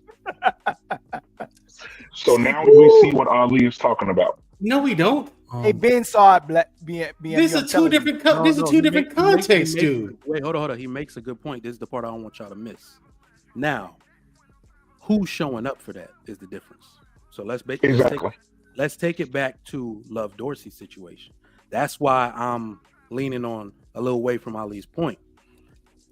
If we are going to make a femininity, like I said, I'm not choosing Love Dorsey as my spokesperson for femininity. I'm not. But where do we start with that?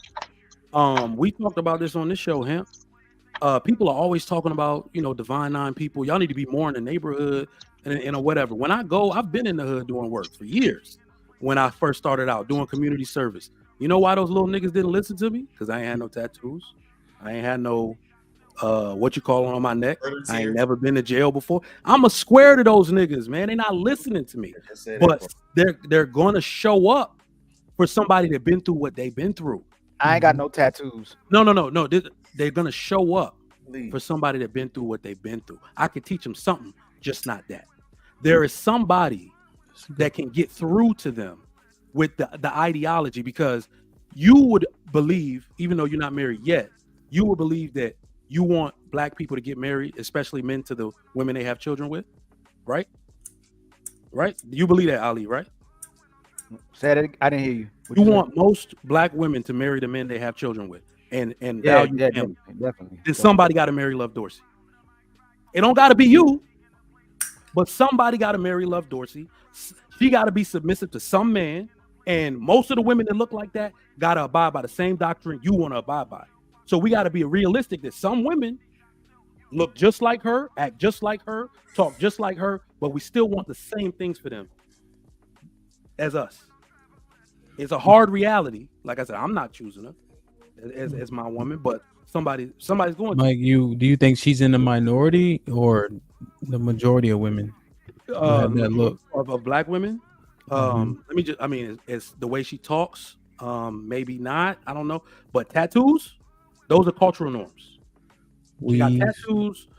I looked at her pictures. She dresses provocatively. She does me. That's the norm. That's the norm in the black community. Yeah. Right. So it doesn't matter. That's the norm. Listen to the woman's message and her mindset. That's the important part. How a woman approaches a relationship and looks at it, and her outlook on what a relationship and a marriage is. Her mindset, your mindset has to come first. You get the wrong mindset, your relationship, your marriage is going to work. If you have a selfish mindset, it's not going to work. Neither one of you can be selfish in a marriage. Not one of you can. If one of you selfish in that marriage, it's done. Go ahead and file for divorce. Her mindset is very healthy. That's the important. Ali, what I'm saying is that's the important part. That's the seed. That's the part you must have above all else. The right mindset. And so, like I said, brother, I found it incredible that you kind of dismissed that rather quickly. I was like, well, damn, that was quick. Let me just bring it valuable. That you kind of like, that's what you're jumping on. I never dismissed her message. But you're going away. Go ahead, Trigger Mike. Do you believe that felons can turn their life around? Yes. Then we got to be careful with discussions like these. No, wait. Well, I'm sorry. Hold on. This is the same bias as to why felons can't get jobs. No, the way they look. This is the same. What's the first thing when they get out? Hey, you need to cut your hair, right? You need to watch how you speak. You have to watch how you carry yourself, or you're not gonna get those jobs. No, they have to change their aesthetics quickly. They can't beat around the bush about the aesthetics, Trigger Mike. They got to take care of the aesthetics to be in a professional But what I'm saying is, though, however she grew up, it kind of seemed like she rough around the edges. She said she started out as a nerd. Mike, slow down. She said she started out as a nerd, intellectual woman, and she integrated into the streets. Yeah. And she said that molded her perspectives. Okay. So she wasn't in the street first. All right. It's But same I'm thing. saying- Yesterday on Fatty Show, there's a lady named Larissa. She's public, so it ain't like I'm name dropping. You can go to her page, and everything she's saying was phenomenal. It was amazing, right? But we still had to push back and see what she was talking about.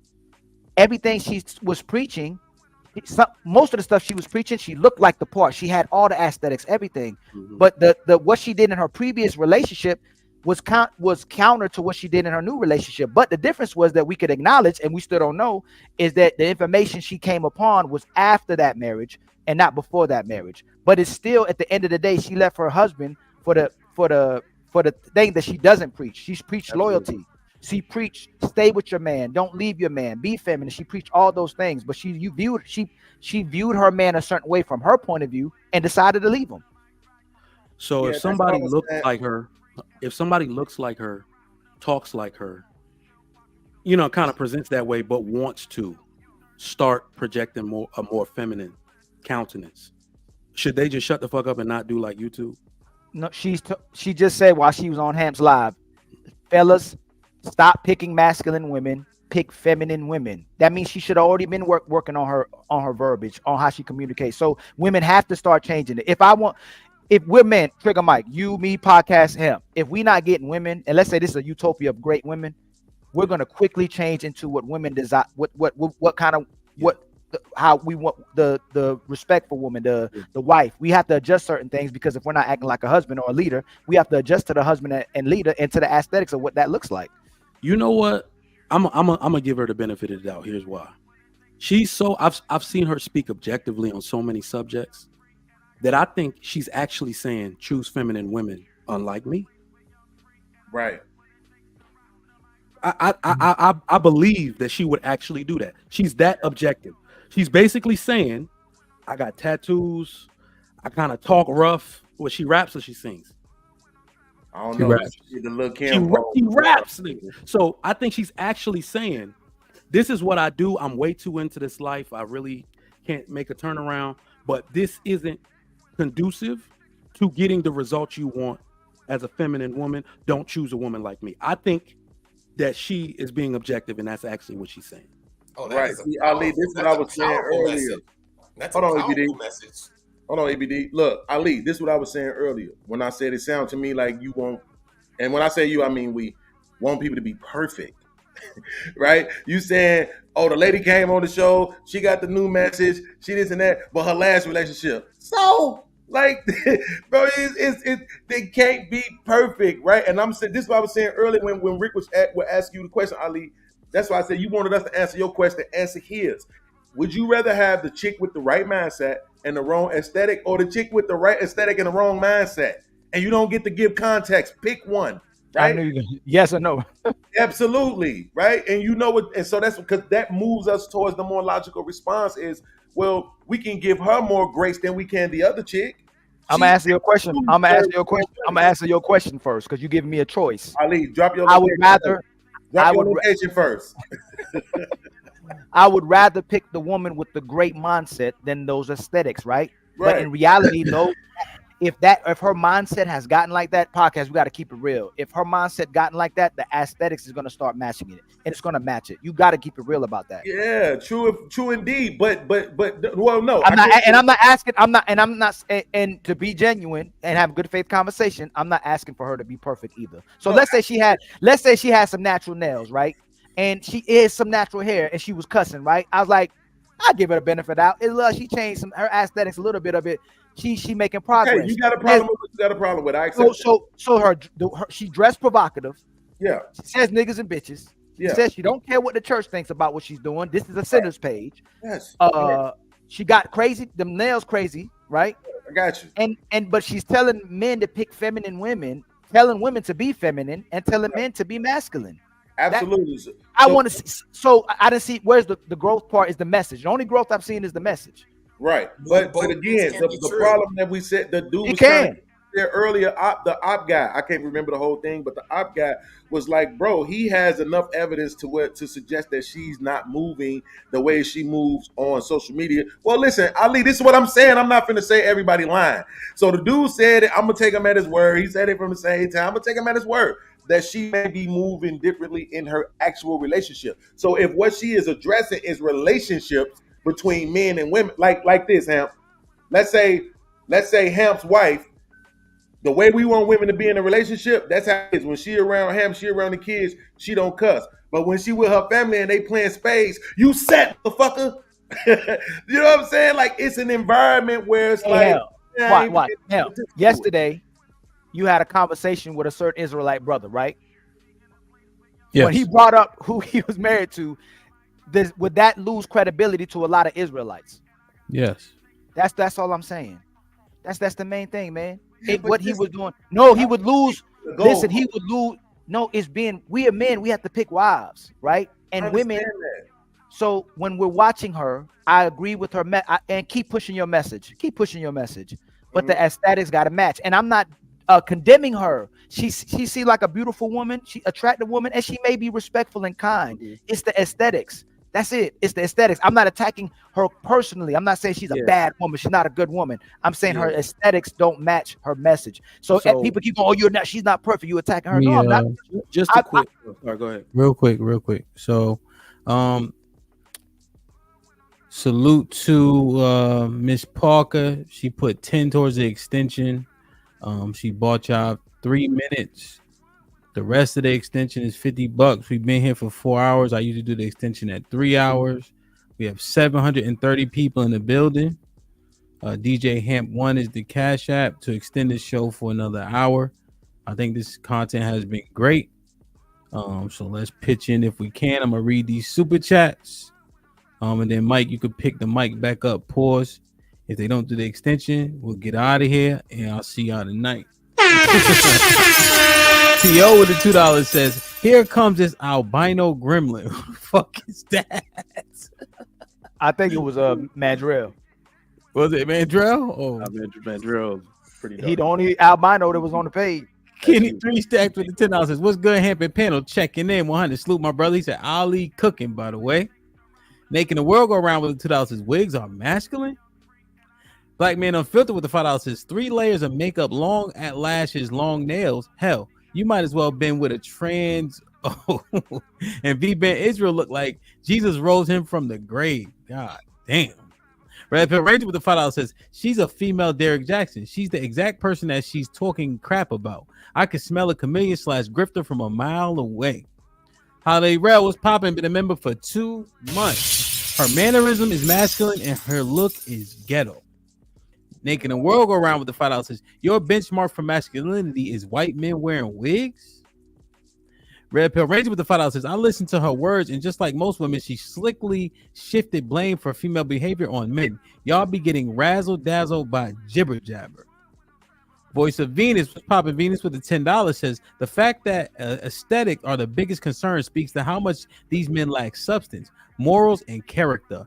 She has a ton of wisdom, and they spend an hour talking hair and nails. Look, Garrett with the $5 says, show your IG Explore page. That is what you really like. Red Pill Ranger with the $5 says, if they not refined, they not a woman. They just a female. Chocolate Bunny with the $2 says, y'all like natural hair until she has 4C hair type. DB, stop that. We talked about this. JT with the $5 says, shout out to my brother Hamp with the R&B blazer and my brother Trigger Mike with the super young haircut. Yeah, man, he got that haircut that's supposed to last for a month. Oh, yeah. Lauren Mack with the $2 says, why does he keep bringing up clout? Miss Parker, been a member for 2 months, says, well, the maintenance man is not the leader. A woman makes a decision to be serviced. Ain't that some shit? CJ with the $2 says, this is a great show, Hamp. This is a great show. I don't think Hamp feeling it. No, I'm listening. Just listening. O'Shea with the $5 says, because CJ, here's the thing. The brother's been conducting the show fairly well in terms of how they've been communicating. So I don't need to chime in a bunch. O'Shea with the $5 says, Because of Ilkon's quote unquote need to be right, this combo is stuck in quote unquote stuck in the mud. He wants to beat folks into submission just so he can say he won. I won.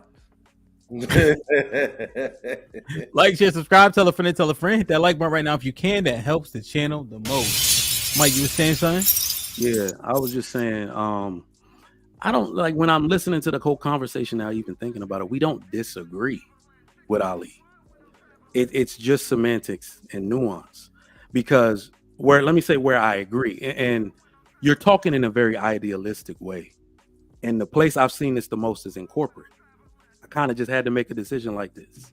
So what we can agree on is she can't be the face of femininity. That's it. She can't be the face.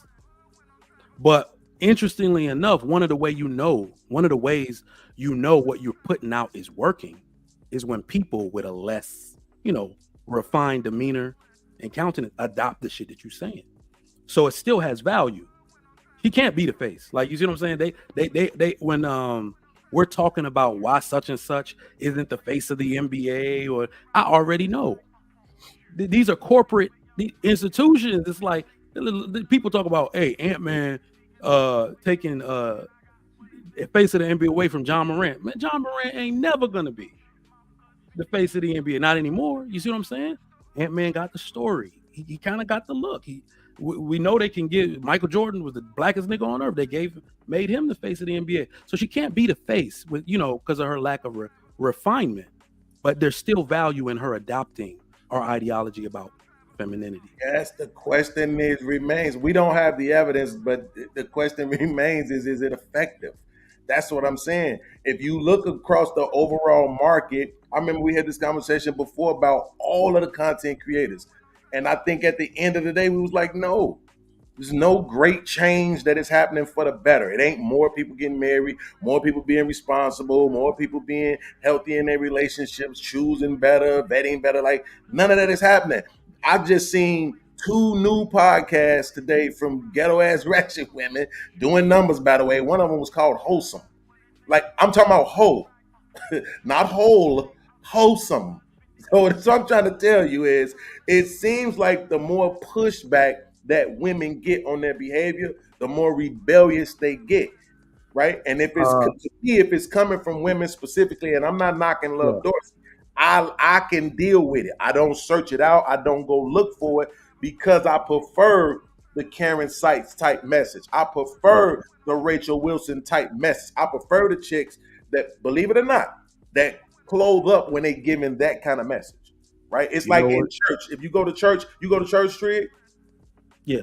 Do you see how the women dress in church now? They used to be way more humble. Now it's leggings, it's tight skirts, it's summer dresses. It's they don't have. That's why I go to a white church. Say that again. You go to a white church. They don't dress like that in my church. Oh, so you see, so you go to a white church. See, that's what I'm saying. But that's my point: is that our women think that they never have to turn off their sexuality. And I think as much as I sexualize women, there's a time and place for you to say, okay, not now. And I think it's when you're trying to deliver that kind of message. You know what? In a sense, I'll agree in part, but I do think it's changing. You make sure we you talk say about how, remember, the narrative is going to change slowly. What happened in a matter over a generation, we're not going to see change in a few years, post-pandemic period, like all of that. It's going to take much longer, but I'm seeing the initial signs of it. That stuff is actually very hard to change. It's very, very hard to change, because one of the things we got to see is the narrative is going to change slowly, because women don't apologize. They just adopt different ideologies slowly. They start attacking the women they were once joined with. You see what I'm saying? They start doing little subtle things, and I'm seeing those changes. Like, to your point about people not getting married more, that's actually wrong. People are getting married more. It just hasn't hit the global census style of statistic yet. People are staying in the house with the spouse they were about to divorce more even. So when we see those stats, like 70% of kids now live with both parents, that's the change. We got to wait for the rest of the stats to catch up. You see what I'm saying? You always want to include everybody else.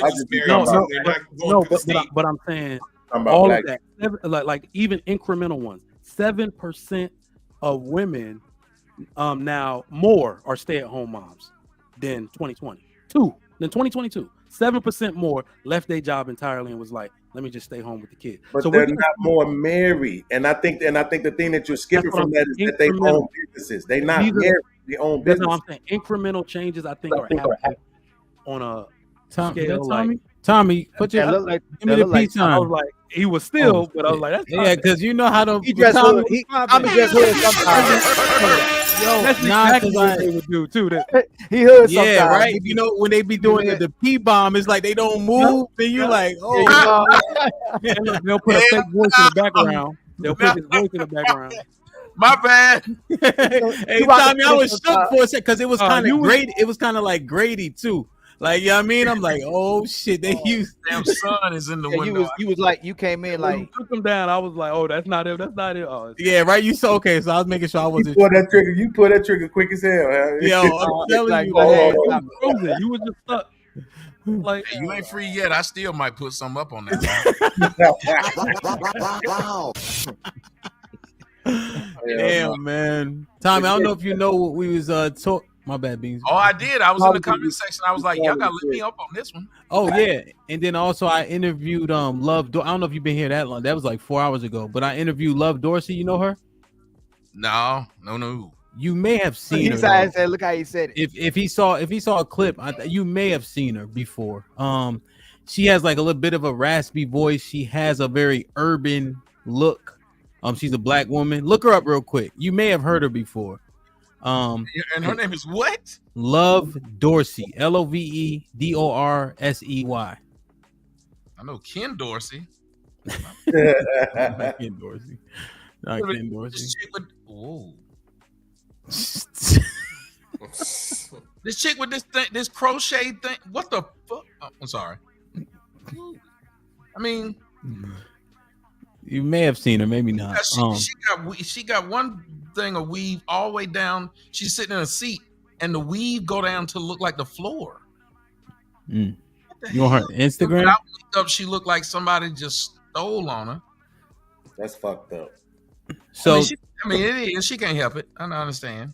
So you all right, so you have the look. So essentially what we've been talking about is her messaging is how would you characterize her messaging, Ali? Because I think you know more. Would you consider her men aligned with men if you had to qualify it? Yeah, she says she says she's against single mother homes. She said the women need to align with the men, and she said women struggle with being accountable and they need to be more accountable. A lot of things that she's pushing is in alliance with being with men. That's why I said I support her message. But once she starts getting to what men should be, and she starts telling the men to be masculine, watch for red flags, vet women better, and then women need to be feminine, and ladies, y'all need to be feminine. That's where she lose me. Well, from listening to what y'all were What's up, saying. What's popping? Y'all hear me? Yet? Yeah, we can hear you. Go ahead, Tommy. Well, for listening to what y'all were saying, there's a common thread here. Like there's a woman in the comment section. She said, Tommy shouldn't be the face of anything with his face. And I said, you're right. I am not attractive. I am not one of the guys that you look at and you see me at the club and you're going to think, me and him going to have some pretty babies. Only thing you're going to think is this. A, he's intelligent. B, he's athletic. So I might be able to have a first round draft pick or a scientist. That's it. And I understand you're probably looking for a man, unlike most women, you're probably looking for a man that's really handsome. And if I'm not handsome enough, I get it. But I can tell you this, lady. One of the things that they're talking about, which is why I came up here, is just that. It is so difficult to have a discussion with black women that when I listen to somebody or see somebody like Love Dorsey, I think it's just a grift. Because after a while, you would try to put together, and I love when you guys up here were speaking about. It's funny how a black man he can talk about pro-black all day. But if they saw one thing, Mitch, is he had a white woman, you think they'd allow this man to be the face of pro-blackness? Do you think they'd say we should be able to overlook the one thing wrong, which is this white woman that he's with? No, they don't. But yet black women, you know what they're the face of? Lazy bitches, excuse my French, and let me explain. They want you to forgive every damn thing they've ever done in their life. They tell you only God can judge them. They tell you that they can come into church with their legs open. They tell you that they can go to school with the tightest pants on.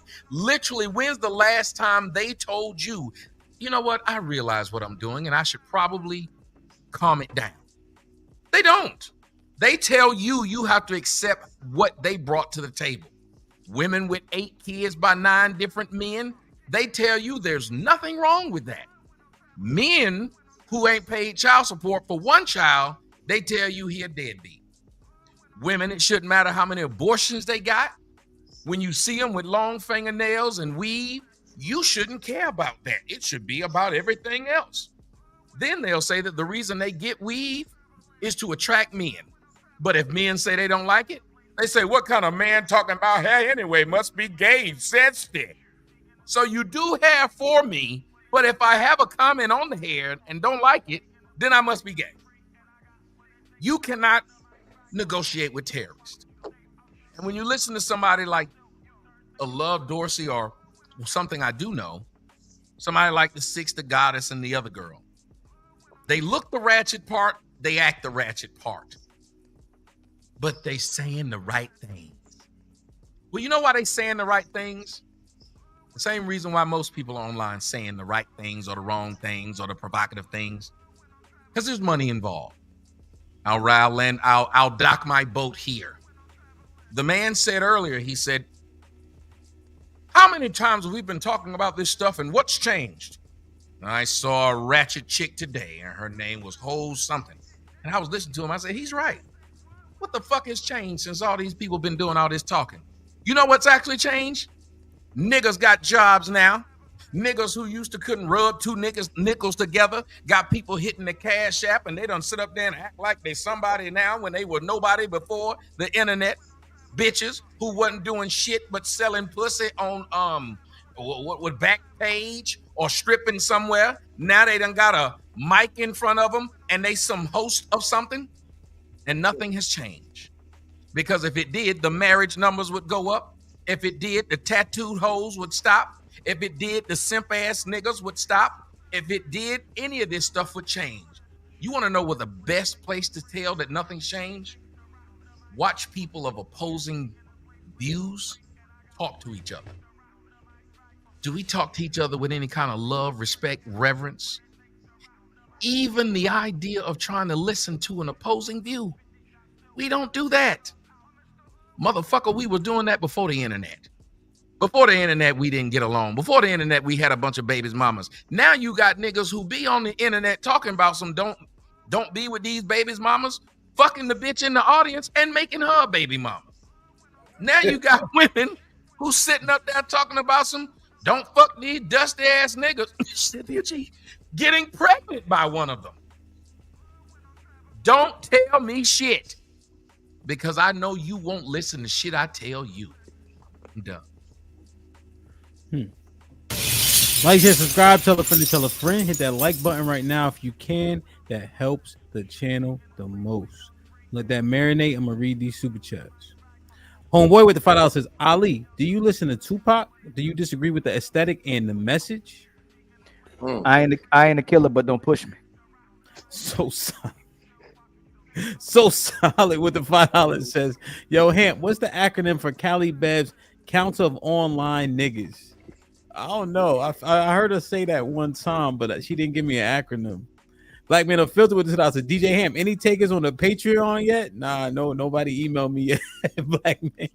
CJ with the $5 says, I was gonna say you should do a one-on-one with Tommy. I was about to take a nap, but I woke up when I heard Tommy. Salute.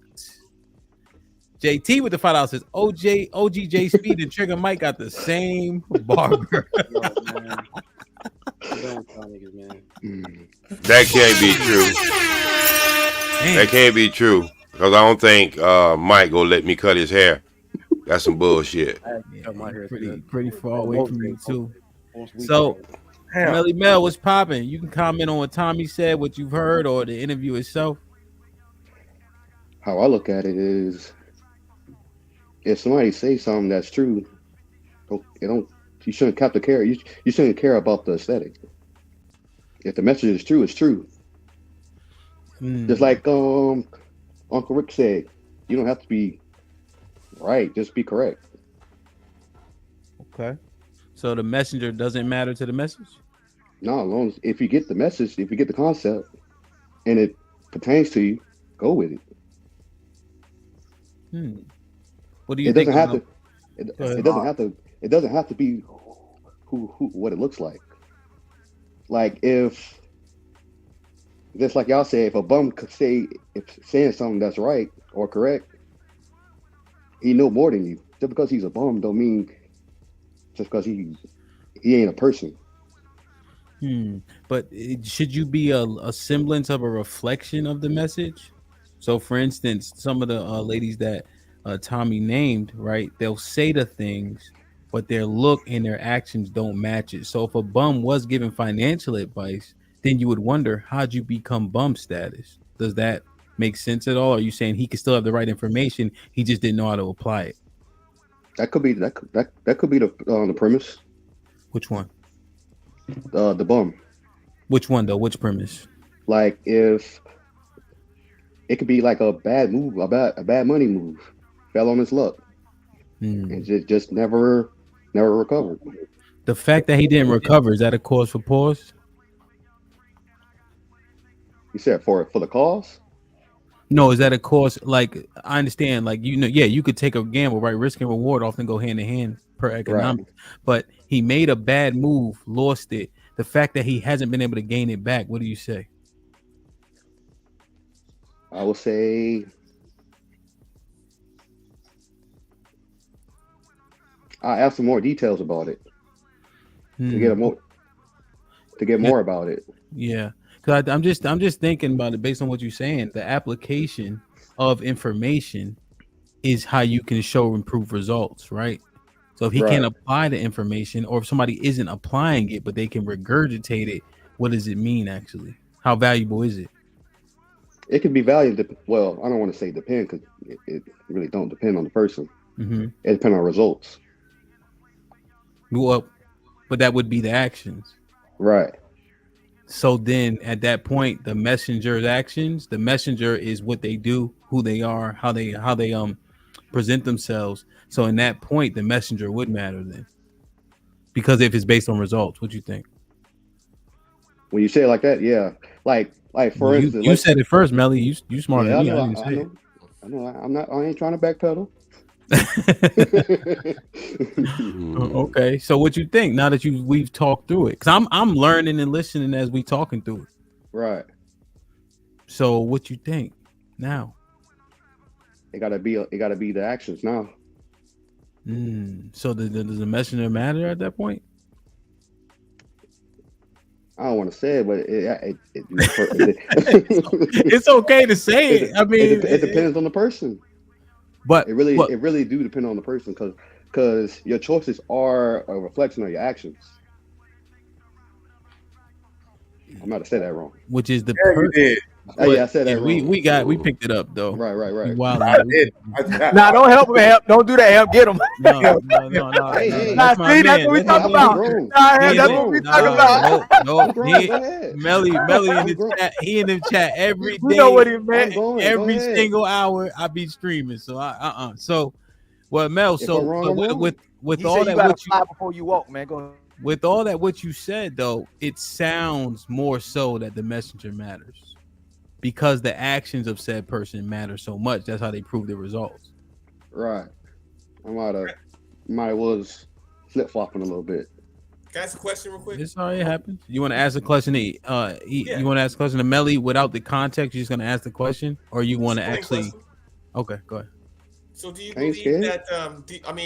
Do you have a belief that the most credible messengers are also the most imperfect? Like yeah, nobody's perfect. For example, Malcolm. Huh? Like the most effective messengers are also somewhat the most imperfect. Have like messed up in their lives. They have a message that came out the other side. Yeah, because in order to succeed, you gotta fail. You mean they have experience? That doesn't Well, make you him said not to imperfect. add any context, so I just asked the question. Well, because no, I just know how questions are asked. It's actually a way for a person to monologue and give context, and then ask a question that they've already answered themselves. So when you, but you said imperfect, would experience be a better word there? No, because if you have I no think it would. experience, because everybody's experience are different. But what I mean by imperfect, meaning Yeah. they've made mistakes. You And when mean I make failed? I get him now. Hamp, I get him now. He just Okay. wasn't a perfect. He lived his origins when he was living a certain type of way. He wasn't living like what he was preaching. So I give him that. I'm gonna look out for him like Melly Mel. He just means he didn't live this great life. Oh, I see. So quite literally, almost again. We took it the same way. Me and you took it the same way. Yeah, but you defined it for me. And so okay, my bad. EBDC is saying he was doing the wrong shit.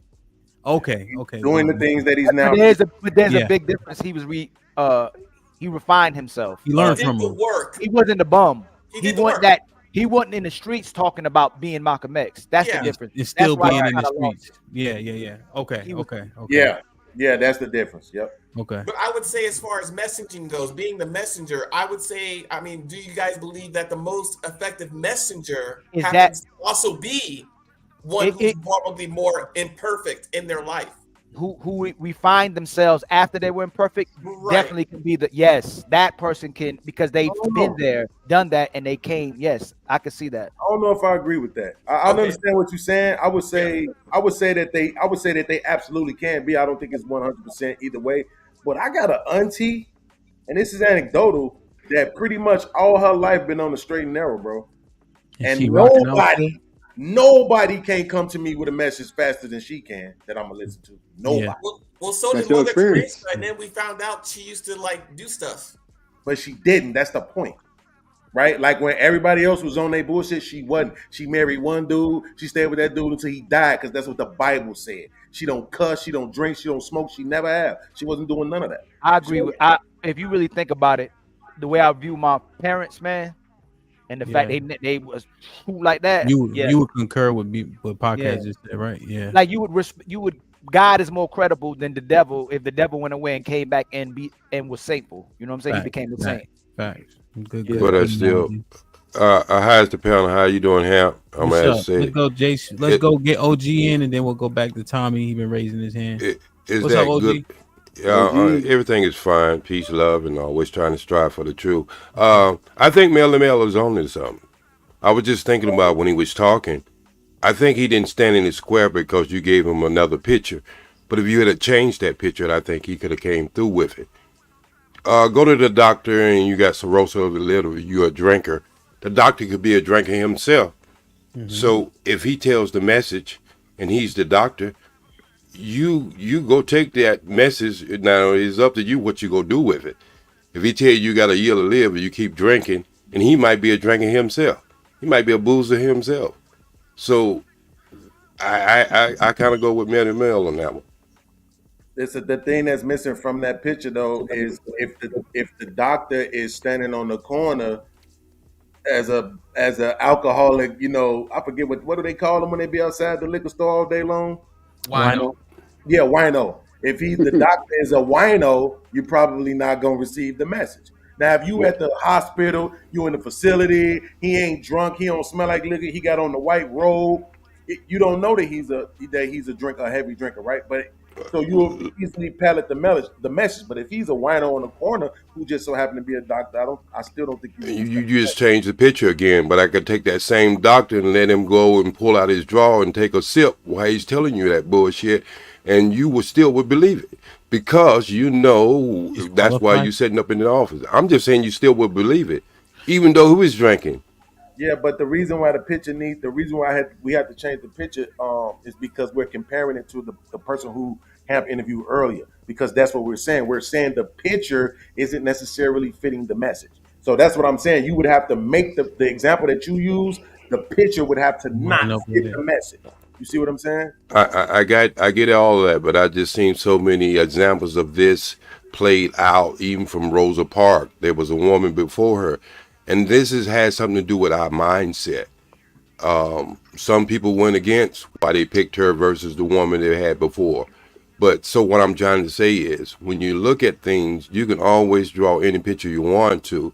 It's the person's on the other end who's going to believe it or not believe it. Yep. Okay, fair. Absolutely. Tommy, what you wanted to chime in on something?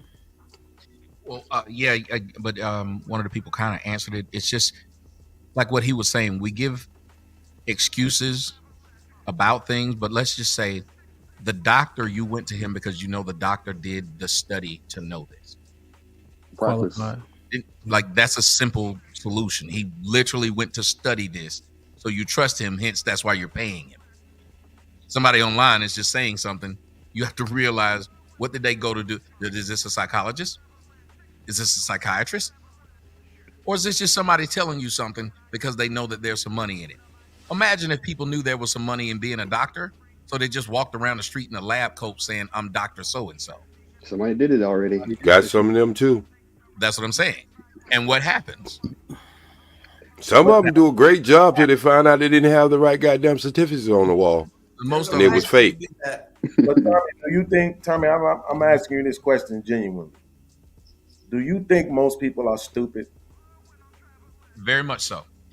Just like when I came in here, you had people arguing with the fact that you shouldn't, and I watched it, that you should care more about the message, not the messenger. As soon as I popped up on here, what did they start doing? In the comment section. They didn't give a shit that they can't call me out on one fucking thing I've done wrong. They can't. They started talking about, they saw porn of mine and my dick kept falling out. This was what was in your comment section. Discussions like this from adults. These are the same people that say take them seriously until they see something they don't like. That's why I said in my rant, They can't handle the truth. trust what people say because they can't even back themselves up. First off, if you had seen this porn, I'd like to see that. That is a lie. But why are you watching it like that? That shit funny, If they would have been on the internet, people would have, Tyreek Nasheed would have been making fun of me by now. Think about it. The only thing that people say about me is something they got to lie about. Somebody say, you can't call Tommy the GOAT. He's got kids out of wedlock and he ain't married. You weren't calling me the GOAT of being a fucking husband. You weren't saying I was the GOAT of being, you said I was the GOAT of being a nigga on YouTube, run his motherfucking mouth. And I'm pretty good at that. Now, why would you deny this? But it's just odd that you have people saying you should listen to what the person's saying, not how they look. And then as soon as I pop up anywhere, it's always some fool jumping in. It's the same sexy red TV. It's the same crispy this, crispy that. I show up, niggas act a fool after talking about being these good people right before it. That's the point. So let me tell you the reason why I asked you the question is because when I be thinking about it, like I said, somebody said earlier that we was only discussing her aesthetics and we weren't talking about the message. And I asked the question, nobody answered it because it was rhetorical. If we start talking about what she's saying, does anybody think they're going to disagree with anything that she said? Probably not. Right? We're probably going to agree 100% Think about with it, Beans. But think about it. If I read something, there's like people who will read something from the Bible. They didn't go to seminary and they don't really know what it means. But they heard, or they didn't read it. They heard someone say it. Matter of fact, we're really good at repeating things. That was one of the things that used to get me mad, that the stuff I was saying, the so-called manosphere popped up, and then they all started repeating me. And I was like, but they don't even have the background to be saying that. Now, it doesn't matter. Now, book knowledge is just the same. I'm not trying to say that you discount book knowledge. So there's a truth in what the brother was saying. I don't see him up there anymore, the older brother.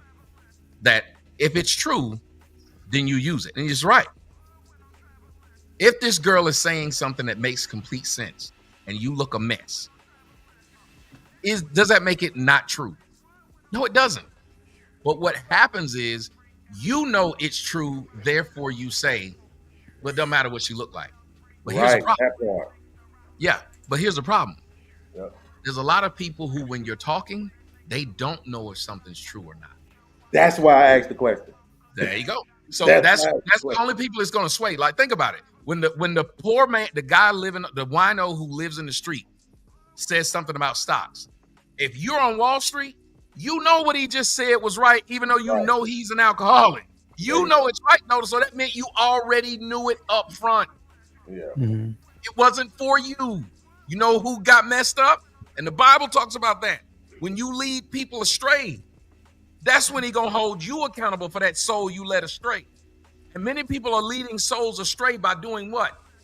You just told the young girl that don't know any better that she can walk out here and look and be as ratchet as possible, but still love the Lord.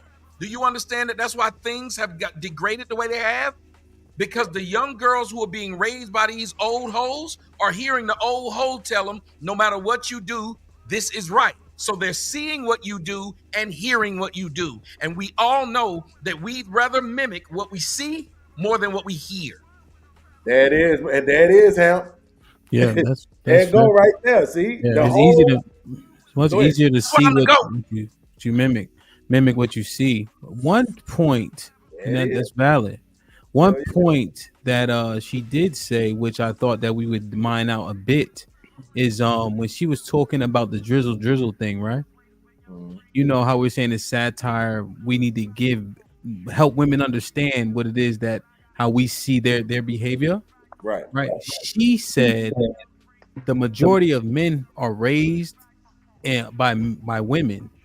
So we easily identify with that role because we saw women in being in charge and we saw women conduct themselves more often than not. So it's easy for men who are raised by single mothers to fall into a house husband role because they're accustomed to it because they were raised in it. Well, I've always said that. That's why you got so many men who tell me, here's the strangest thing. Let's just say I hate black women and never want to be with one. I find them horrible. Never talk to them. Why would a man come and tell me it's something wrong with you? Why don't you want to sleep with my girl? Why don't you want to sleep with my mom? What grown man want another man to want what he wants? I would be glad if it's 10 girls at the club and one of the men walk in the club and I like all 10 of them. One of the men walk in the club and say, man, these hoes ugly. I'm going to leave. Why I'm going to stop him? Don't leave, brother. You should want one of these women like I do. Because these men are raised by these women. These same men that want to fight me and beat me up over what I say about black women, they on child support. They got women who hate their guts. They ain't married to one of these women. So why are they willing to fight me? Because they was raised by a woman and they know the easiest way to sleep with these black women is to lie to them. They've been told from birth that lies to these women will get you farther than telling the truth. Somebody tell me I'm lying. The first words out of nigga's mouth is usually a lie. If she say she like a man going to church, this nigga say he love the Lord. If she says she like a man who read books, this nigga will find a book and sit there with it. Whatever it is that'll get me closer to pussy is what a man will typically do. And black men specifically, because they don't get rewarded for standing out and going against the crowd. They get called a coon, they get called a sellout, they get called a nerd, they get called any name where they stand up and say they're different. You hate women. Yes, hold you on hate real quick. Let me ask him and this you would say question. that to their gay friend. Literally don't want black women. Wait, cause Ham, now you said drizzle, and then at the end you said house husband, right? We know house husbands is a phrase that was coined by our guys over here. Can I give you my take on No, it? those guys ain't no bums. They are some very well-to-do guys, right? The drizzle thing. Do that even seem like it's coming from some poor, uneducated, unemployed type of guys, or is it really just guys that are standing on the fact that y'all asking for too much? You want equality, but then at the same time, you trying to make us stay in these traditional roles while accepting you in a role of privilege where you get to determine where you land every time you want to. Like, I think that's kind of unfair for her to make that statement. Well, so in context of when I asked her, I refused to believe that the drizzle guys came up with that concept. I know for a fact Cheeky came up with it. So I said drizzle because she'll be familiar with that. And I made sure to add Cheeky and house husbands in because I know for a fact they stole it from him. So that's why I combined the two to make sure he got his credit when I answered the question. But I said drizzle because I know she would be familiar with that concept, and then I described what a house husband was. So that was more my tactic. Yeah, absolutely. That's what I'm saying. Because the drizzle is the more, cropped up movement. Yeah. Would Popular. you say, from your opinion, Oh. do you think that that's coming from guys that are some unemployed on the couch? No, living those guys are well to do. Exactly. So that's what I'm saying. I think it's kind of unfair for her to make the suggestion that somehow men aren't thinking this through. That we just somehow emotionally connected to single moms being in charge, so they falling into that role instead of it being no. We're actually thinking about what y'all asking for and saying that this shit ain't. It's No, not. 100%. I'm just saying the two gentlemen that I know originated it, from what I gathered about them, they not bummy. They have access to women. They seem like they had money in terms of, just being functional men. Absolutely. And I would assume that she knew about that. What I did, I just had to make sure I added Cheeky in. That was it. But yeah, that's what she surmised when we were having that conversation. And then that was her answer. That's why it is actually an interesting point that we may not agree with. Because she was saying men led by single mothers, them defaulting to a subordinate role, so to speak, is natural for them because they've always seen it growing up with moms and shit like that. I want to ask you a question. Let's ask me a question. I'll answer it. All right, I only got a few super chats. Then we'll get Sharon in and we'll go black to black man because he came back. Okay, since the statement was made that most people are followers. Mel, I heard you too, bro. I got you. Go ahead. All right. Since the statement was made, most people are followers. I would like to ask the men's on the Who panel. made that statement? Sorry. I think somebody Ali asked said most men are Ali, leaders. and yeah, Mandrell, he's not here though. Yeah, I think it was somewhere in that conversation. Well, let me just ask before I ask that question. Maybe I don't have to ask it. Do the men on the believe that I'm talking about all people at this point when I'm asking this question? Do you believe that 85% or most people are followers? More than 85%, more than 85. Yes. Well, what percentage would you give of being followers of that number of men? So out of the 85% of people that are followers, what percentage of the 85 are men? Right. Would it be a different number for men than women? That's what I'm trying to figure out. And so I think the context of it matters, right?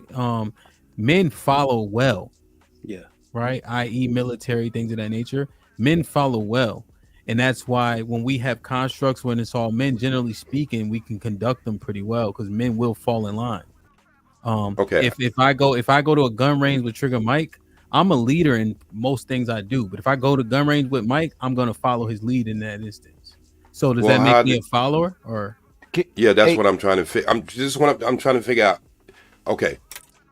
My and I guess this is gonna be anecdotal too. Is to be a great leader, you have to be a great follower. But there is a transitional period when that happens, and if that's the case, then maybe a lot of this that we talking about that hadn't had that transition, men become leaders because they're following whatever is throwed up and stuck on the wall. And I say that to say this, and I'm gonna leave it alone. And I love the conversations. I've been loving the conversations for the last 5-10 years in this space. But I would like to ask everybody on the panel, when it's all said and done, do you think we all go figure out we all was fucked up? Yeah, we're not perfect. Is that what you mean? Is that what you mean? Fucked up by not being perfect? That's not what you mean, right? No, what I mean that the accountability and the responsibility of where we at, we all had a part in it. Yes, I would agree that I had a part in it. Yep. Yeah, I think you'll find that at least men, if not anything, will own up to their actions and responsibilities. Can y'all give an example of what you mean? Just so we're not just doing it just to say it. Like, what's the accountability part to where men play the part? This is the way. And I'm not saying the men in power. I'm saying y'all as individuals. We don't have to over pursue it. Me as an individual, I've been knocked before because I was outside doing foolish shit. And so when you contribute to the crime rate and things of that nature, you played a part in the statistics of black men. All right, I'll go next. When we talk about marriage, whoop-de-whoop, I was a party promoter in college, a huge one. So a lot of the debauchery that people talk about, whole-like behavior, I took a great part in that shit. Even though my ultimate ideology didn't follow that path, I fucking financed that shit. You see what I'm saying? So I played a part in the debauchery, the placating of women dressing promiscuous, all of that. So I used it. I made money from it. When I realized I was doing it, I stopped. But I did play. I can never take back what I did. So I think only I believe only successful human beings is willing to do that. People that are not successful and moving into whatever it is that they see themselves as, they usually do not see themselves as responsible for their life. They blame other factors. That's how I see it. Well, the problem is that the majority of people are that, and I'm glad that you guys said that. I think everybody on that note were right. Many people who are going around saying, because this is what's wrong and this is what's wrong. It's easier for them to say it about society at large because they usually can't fix shit in their own life. They are the most fucked up people it is that's out there pointing out this is. But it's easier to tell somebody else what's wrong with them because you don't know how to fix what's wrong with you. That's why when you look at most of the people's lives, all of our lives who are out here just be preaching and talking, you'll find out that there's so much dirt that they can't even put it under their damn. You remember Puffy was out there talking about how to treat a woman. We didn't know he had did this to Cassie. Shit. No, I'm saying we didn't know it at the time when he was talking about it. I didn't. I'm not Puffy homeboy, so you might have known it, but I didn't. The majority of the public had no idea because if they did, the video wouldn't have been shocking. Everybody would have been like, "We knew that." Nobody thought Puffy was out there kicking bitches for 30 yards. Nobody thought that. I mean, they kind of did because they seen Kim Porter. She needed a nose. They know Kim Porter needed a nose job because Puffy was jumping out the motherfucking top rope. And nobody thought that. They absolutely did. He didn't only do it to women; he did it to men. Worth $1 billion running out with a towel on to flying lariat a bitch. I've never seen that. That's my first time seeing the real thing, Tommy, what everybody was surprised about is that the tape was able to get out with all the money that he had. I was surprised that this nigga was stomping this bitch like he was Kurt Franklin meets the Blue Man Group. No, nobody was really surprised. They was more surprised that the tape got out because they know he paid for it to be hush hush. And so now that we have evidence of him being exactly who he is, that's what makes it. Because we all heard the rumors of him doing things to men and women, making men do physical, sexual things, and also beat them up, grabbing bats, walking inside offices, hurting people. We heard the stories of Puff. Puff was never a saint. It's just that we never had proof of it. We know Sean didn't do the shooting. We know Puff did the shooting, but we didn't have the proof. Sharon, real quick. What's up, everybody? Sharon, has anybody ever hurt you? Say what? Has anybody ever hurt you? What you mean? Physically or emotionally? Emotionally. Yeah. Okay. Go ahead, black man. No, I'm just saying with the whole Diddy thing, man. You know, I'm really tired of talking about the nigga because my thing is this. It's a whole bunch of niggas doing exactly what Diddy doing. Them niggas just ain't got caught yet. I said it on national TV yesterday. Matter of fact, brought me on there to talk about that. Brought me on national TV to talk about that. Yeah. I'm not Puffy. I don't know Puffy. You know what I did? I said it's a lot of women getting their ass whooped out here, and we seem to not care about them. It's a lot of men whooping their ass, and they all got an opinion. We only care that somebody's a celebrity. That's when we want to talk about it. This shit is stupid. That's why nothing gets solved. Exactly, bro. But the reason why Puffy was a little bit more egregious is because he has so much money. Somebody of that stature. Damn. Man, a homeless man can beat a bitch up. Right. You might not feel that way. Ray Rice beat a bitch ass. Right. Bitch ass can get beat by rich men more than broke men throughout history because the rich man can get away with it. So, but the thing is, most people look at people that are rich as people that don't do things of that nature. That's Are you disputing what you just said to me? Yeah, one second. The reason why he put that comment on the screen is to make sure that we all got a chance and opportunity to finish answering J Speed's question. J Speed, I answer your question. I'll just say no. I everything I've done was by design, either by white supremacy or God. I lived in my purpose. I ain't never did nothing wrong. Damn. I got you. But that's an interesting. Yeah, you're right. Thank you, Beans. And OG, I'm gonna get the answer to your questions. However, the discourse between Sharon and Tommy, I think, is pretty interesting. Who was talking last? Tommy. I'll cut him off. Tommy, you remember what you were saying? Well, yeah, and it's no problem, Beans. Like, because we were jumping all around. I was just saying that he said earlier when I was saying this man's worth $1 billion. I've never seen a billionaire doing that. What did he say? Everybody knew he was doing it. Then when I turned around and just said what I was saying, no, it's because he's rich. Nobody believed it. I'm like, what the fuck? It can't be both. It can't be both. No. So we shouldn't have been surprised, or it was what I said when I came in. We were surprised to see a billionaire doing it. No, so what me and you was talking about is different from what Black Man Unfiltered was talking about. Because Black Man Unfiltered was talking about a homeless man could whoop a bitch ass too.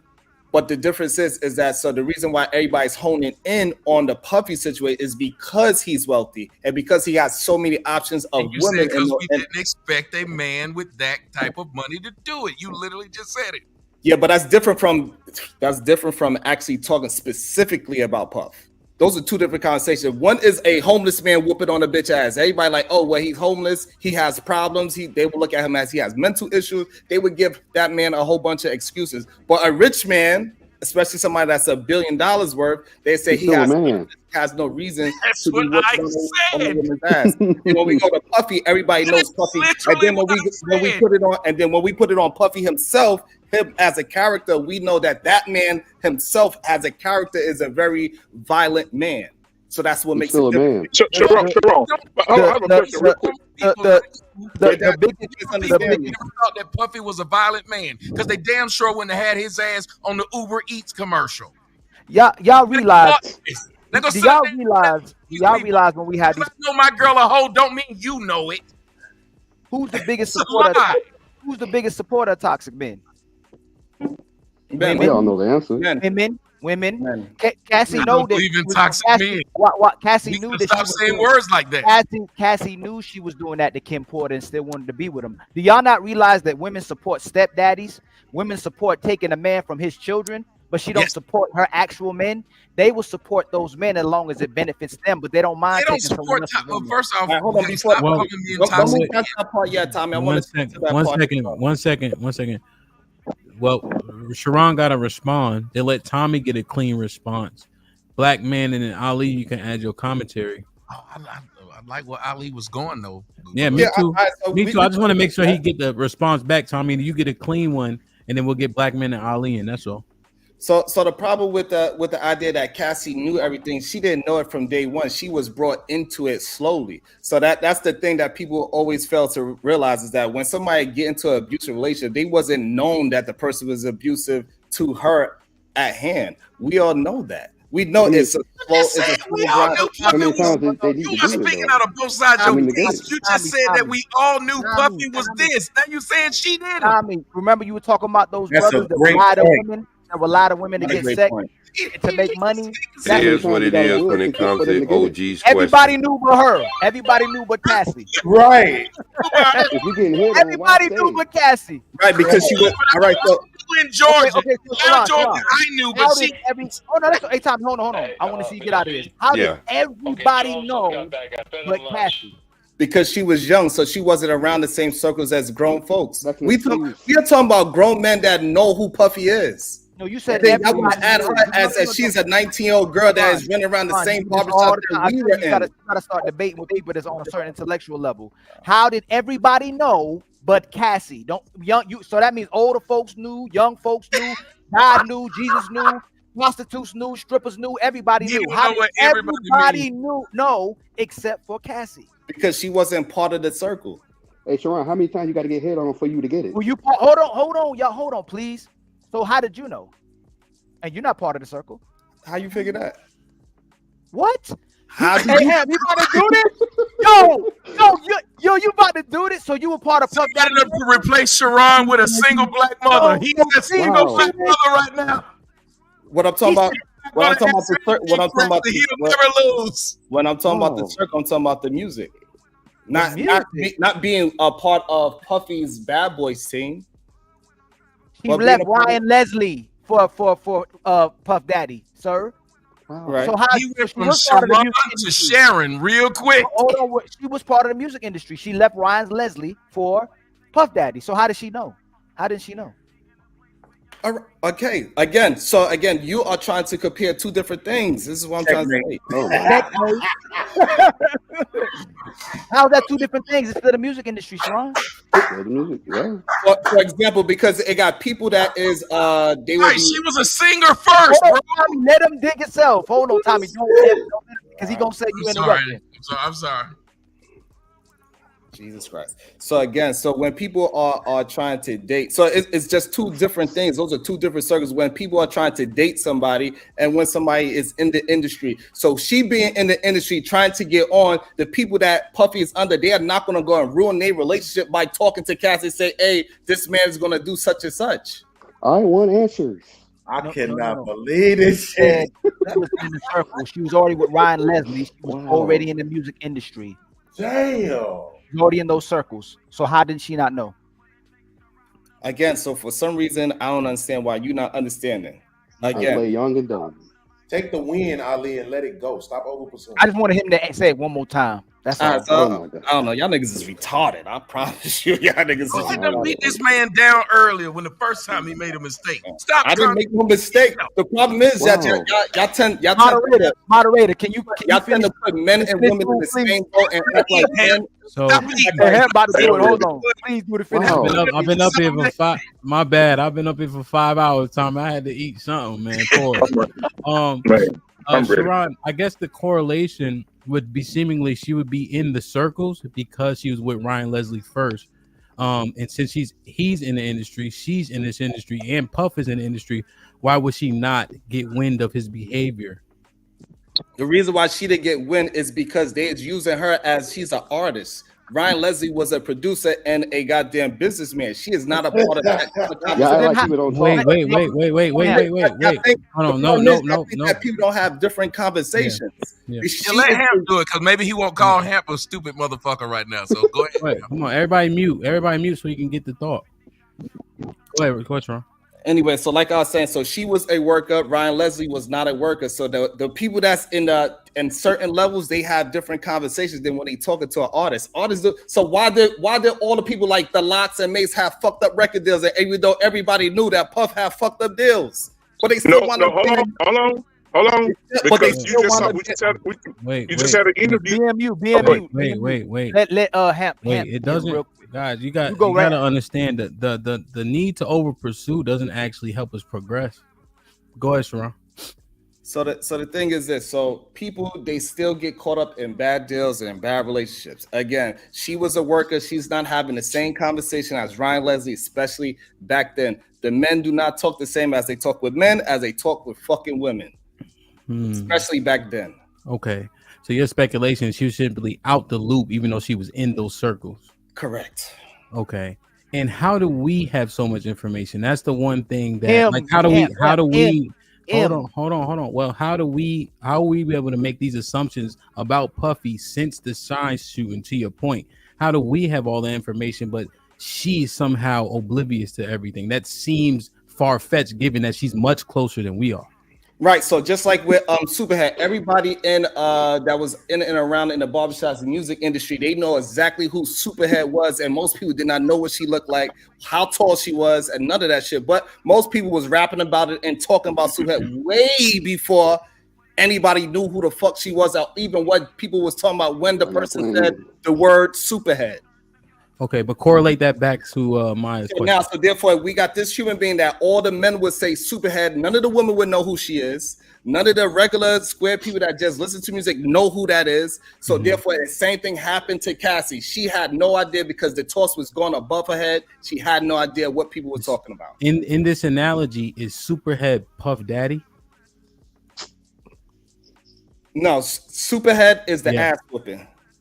Well, actually, but Superhead was actually Puff Daddy because it was a person that they didn't know much about. We just heard about it, and so now if Superhead is Puff Daddy, but Puff Daddy is Puff Daddy.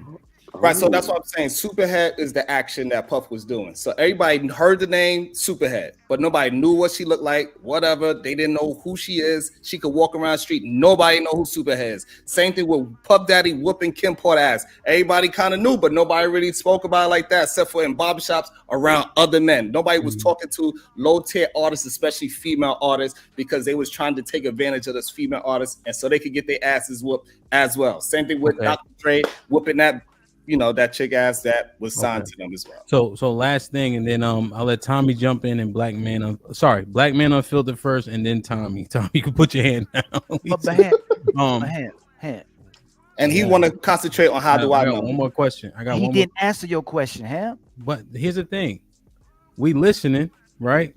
You understand what he did and didn't do, right? There may or may not have been a reason. I have one more question. No, I done forgot. So in terms of Superhead being the action, the point is we couldn't identify her, but we knew the name. Right? Correct. So if all this is happening around Cassie in terms of his behavior, it's almost like she didn't see it, but she know what physical abuse to a woman is. Right? And so at what point, why does she still subject herself to it? Right, so she's slow. So that's the thing when people get abused, they slowly get involved in it. And then so once they get them into a situation when they got them on camera, they got them taking drugs and so on and so forth, they use their power and the power of embarrassment to keep them locked in and keep them quiet. But that wasn't that wasn't the main question. How did he know and Cassie didn't know? How does Sharon know? And that's the one. For some reason, you have a comprehension problem because I was thinking about the men and the artists and the levels of the way how we communicate with each other as men being in barbershops and the way how women are speaking. You just missing it. It's okay. So essentially, Ali, men talking in barbershops, what the shit we talk about don't get back to the women. Okay, but I'm just saying. Well, here. I'm saying that's his answer. I'm saying that's his answer. That's his answer, right? We talk a lot of shit in the barbershop that we don't talk about in front of women or locker room, etc. Let's do this. That's all I'm saying. But you can see what he talking about is bull, right? To you. And if you don't want to say bull, it doesn't make sense, right? That we all know. The women knew too. We gonna say him. Women knew. The reason why I would push back on it is because it was happening to a woman, right? So just like there's women's circles, there's men's circles. So I get it that they could silo Cassidy from the men's conversations. However, Kim Porter, I doubt that wouldn't get back somewhere somehow. Now, to Sharon's point, people think it ain't gonna be me, right? He ain't gonna do it to me. Oh, that didn't hurt that much. Them stairs wasn't that long. He said, right? People have denied. Sharon said everybody knew. Hey, I know, but I'm just no need. I'm just breaking it down in terms of the stance. Black Man, Tommy, then Ali Boomaye, right? All right. Well, two things. Not man. Beans. The first Beans thing, is last. Beans is after Big Chug come in this motherfucker. Go ahead. Yeah, the thing is two things, man. Everybody knows. I mean, Cassie knew. Cassie knew, bro. And the reason that Cassie knew is because now you got Kim Porter's friend coming out saying that Cassie used to watch Diddy abuse Kim. So, but it is what it is. That's neither here nor there. My thing is this, though, and I'm going to land my plane. Diddy getting shut down for beating this girl ass or whatever. Dana White knocked the Wi-Fi password out of his wife ass. And that motherfucker still got his job. That motherfucker still show up every day. He's still doing fights, promoting fights, making millions of dollars. Did y'all see the video? I mean, goddamn, he took UFC to a whole nother level. He knocked the street sign off the motherfucking ass. He said Wi-Fi password. But nobody said nothing though. And this ain't this happened a year ago, 2 years ago. So why we don't have the same energy for that? Why we not on panels talk about Dana White knocking his wife the fuck out? You already know why. That's it, bro. That's all I got. Did his wife hit him first in that clip? She did. Yeah, she was tripping. Go ahead, Tommy. I feel for the Sharon because, come on, bro. Sometimes you gotta admit that you might have made a misstep. It's not a bad thing. It's a bad thing. Let me explain to you. First off, you said everybody knew. I said, I didn't. I'm in Atlanta. Everybody knew. Everybody knew. Now you done changed that shit that the only people knew was producers and barbers aged 35 to 40. Within the industry, everybody knew. Actually, what I should have said was in the industry is what I should have said. I'm just saying, you narrowed that shit from everybody to a specific small group of niggas who knew this. Then you turn around and say, well, this is only stuff that they talked about in barbershop. Barbershop. Yeah, but The time bitches was getting beat. So that means the bitches could be talking about it in beauty shops because they was getting their ass beat. It wasn't like he was beating niggas. If he was beating niggas, I could see it never got back to bitches. But he was beating bitches, so he got to them first. But I was going to you saying, oh, well, she was just an artist first, and the nigga that was fucking her first was just a producer. Hey, let me tell you something. I'm in the industry. You know who we usually tell the dirt that's going on in the industry first? The motherfucker we fucking. We literally would tell them what the fuck going on. But if be fucking niggas in their ass, I'm telling you, they be up in there doing it. Matter of fact, one of the things that Puffy got mad at me for telling, and everybody knows it, I told it when it happened, when I was out in LA. I was out in LA. He saw me, it was on video. He saw me while I was walking down. I was interviewing some people on the thing, on Hollywood Boulevard. So I'm there interviewing him. He pulled over in a limousine. Let me know, hey man, watch this shit all the time. Then he gets his people to tell me, hey, let me know where you staying at. I'm gonna get them to come pick you up. They came pick your boy up. It was me, him, and what's that? The rapper, I forgot, King Los. He was working with King Los. We sitting there, everything was going great. It was fine assholes there, smoking some of the best weed. I got real high, was damn near stuck. I was like, this could move. I had my cameraman with me the whole time. No, he was sitting there as a young cat. He was just eyes wide open. Happy to be there. Them hoes left. What number of niggas left? Just me, him, and some niggas. So I said, hey, it's getting late because I'm not comfortable around a bunch of me and no bitches. Oh, so shit. I said, it's getting late. He said, oh, you ain't got to leave. Strike one. You don't never tell no man he ain't got to leave. When a nigga trying to leave, you let him go. I said, so I'm trying to think of some shit because I'm high. I said, well, the car down there and I haven't put no more money in it, they're going to tow it. I can have one go. And move the car to the back, you know? Oh, shit. I said, well, you know, I'm tired too. And he said, you can sleep here. Man, we got to go. Now, he hate when I tell that story, but because I said, maybe I just was high, was really high. But I said, I didn't appreciate that. Now, I had an actual dealing with him. I didn't know any of this stuff, sir. So you're saying that everybody else knew it, and I don't think you had any actual dealings with him. I just knew that didn't sit right with me at that moment. But it could have just been. My fault. My problem is what I misspoke is when I said everybody knew it, I was more talking about the industry. So I wasn't talking about everybody as in the world. But you remember, that was my misspoke. That's all I was saying. You remember, because I kept pushing back against that. I literally kept pushing back against it, didn't I? It can't be that though, because that's why I went to Ryan Leslie, and she was already with Ryan Leslie. He's starting right back over again. Yep, that's what I'm saying. Like we gotta sometimes say. You didn't speak. We gotta what you said the first time. What my man was saying up there in the top in the middle, and I hate that I don't see your name when he moved it. There it is, Ali. What he had started to get into. We're not paying attention to the fact that just like the nigga who married Superhead had a baby with her now on child support, guess what we say about him, Darius McCrary? What do we say about him? He knew it, he still did it.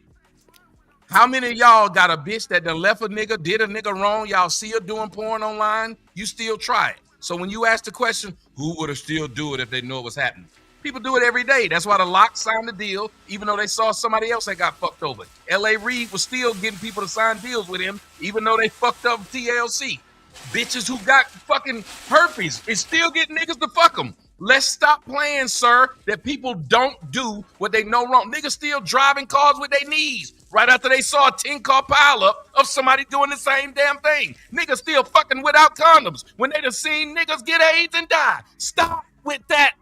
Excuse, So here's the problem. I think the problem is just like today on my show, I had Ja Rule's DJ on my show, and he's known me for many of years. So like maybe that's where I got to confuse that, and I apologize for not specifically saying in the industry because yes, I was around in the fucking industry. I just don't like to talk about it because it seems like you clout chasing when you start talking about and bringing up names of some shit that happened 10 years ago. Jay Speed knows about this, but me and Jay, we try to keep it just on regular conversation because that industry is different and it's small and people talk and people know who people are. So that was my fault. But then that goes back to what I was saying in the beginning. But I just don't want to be trying to be chasing cons. Say I know. So hear what I'm saying. Then there was no need to try and correct me earlier when I was saying I'm just a nobody, and I said me and other nobodies didn't know this, so that's why we were shocked when we saw it. You should have said, well, yeah, instead of doubling down on it, saying, no, man, everybody knew, because that's what you kept doing. And I'm not in the industry. And so you saw I wasn't cloud chasing, so there was no need to then say what you were saying that you were saying, which was, oh, I was only speaking of industry circles. And to Ham's point, which is the point I was going to try to make, was when you that guy and you violent towards women, everybody knows. I'm talking about from in the circle, everybody know, especially the girls know. Especially they had to cover up for you.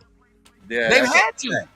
Hell yeah, they know. Just like everybody know what motherfuckers are drunk, everybody know what girls are slut, everybody know what niggas are weed. Like everything you do, your circle knows it because you don't hide it.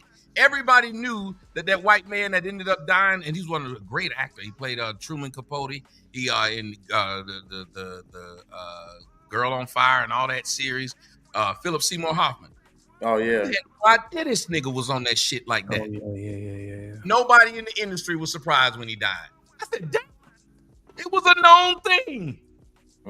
Yeah. Sharon, Seymour Hoffman, right? Yeah. Can I say this, Hank? Go ahead.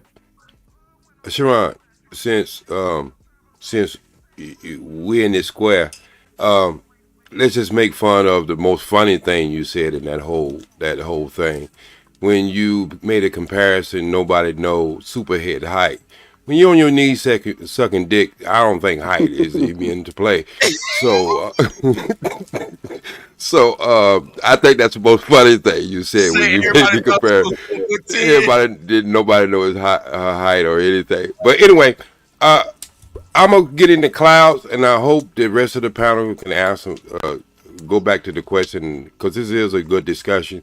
But answer the question that I asked. That when it's all said and done, we all go find out we was fucked up. Can anybody disagree with that? That's where the conversation started from the very beginning of all the panels that ever started. OG, and I love you, I respect you, but it's like your question every time is to bring it back to everybody's messed up. But then we try to process and dissect and assess where we are. That's how Tommy started out his career and stuff like too, having conversations about this. We know if we're all messed up, we trying to get to the core of what the real problem is. We're way past that. We know. No, I don't think. Well, I think you're not really. You might have a bias to my question. If you got a hole in the fucking ship in the front and the back, and you refuse to see only one hole, well, when you fix that fucking hole, you still gonna have that fucking leak in the back too. So that's why I keep asking the same damn question. Because in the end of the day, we all gonna have to fix this shit. However, where you start in your starting point or your end point, in the end of all of it. That's where we are. That's what DJ Hamps. This might be risky. As episode 2000 or something. He started. That's where he started. That's where all of us started. We are the problem. Let's dissect where we need to hold ourselves accountable. OG, we just go right back. But why did you see my question has always been a problem when he has continuous shows where he shows the balance of men and women? Why do you see my question as a problem? Because we've already made that assessment frequently that both sides have been a problem, and both sides. But is the message getting through? It's saying both sides of the problem are going to solve the problem. Well, look at this though, OG. When I say that I know that I made poor contributions, right? Well, this is for everybody too, kind of. If Sharon, as an example, did not contribute, then he doesn't need to hold himself accountable either. We need to make sure we make distinctions. When people do the right thing, we need to make note of that and applaud them for doing the right thing. Right. So I don't want to say all. So everybody's not the same good, the same bad, right? We need to call people out for what they've done and praise people for doing the right thing also.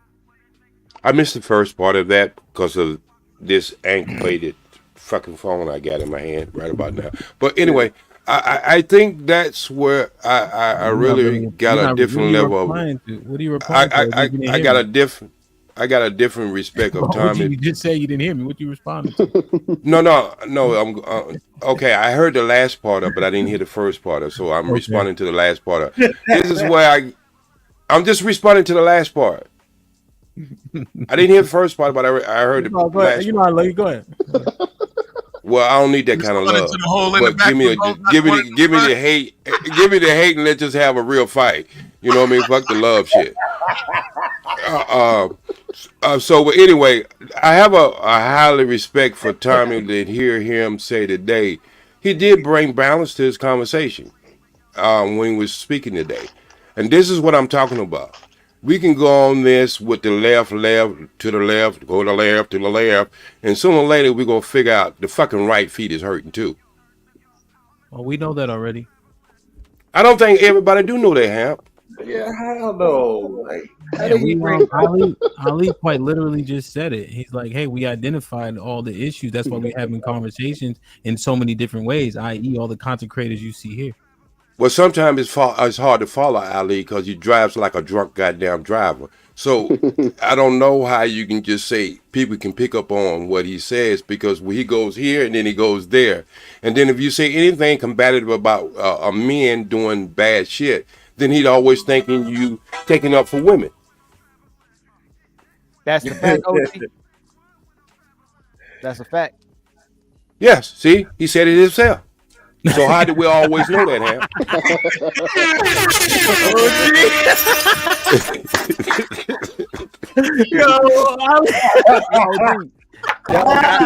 OGJ, I'm trying to take it easy on you, OG.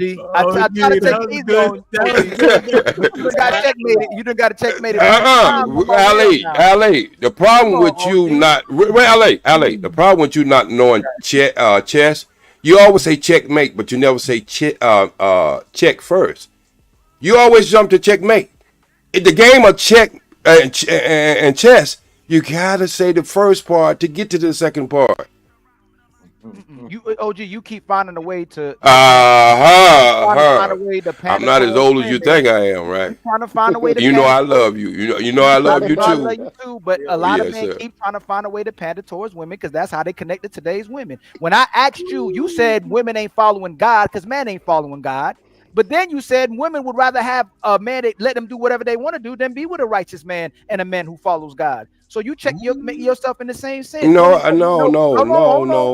Most brothers that we come in contact with, these are men doing these panels. These are men trying to be calculated and intentional and trying to bring the man and woman together. Women are trying to bring to them who listen to them. They're not trying to cooperate with no strong man, with no leading man, with no God-fearing man. They want a man that let them do whatever the hell they want to do. And you keep coming back here and going saying we both have a problem. We both may have some type of problem, but it's created by a higher problem that podcast addresses with how this society has affected us. But when men try to take back control of their women and they supposed to be in control, they don't want to be controlled. They want to do what they want to do. They want to put the family against the kids. They want to put themselves against, the man, the kids against the man, everything against the man. They'll go to the white judge to go against the man. They'll take the feminist talking point to go against the man. They'll take the LGBT community to go against the man. Men ain't the problem. That is not the problem. Only problem we have we have is that we ain't going to war with the people in power. I'll give you that. Other than that, in us following the laws, women are following the people in power to go and weaponize it against men. That's the problem. Okay, Ali, I go with you to a certain point. I heard of misleading the witness, but you mislead my statement. But I'm not going to even go back to the shit you said at the beginning. Again, my thing is to clean it up. You know what I mean? I want men to win. That's my whole game. I know when men win, everybody wins. So my thing is I'm just gonna tell it just like it is down in the middle. I'm just gonna jump in the middle and tell just the way it is. So you can believe that I'm sitting up here and trying to pay cake to women or whatever you want to. I lived it long enough and I understood. I understood certain things about getting women in control, of themselves. But I learned a lot of things about men getting themselves in control too. That's how the nation was built. And so till you can understand that concept of me, then you can't give me what you give everybody else who might come on this panel, because ours been proved ever since 1930. What's been proved? Bars. That is bars. The Nation of Islam was built in 1930, bro. Gerard, you so funny, boy.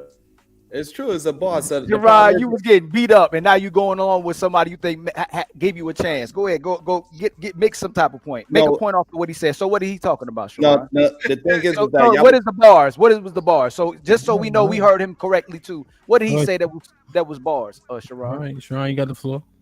The thing is that you think having jokes is proving a point. You think that because you, Tommy, and podcast was making jokes about something that you actually had a point. Y'all was just clowning. Y'all wasn't saying any kind of statement. The real problem is, do not categorize what I did as I was just clowning, because I was did clowning and joking.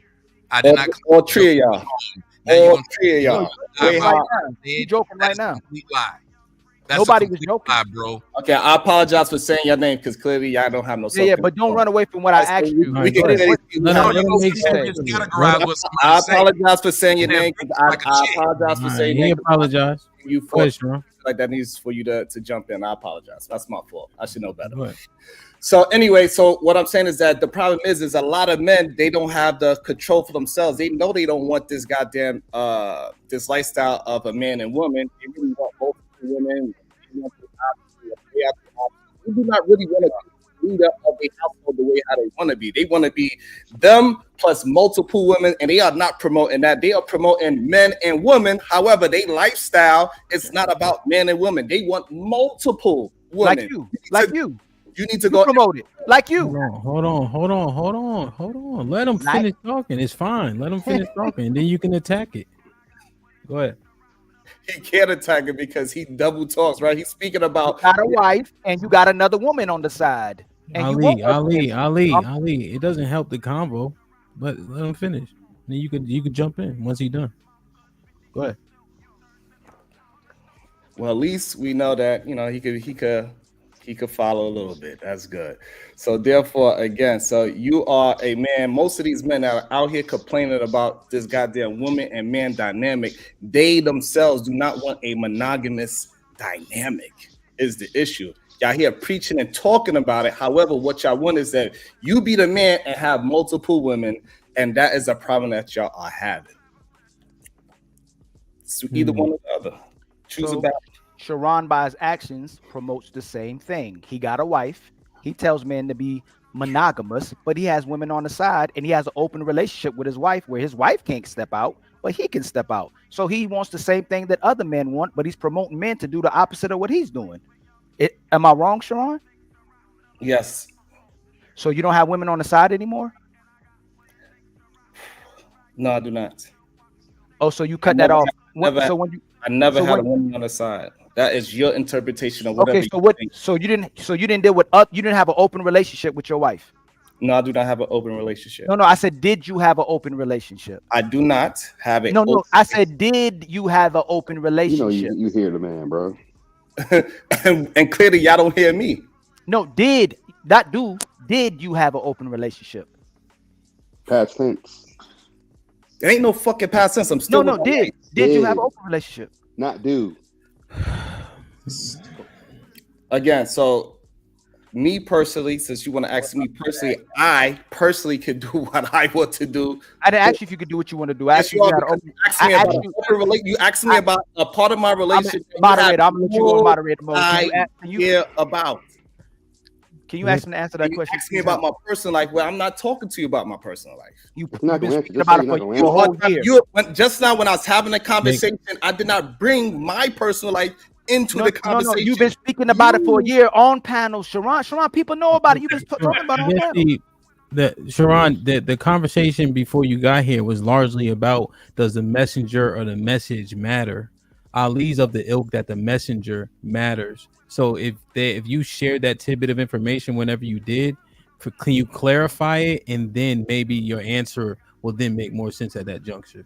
Yeah, again, me personally, me being the leader of my house, I could do what I want to do. If I want to bring a woman up in my house, an extra one, I can do that. Another checkmate. He's telling men not to do what they want to do. Ali. Okay, so Sharon, you saying you have that autonomy in your house that if whatever you want to do up to and including another woman, that's a viable option for you because you have the autonomy to do so based on how you built your household. Mm-hmm. Be back then or now, whether or not you did it or not is of no consequence. You saying you could if you wanted to. Correct. Go ahead, Ali. So why are you telling men not to do that? The reason why, because most men cannot deal with that type of lifestyle. Most men cannot deal with having to deal with multiple personalities. Most men can't even deal with one personality and running that household 100%. So like for me, for example, my wife doesn't work and she hasn't been working. Most men cannot do that. So therefore I do not promote that because most men are not willing to do that. Most men are not willing to allow their women to speak to them. Most of y'all men, y'all don't even want to talk to y'all women because most of y'all men hate y'all women for some strange reason. I hate black people, bro. y'all don't even be listening to yourself talk, man. Tommy was so right. This is what I mean by the messenger. This is Ali, what go I ahead. mean You got the floor. This is what I mean by the messenger. By the messenger and the message. These same men pander to women to whether it's for money, whether it's for a following, whether it's to lie to them to be validated by women and get attention by women. They'll say the thing that the opposite of what they're doing. He preaches men to not be like that, but then he says he has what it takes to do that. But then he'll disqualify other men. He just knows they can't do it. But Ali, is that me? Oh, wait. It started with me. This question started with me. Now I'm asking you. Hold on, OG. I mean, I don't know how I got picked back in the first place, Ham. Hold on. It's okay. It happens at times. Pause. So, Ali, now, what about the qualifier he put in place? Does that make a difference? He's saying most men aren't qualified. One of the main reasons is because they don't even have enough resources. An example he gave was majority of women work in marriages. So he's saying that's one qualifier right there. A man of means may be able to maintain it because his wife can stay home. What you think? Just something he said. That all I'm saying is just something he said that I don't know if you addressed. Does that make a difference to you? It depends on what she wants and what she's looking for. Yeah, it does make a difference. If she wants a lifestyle sustained, if she's a gold digging type of woman and she has a certain standard for that man, yes. But if that man wants if he can deal with multiple women, just like he said, he can do what he wants to do. I'm going off the premise of what he said. Most men can do and do what they want to do. So therefore, you don't disagree with me. That man can't deal with multiple men. No, I don't. I disagree with you. I disagree with you. Most men can deal with multiple women. You also said that most men hate women. That's not. Most men love women. Most I don't know. Yes, you did. You said most men hate women that speak a certain way. Okay, most men that speak a certain way. You say hate women. I don't want to be the person that jump in and correct every single name word. one person that hates a woman. So when I said it, I referenced to the man. I didn't ask you that. Please don't give context. I asked you to name one man that hates a woman. So we was referencing what I was saying, and I said again, if you just have a little bit of comprehension instead of trying to let's have a conversation. No, you're not trying to have a conversation. I asked you a question. So what I said was, what was the question? Listen and hear they woman talk to them. That's why I said they hate they woman. Lord have mercy, allow me to have a conversation with you. If you want everything to be black and white, and then we cannot have a conversation because life has nuances. Black and white is great. Real quick. What was the question that you want him to answer? Sorry, I was looking. He said most men that speak a certain particular way hate women. I'm asking him to name that one man. Can you tell us? What does that speech sound like, Sharon? And then we can almost do some identifying also. How do those men talk? Right. So like when I was saying earlier, I said with these men, they don't even want to hear they women speak. They tell them, shut the fuck up, feed me, and fuck me. Those type of men that speak like that don't even want to conversate with they fucking women, most likely is because they hate women. So, you know, those goddamn rim brothers, you know, red pill, incel, manosphere motherfuckers. Those goddamn niggas. So name one guy. So please, podcast, and if you don't want to answer, then you take it, because he keep walking away from questions anyway. You don't even Name want to answer the one question. guy that's red pill that hates women.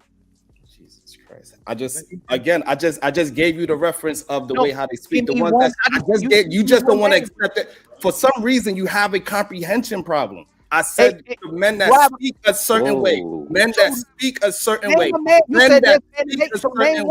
Name one. Name one. Who hates a woman that's red pill? You want to name a specific human being? Name one man that hates. Yes, that's what I've been asking. Joseph. Checkmate. Joseph don't hate women. Bullshit. He's not any of those things, though. He's not any of those things. Don't be But disappointed. What's going on, Fantastic? he's not any of those things. He hates women's behaviors. He don't hate women. No, he said he hates women, but even still, he's not any of those things. He's not red pill. One, and I gave you one, yes or no? And that too. My bad. No.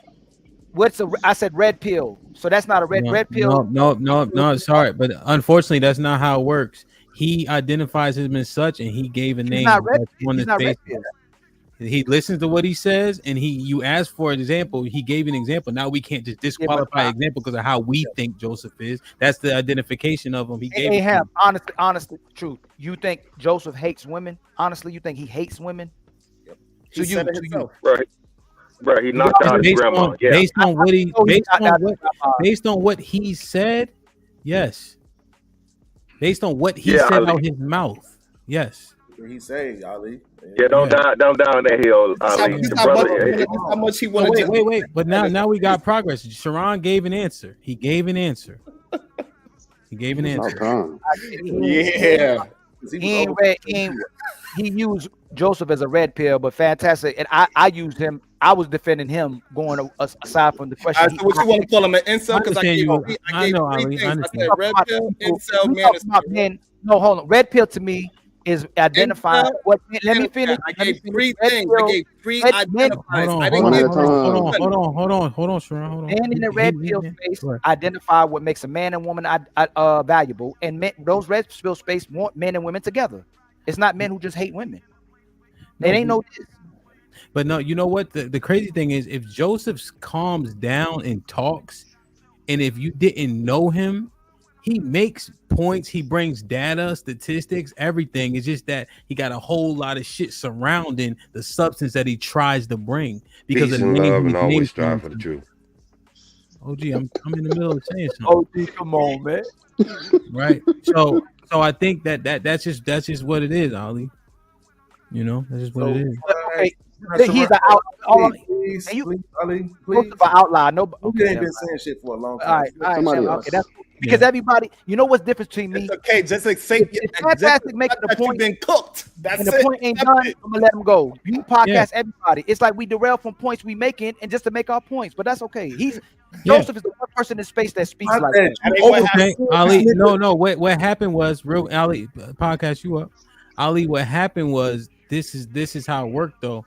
You asked him for a person. We all know who Joseph is. We didn't put parameters around who he could pick.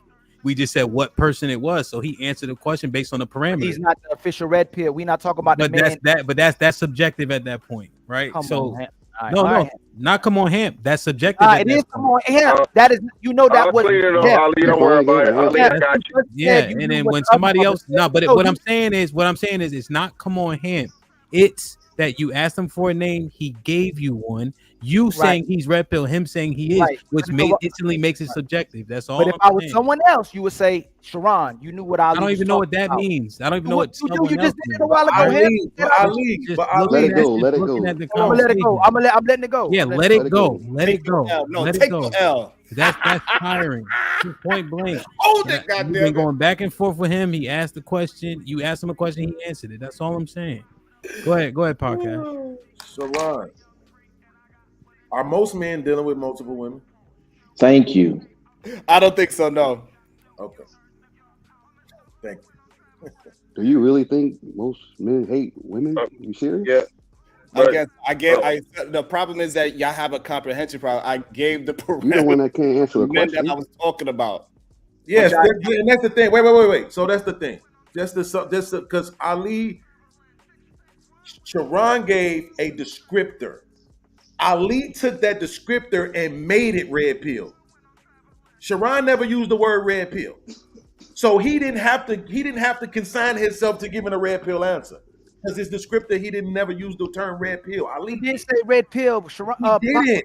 Yes, he did. Don't use this now. I can go and rewind it. He did say We don't. red He did. Not in this conversation. No, he didn't. No, he did. He did. Yes, he did. He So did. I described what a He rim said is, right? rim. He said rim. Red pill, manosphere, incel. right? So It's he all did three of say them. red pill. No, it's okay. I'm just Okay. saying he It's did all say three of red them. pill specifically. He did. He gave an Okay, acronym. He told us what the acronym meant. Hold on, Mr. Fantastic. Beans is up. So he did say red pill in that instance. Beans. Was it in description of the person who hates women? Yes, he said those type of men. Rim, Okay. red pill, incel, manosphere. So it was three. Oh, so yeah, because I know I heard the rim shit and I started laughing. So Okay, yeah. It's an acronym. Okay, yeah. Okay, there you go. I think I never heard it. Maybe I don't know if crazy. Ron originated. SBG. So yeah, he did though. Beans, go ahead, Beans. Go ahead.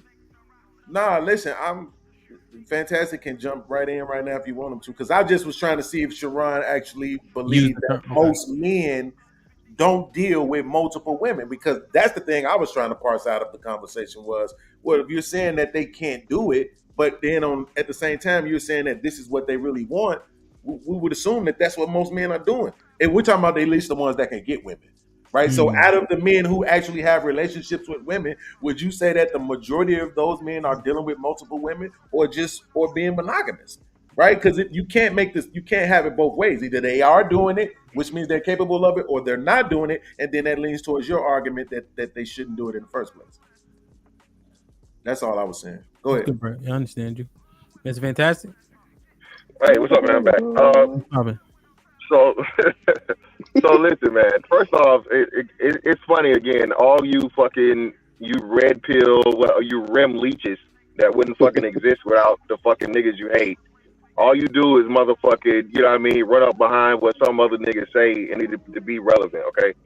Joseph is not fucking, again, he's a contributor at best, and even he said he's not red pill or whatever the fuck, blah, blah, blah, whatever. If he hates women, cool, he hates women.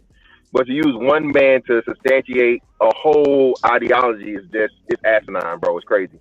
That's like putting, they're saying all people are school shooters because you got one motherfucker in a trench coat. So, outside of that, though, man. Let me ask you a question. Would you concede to the fact that he used multiple descriptors? So he didn't just say red pill. Obviously, according to what Ham just said, he used multiple descriptors. So even if he said it doesn't necessarily mean he's highlighting red pill. He could be highlighting incel. You know what I'm saying? Well, still, no, he's not an incel either because he's had successful relationships with women that we know about. So he's not an incel either. He's just crazy as hell. Incel is a person that's involuntary, and I hate we all use these words and don't properly put the definition. This is why it's important. An incel is a dude that's involuntary celibate, meaning he cannot get a woman. Only way he can have access to a woman is if he buys it, and that's pretty much it. Okay? Joseph's not in that boat. As crazy as he is, again, he's not in the boat. Okay? We know that by his criminal record. Okay? So, with that being said, again, this is just something used to fucking deflect away from and take up for women that, again, man, men are not the problem. I'm sick and tired of y'all blaming the niggas. I'm sick and tired of y'all blaming men for this shit when men have been doing their job, okay? Men have been providing. Men have been protecting. You're talking about people not making enough money. Men out-earn women. Black men, just like all other men out-earn women. The women they're attached to anyway. So again, it's just this guy who's pushing this simp ass fucking women, bullshit narrative as if the men are the problem. Men are not the problem, okay? You're seeing this more and more in social media. You're seeing this more and more in the numbers. You're seeing this in the divorce numbers. You're seeing this in the STD rates. You're seeing this in the abortion rates. You're seeing this in all these different things, and yet still you want to come amongst men and blame the fucking men. Go be with the hoes and gossip about dudes, bro. Go be with the hoes, dog.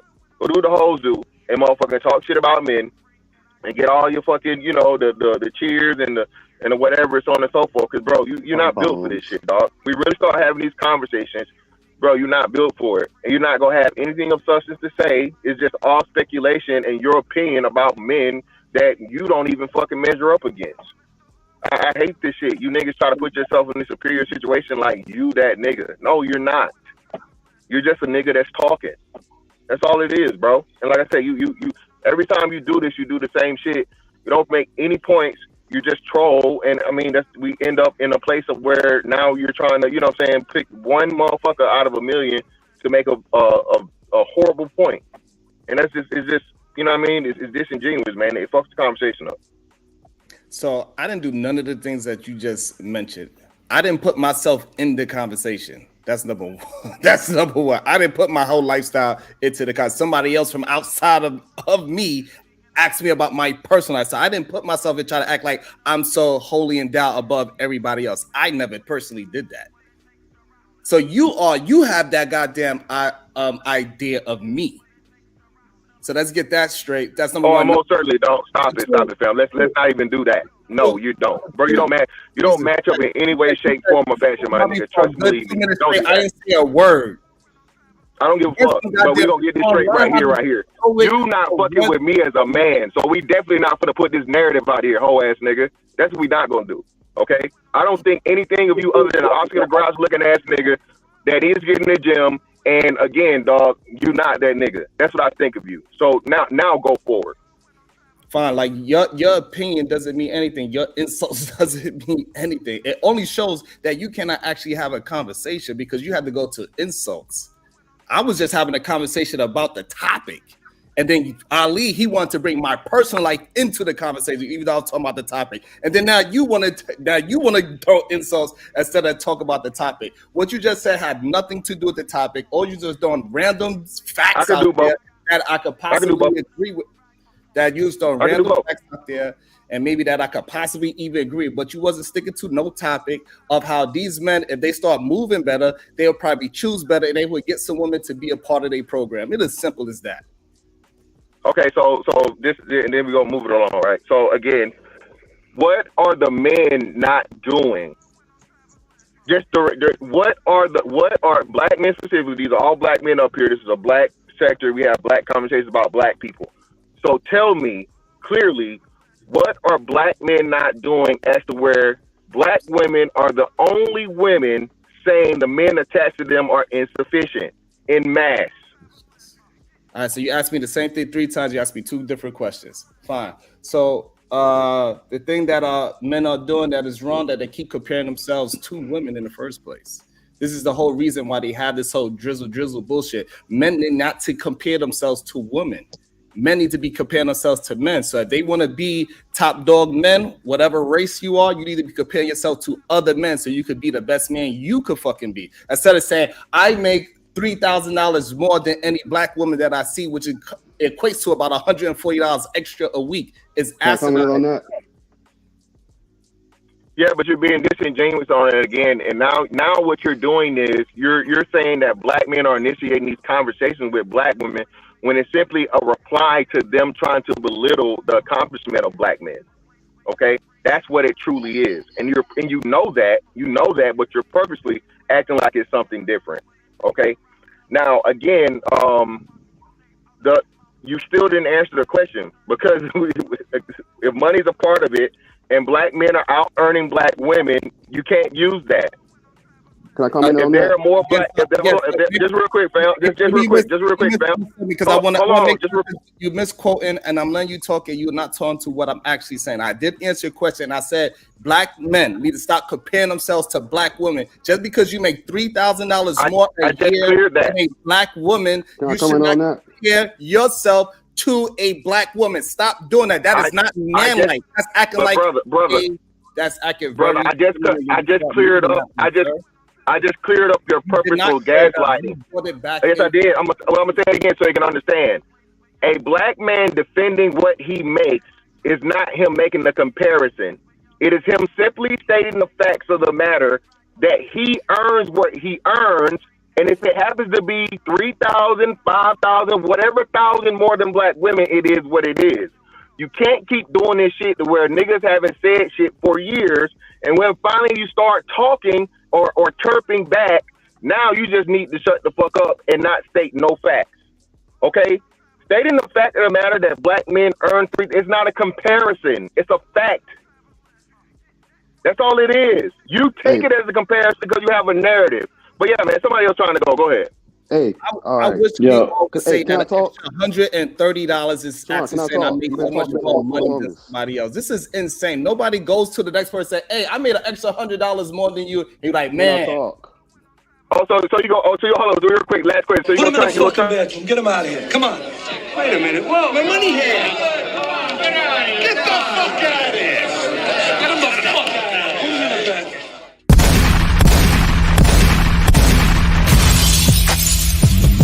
Niggas want me dead. Watch your step. Put prices on my head. To cock my shit and I pop my shit.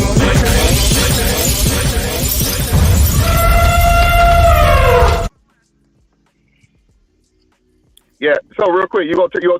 So by that logic, Sharon, you turning the super chats off on your channel, right? You'll demonetize your channel because $131 ain't shit, right? I said to see again. You have a comprehension. Can I talk? I don't have a comprehension. I'm asking you. I'm using your logic. I'm using your logic. Jesus Christ, you asked me a question, then when I start answering, you cut me off. So again, you have a comprehension problem. So if DJ Ham said he made $300 and I said I made $200, nobody's gonna be like, "Oh, that's such a big margin," where it's something that you can hold that over my head. It's not that big of a margin, is what I'm saying. Can I talk? Ask the host, motherfucker. Can y'all hear me? Yeah. All right, and then with- we'll get Tommy. Yo, after. niggas be acting tough. Go ahead, Mel. All right, with Drizzle, right? All right, I'm 28, right? Mhm. Why would I, if we both make the same money, why would I pay all percent of the bills when if I can't save, I can't do what we need to do? I'm not gonna do everything just me. I need help. I'm not gonna. What's the point on grinding? That means I'm shaving off. I'm trying to live. 2 pots is always better than 1. Shout out to Hank. Yeah. Like, why put in all this work and then get nothing really for it? If we put two and one together, that's 2. Depends on what kind of math you're doing, but nobody's arguing that. So point. 1 and 1 is not 2. 1 and 1 is more. But what I'm saying is this: so you put 1 drop on top of another drop, that's more, right? So it depends. So You're what not I'm even saying, listen what I what gotta I'm say. saying is that Listen if that's what I gotta say. situation- Listen, no, I want listen, to, bro. Let him finish, Sharon. Let him I finish. thought he was asking a question. Well, actually, no, he making a statement. Then I'm making a just statement. get Tommy in after. Go ahead, Mel. That's the thing with Drizzle, bro. Why, like, for some people can back me up on this. Why would I, like, the Drizzle, right? Why would I not go 50-50 with a woman when we're both working? Why not? It's not a problem. If we both contributing, it's all going in one pot. There shouldn't be any problem with it. I'm not going to do 100% to nothing. You just going to sit there and lay there? Come on now. We ain't doing that. Right, you saying 1 pot rule, right? All the money goes in so you can flourish together, right? You know, you don't got all the skin in the game. She does too. Hold on, Sharon. I mean, he's saying what he's saying. Yeah, I just want to answer to that, so because I know you looked confused when I said the 1 + 1. That's why I was saying 1 + 1 is 2, right?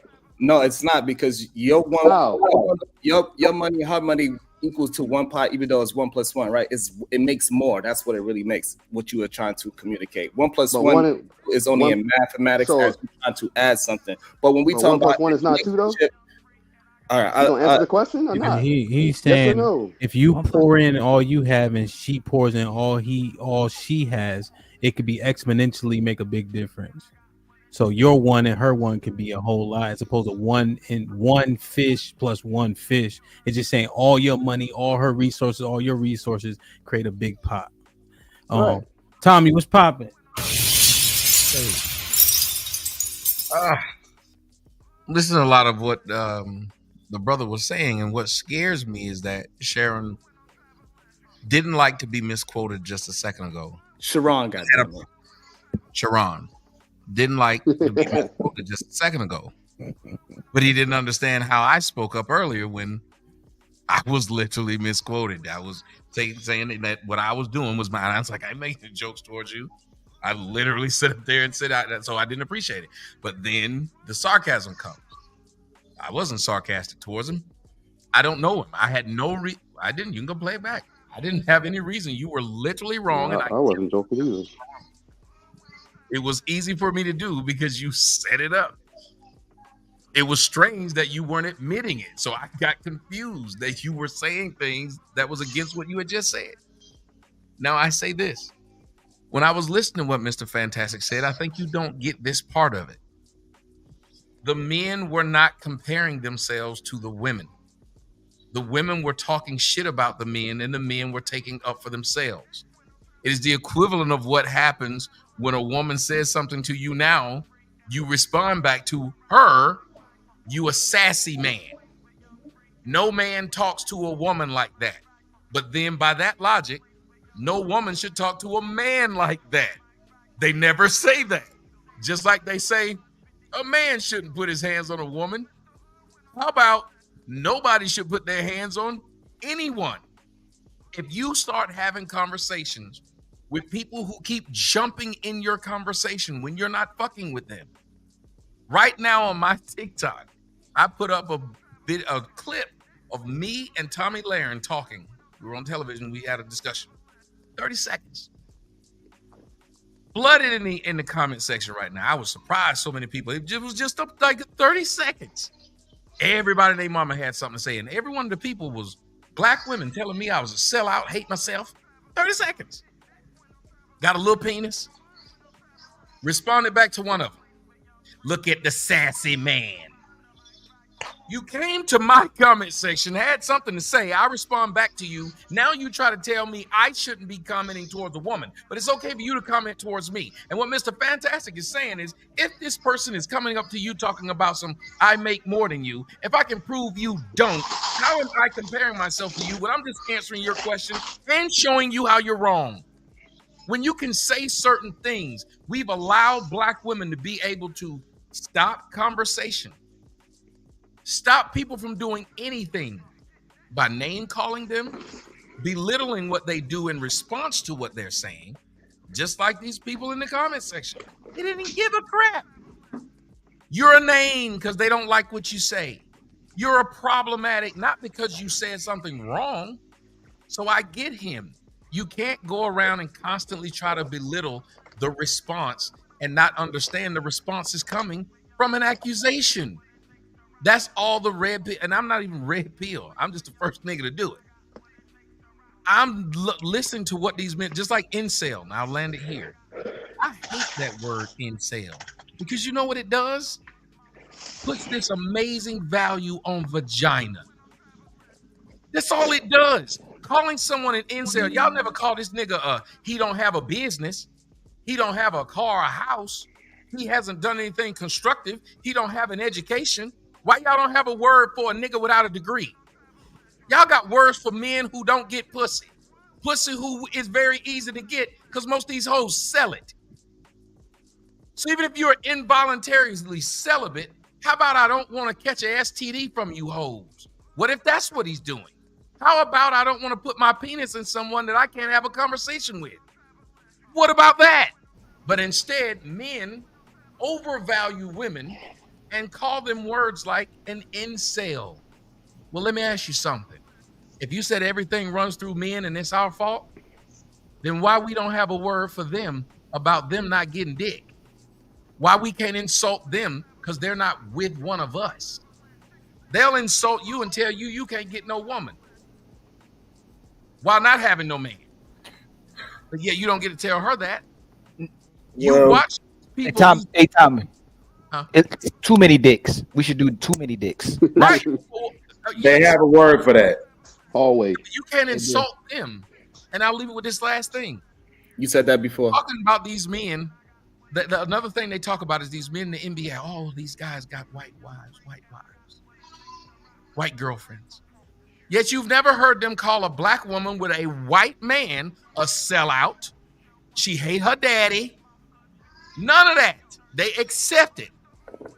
But then you have someone like Simone Biles, who's unproblematic, fit, and feminine, and loves her man. And who's complaining about it? Black women. So the man who's in the pros got him a black woman. She's acting right, and that's your beef now.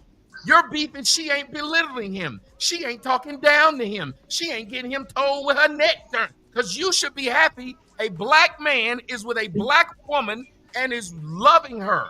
And she seems very happy, yet you're not. That's strange. No. I just want to say I just want to say one quick thing. The only thing, Tommy, is that about the incel thing is that it's involuntary, right? So the reason why it's consistent is because it's saying this isn't the outcome that the person wants. So it wouldn't be that they're choosing not to have sex with a hooker or avoid STDs. They don't have a choice. That's what the involuntary part is about. Oh, no, but I'm saying, but they're dissing him for saying these women are so difficult. But if the women are still the problem, the same man you call an incel, he's probably an incel because he has everything that a husband should want. Because who all y'all fucking? The same guy that you complain about when he get you pregnant. The guy that's not an incel, guess how much pussy he getting? A lot. Do you think he doesn't get any? And what does he look like? They just got a guy, and I don't know if you saw it. So the problem is that, like, his jail picture went viral. And then he got killed. He dead. And he was arguing with a nigga 2 days before it happened. And you remember the incel who he was in the comment section who said, because he called him an incel and he called him fat. And the dude said, don't worry about it. You'll be dead soon. And damn if he wasn't. Oh, shit. Yes, they put he got put the tweet up. He said, I told him, don't worry about it. You'll be dead soon. The black women would all fuck this jailbird. They was talking about how they would bail him out. So how we gonna diss somebody being involuntarily celibate? By that logic, we need to diss black folks for being involuntarily slaves. We need to diss black folks for being involuntarily underemployed. We need to diss black women for being involuntarily not the standard of fucking beauty. I bet they wouldn't like it if you did that. These are common sense things that common sense niggas don't know how to tell y'all. Yes, we gonna use the same diss you use about making fun of me for being involuntarily anything. I'm gonna make fun of you for being involuntarily shit in your life. So here's the thing. Just because we was silent doesn't mean we was complying, right? So that's number one. Just because we was allowing the person to talk, this is how we supposed to have our discourse. We should allow the other person to fully get out their full thought without interruption. Just because we disagree with a point doesn't mean we need to jump in at the point of contention. So with the last part, people do get teased about the involuntary slavery and all that shit. They call it victim Olympics, and people can't get out of the victim Olympics. They call it arrested development. So they do tease those people. So again, that is a lie. And so when I walk inside, damn, I just said I gave you credit for. No, I'm asking you if I just said it doesn't matter what you asked me. I'll let you speak. I had plenty of questions while you was talking. You made a whole 5-minute diatribe, and I couldn't address point after point. And I was trying to address what I said. If you're addressing me, make sure you address what I said. I said black women, not those people. No, he was speaking on the involuntarily stuff, like when you mentioned slavery, that was one, and then I think he was going down the list, so he might get the black women.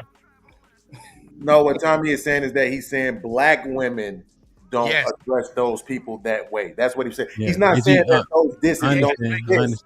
Yeah, he's not saying I missed that. Sorry, I apologize. I missed that part. Don't address these things. Yeah, like my bad. They miss it.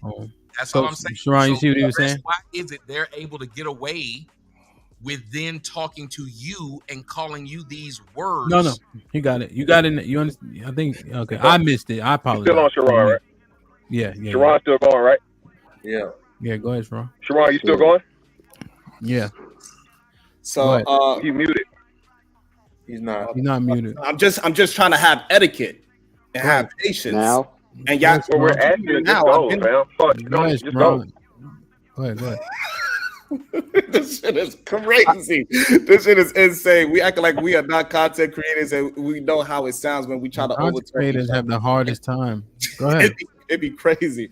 So again, he killed my train of thought because I had his points in line. You were so saying that it got Sharon, when you were saying it, victim Olympics, right? So yes, sir. But the context is black women will shoot these insults, so to speak. Right, and so I'm saying that it's not true because people use the example of victim Olympics. So it ain't just black women; it happens all the time. So now, when I walk inside the house and my wife is talking to me about I didn't take out the fucking trash, I'm not gonna say, "Well, you didn't do the dishes." It don't have nothing to do with it. So when a black woman comes to you and say, "Hey, you need to make more money," I'm not gonna say, "Well, I make $3,000 more than you. Where's yours at?" That's what I'm saying about the men always comparing themselves to the fucking woman. It is not a good tactic for a man to say, "Hey, you talking about how much money I don't make, so I need to talk about that I make more than you." You are comparing yourself to your woman, which is even worse. Is what I am saying. And these men, they need to fucking man up and become men and compare themselves to other men so they can level themselves up. If you are like Melly Mel and you got to find a woman that's willing to do the 50-50, ain't nothing wrong with it. That is the life you chose. You are responsible for what you choose to do and the woman that you decide to get it with. It's plenty of women that's willing to do whatever it is that you want to do. But first, you got to be the fucking man and don't be mad because that bitch says, "Hey, you $30,000 motherfucker, you broke." Accept it. That's what you are. It is what it is. Whatever that is. But Sharon, I'm not grinding my life away. And y'all not go away from Tommy. Please don't go away from Tommy's point. Hey, Ali, you gotta get on camera. But yeah, just real quick. I'm coming. I'm moving. Okay. Hold on. So let me again to Tommy's point again. Not only that, it's speculation. Like you said, Tommy, you automatically have a small penis. You automatically gay. You automatically don't get no pussy as soon as you disagree with black women. All of those things. All this fucking speculation. A nigga, bro, I literally saw this shit on Twitter. A nigga was a porn star. He was a Twitter porn star. They said, "Nigga, you don't get no pussy." The nigga, literally, and his response was, "Bitch, just look at my page, okay?" This whole thing of black men being motherfucking. They said that to me.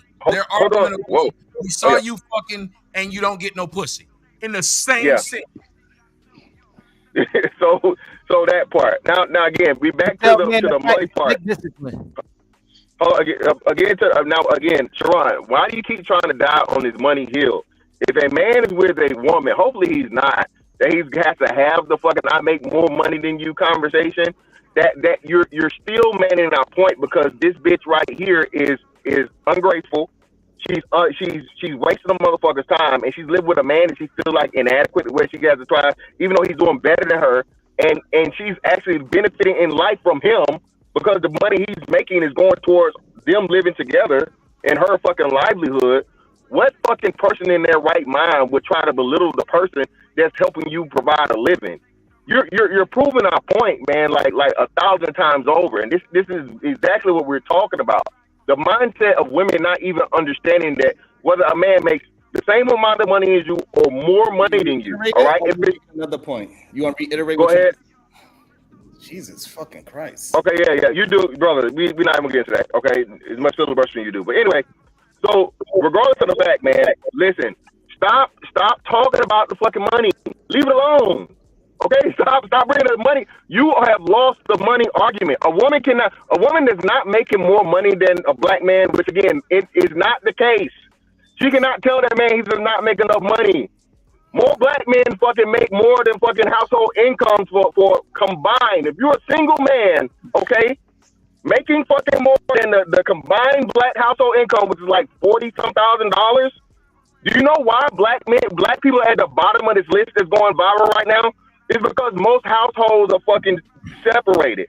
Hispanics make less money than us, but they're higher on household income. Why? Because they have two people working together, both poorer than both of us put together, but because they have more cohabitation, and compared to the man, I'm going to compare us to the motherfucking Hispanic man, and do your favor, Sharon. We make more than fucking Hispanic man, okay? We do more than fucking Hispanic man. We're taller than Hispanic man. We're more desirable than fucking Hispanic man. You know what Hispanic man don't have a fucking problem doing? You don't ever hear motherfucking Maria telling him you need to make more money. You're not this, you're not that, you're not this, you're not that. Ain't can't don't want. Bro, get off the bullshit, dog. Stop it. Stop. Because I'm saying it. We're from here on out, we're comparing ourselves to the fucking Hispanic men that make less money than us, but are more married than us and get more cooperation than us. Now, go ahead. Again, I didn't bring up the money issue. So you asked me a question about the money issue, so I answered the question. All I'm saying, if you are a 50-50 man, or you a 100% man, or you need to be a 70-30, it is what it is. You are the responsible for the type of woman you bring into your life. Don't complain.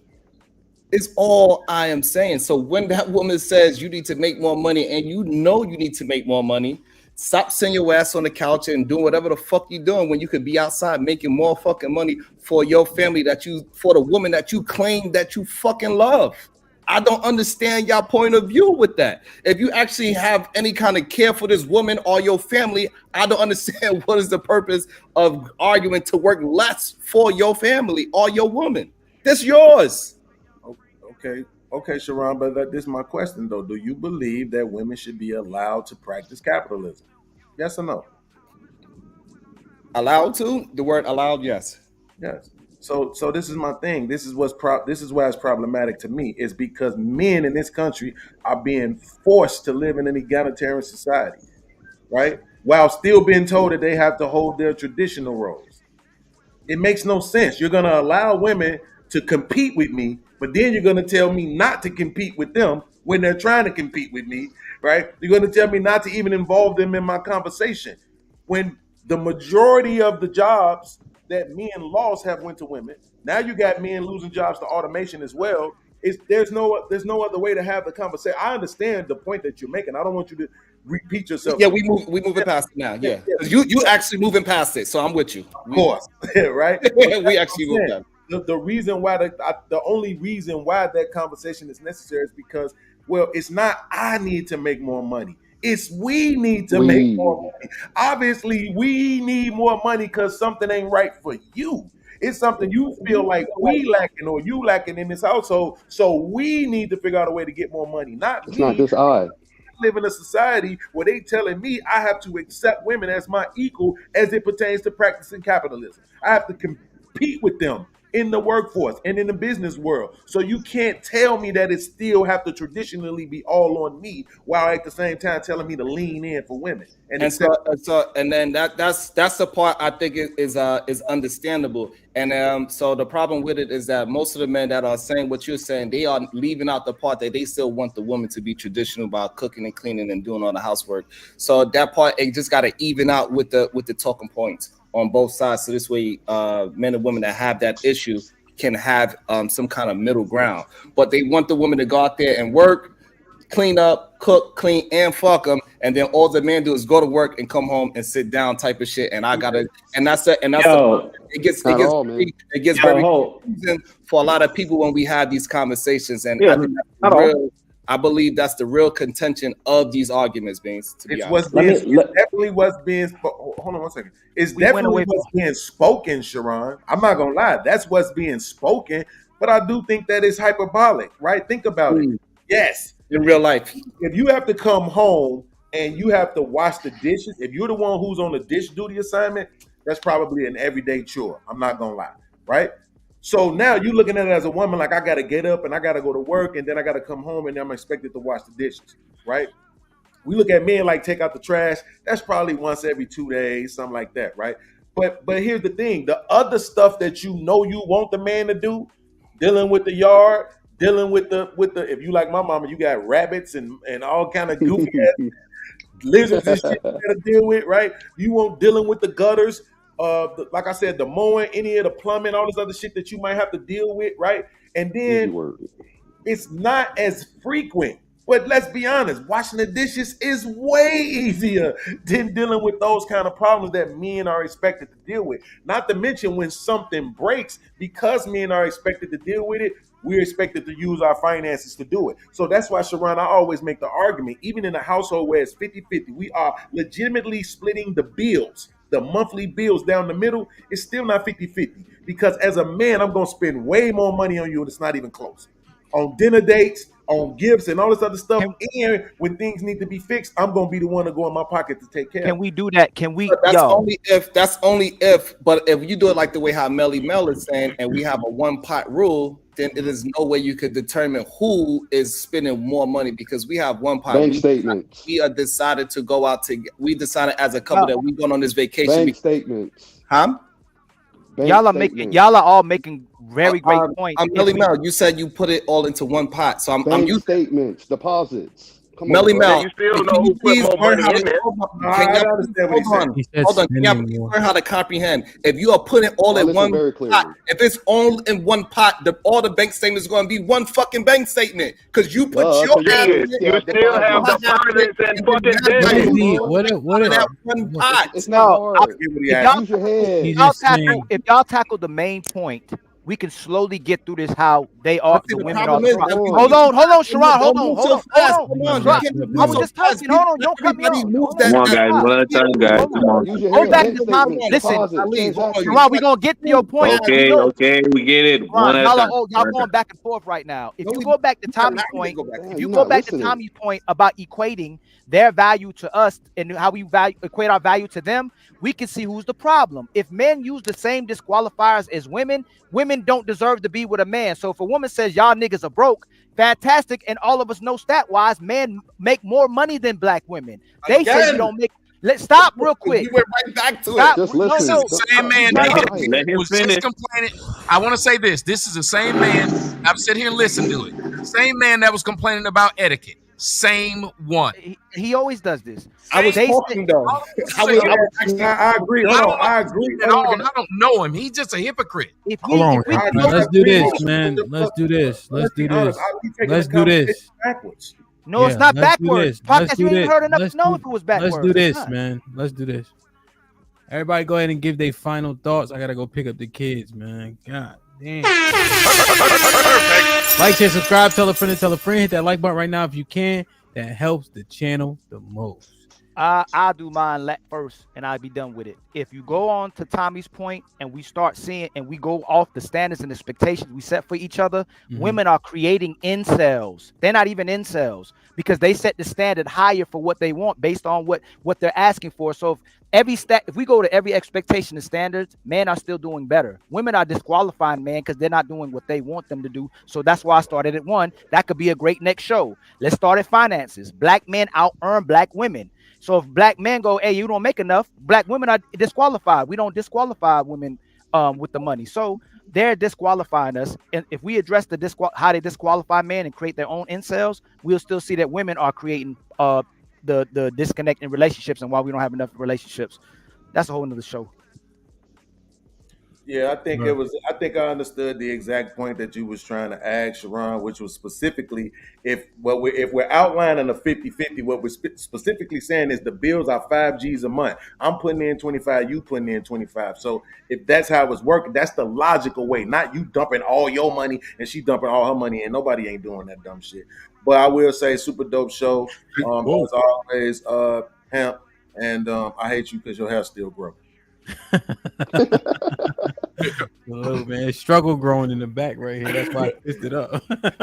Look at God. What do you do? Yes, I jumped in. Hey, listen, I do this every goddamn day, rebel against the remedial rhetoric every single day, speaking about these goddamn red pill incel men. This is final thought. I gotta ask him a question. They're gonna say I'm the one that's being rude, even though I was talking. I didn't leave no space for. Go ahead, Sharon. Make your final thought. God have mercy, but they say I don't have the etiquette. This is crazy. Go ahead. Insane. Go ahead. What the fuck is wrong with y'all sometimes? Sharon, you talking about the conversation. Make your point. This boy is emotional. Use your final thought. Substantively. You got it. Go ahead. Got your feelings. Yeah, but you got ad-lib and don't help him get to the point. Let him go ahead and just finish. DJ, Elf say he ready to get the fuck out.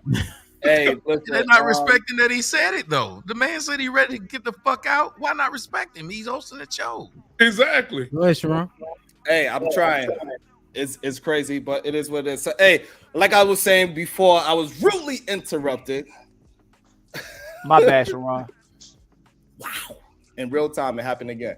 Every single day, I rebel against remedial rhetoric just like this. Happened not too long ago. It's insane. 9 a.m. ish. If you you know the channel, you know the channel. I appreciate everybody. DJ Ham, if I could show up more, I would, because I enjoy that you attempt to get us to be equal. But sometimes as content creators, even though we know how these panels work and how difficult it is, just because you silence doesn't mean that you are complying to the other person. It is okay to let the other person get out their full fucking thought, whether you disagree or not. Let the other person get out their full thought. It doesn't mean that you are getting cooked. It just means that we are having panel etiquette and everybody get to hear each person's point of view. Thank y'all. My name is Sharon Bracey. Be safe. Mel, any final thoughts? All I gotta say is, if it worked for you, let it work. And if something is better, go with it. Like you say all the time. Word. Is it fantastic? Yeah, man. Shout out, bro. Super dope interview, man. Huge. Having a conversation. And like I said, bro, I keep telling you, black men, the message is getting out here. Shout out to Tommy, like he said, predates a lot of this shit or whatever, motherfuckers.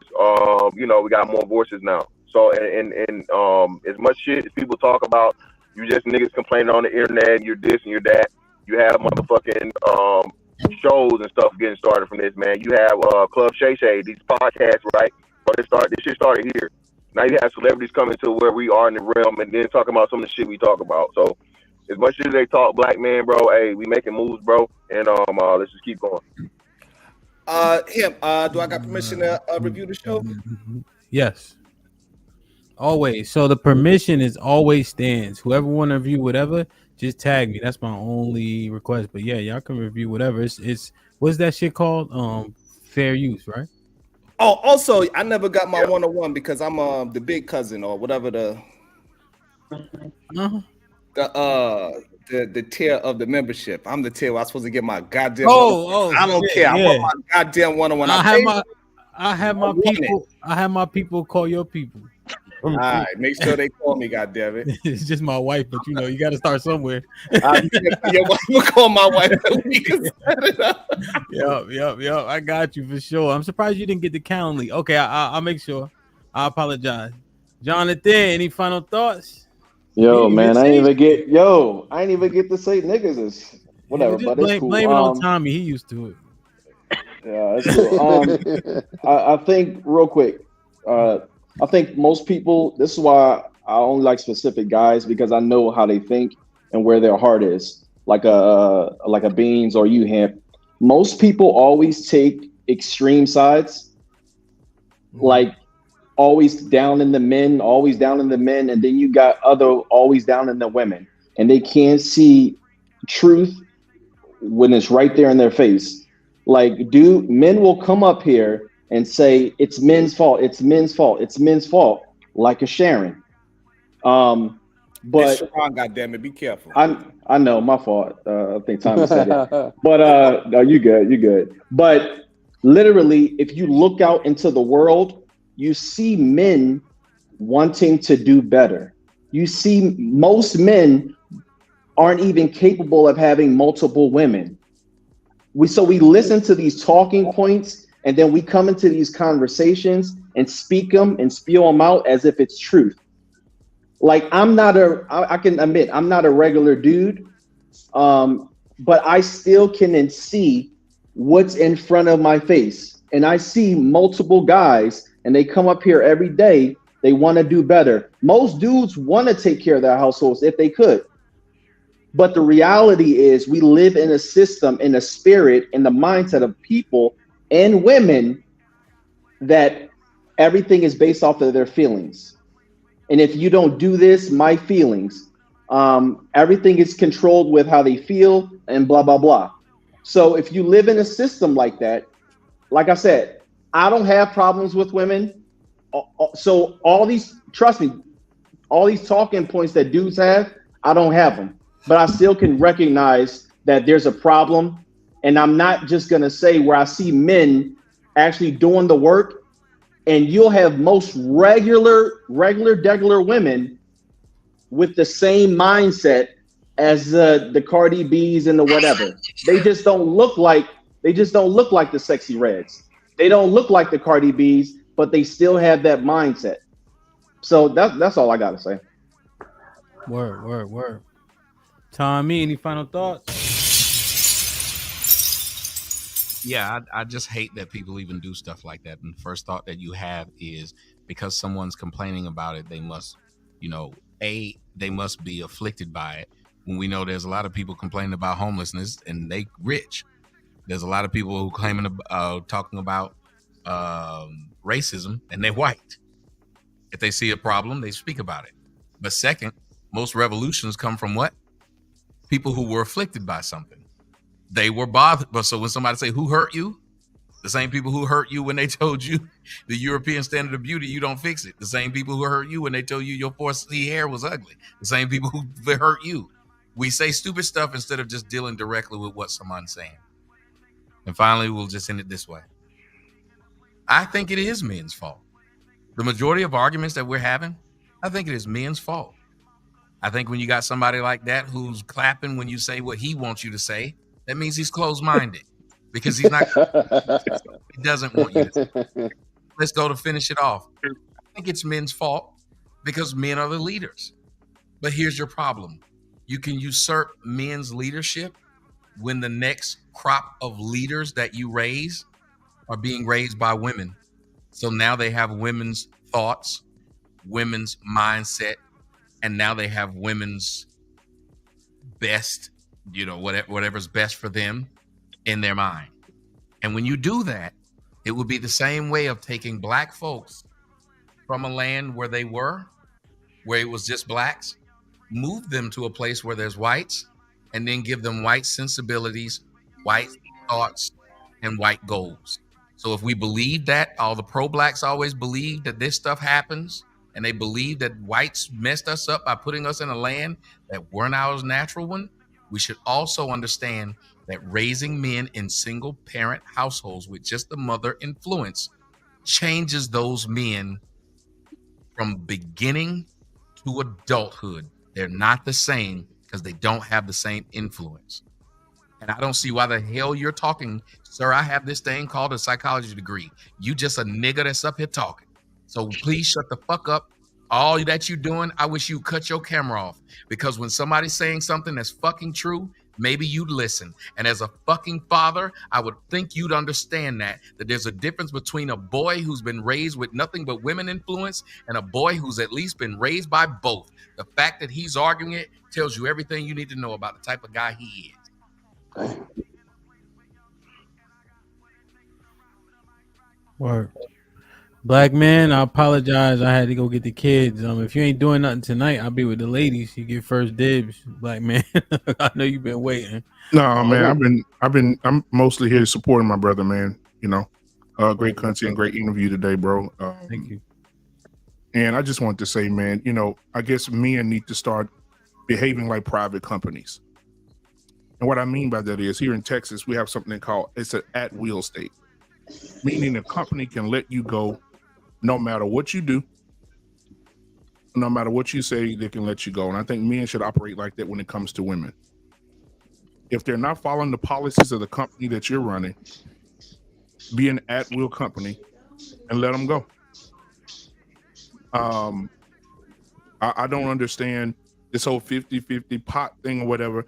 I believe that a man and a woman should have that because and I'm talking from a perspective most people may not want to talk about, but from a biblical perspective, it should be together.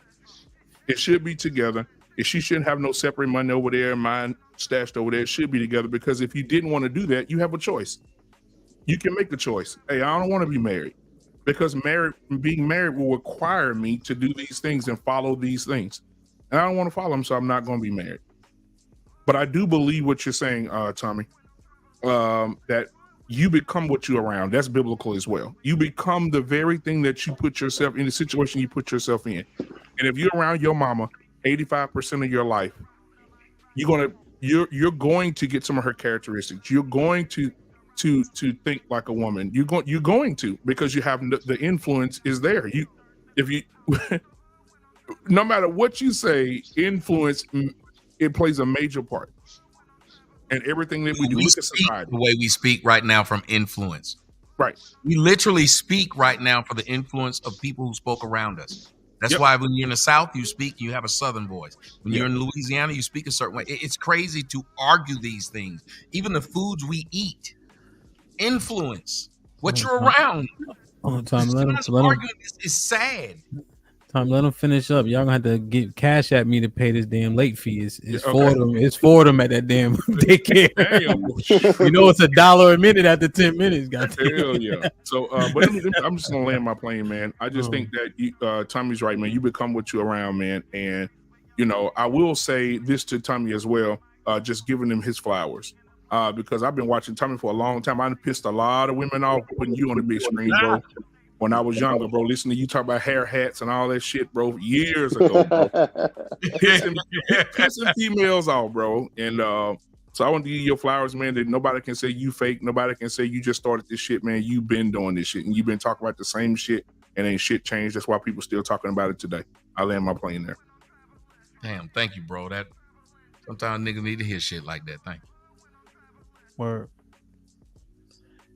Chuck. Hamp, great interview.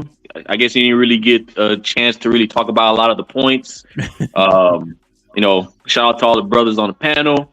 All you guys are king. You guys are the prize. Now, to majority of the banter, because I'm guessing him tomorrow you probably have to do a show about the show if you didn't have today. But to about the banter. When you have more options, you don't have to deal with as much of the same conundrum that's keep going on around and around and around. So I'm keep it short, open up your options, and then that way you don't have to deal with a lot of the headaches that keep going on. Word. So T.O.'s so petty. He tied Sharon out during final thoughts. And he was already done, man. I just want to say, man, salute to Love. Yeah, I think I do it Friday, Sunshine. They're like just kind of review. I do that on Fridays anyway. Also, I think for the DJ set on Friday, I think Florida is in the lead, 40%. So, I like Florida. I like doing that type of music. But I just want to say salute to everybody. Huh? Where in Florida are you? I'm like DJing. 30 South. I'm doing this. Oh no! So Tommy, on Fridays I DJ before I do the show. Oh, so I'm gonna play Florida music. Yeah, I just been doing different. I thought plays. you were going there to meet these niggas. Oh no! But we do have a bout coming up though, so that should be interesting. More details to come. I just want to say, man, I appreciate everybody for tuning in. The support is dope. Shout out to Love Dorsey who came through, man. She held it down. She even stayed a little bit longer than contracted. And I mean, it was a great conversation. She answered the questions. She had good energy. She was on time, on point. You know, her business was awesome. Just dealing with her. And you know, it was interesting how her aesthetic was the theme of the show. It's interesting, man. So we're definitely gonna do a review of the show on her talking points. But salute to everybody in this space, man. Bean's been here for a minute. You know what I'm saying? Tommy been here forever. I draw inspiration from all the brothers, from fucking Sharon, no matter how y'all feel about him, Fatty, motherfucking Ali, everybody, you know, even the brothers like Mel, Passport that come up support, even the ladies. You see Lucky doing her thing, right? Fantasy ain't scared of shit. I draw all energy from everybody because, you know, I just appreciate it, man. You know, I just humbly appreciate the grind and the work motherfuckers be putting in because this shit is not easy. This shit is not easy at all. Every time I get a motherfucking notification, but Beans be having this motherfucker had a fucking title. It didn't even make no sense, but it made me go click on the shit. I'm like, this dumbass title. I clicked on the shit. Tommy just interviewed the lady that gave her kids like just motherfuckers. Oh, you saw that? I get the yeah. So that's crazy. It's just so much shit popping, man, and everybody grinding. Salute to what name I always see, Venus popping up, and there's so many people grinding. I just want to say thank you, and we're gonna continue to get it popping. My family is dope. My wife, y'all love arguing with sis. Sis been on a bunch of clips. You know what I'm saying? Her support, just everybody, man. Love Asia, the whole team. Shout out to my wife. Just she don't like you no more. So let's keep grinding, man. Moderators, everybody, yo. I see y'all tonight at 8 p.m. with the ladies. The topic is the hell is the topic? They sent it to me. Might as well. Shout out to Ashanti. You feel me? Might as well. All right, Tommy, be safe. Beans, Melly Mel, y'all be safe. tonight. Do the right thing. I see y'all tonight, man. 8 p.m. Central, 9 p.m. Eastern, man. Everybody in the chat, salute. Like, share, subscribe. Tell a friend to tell a friend. And we out.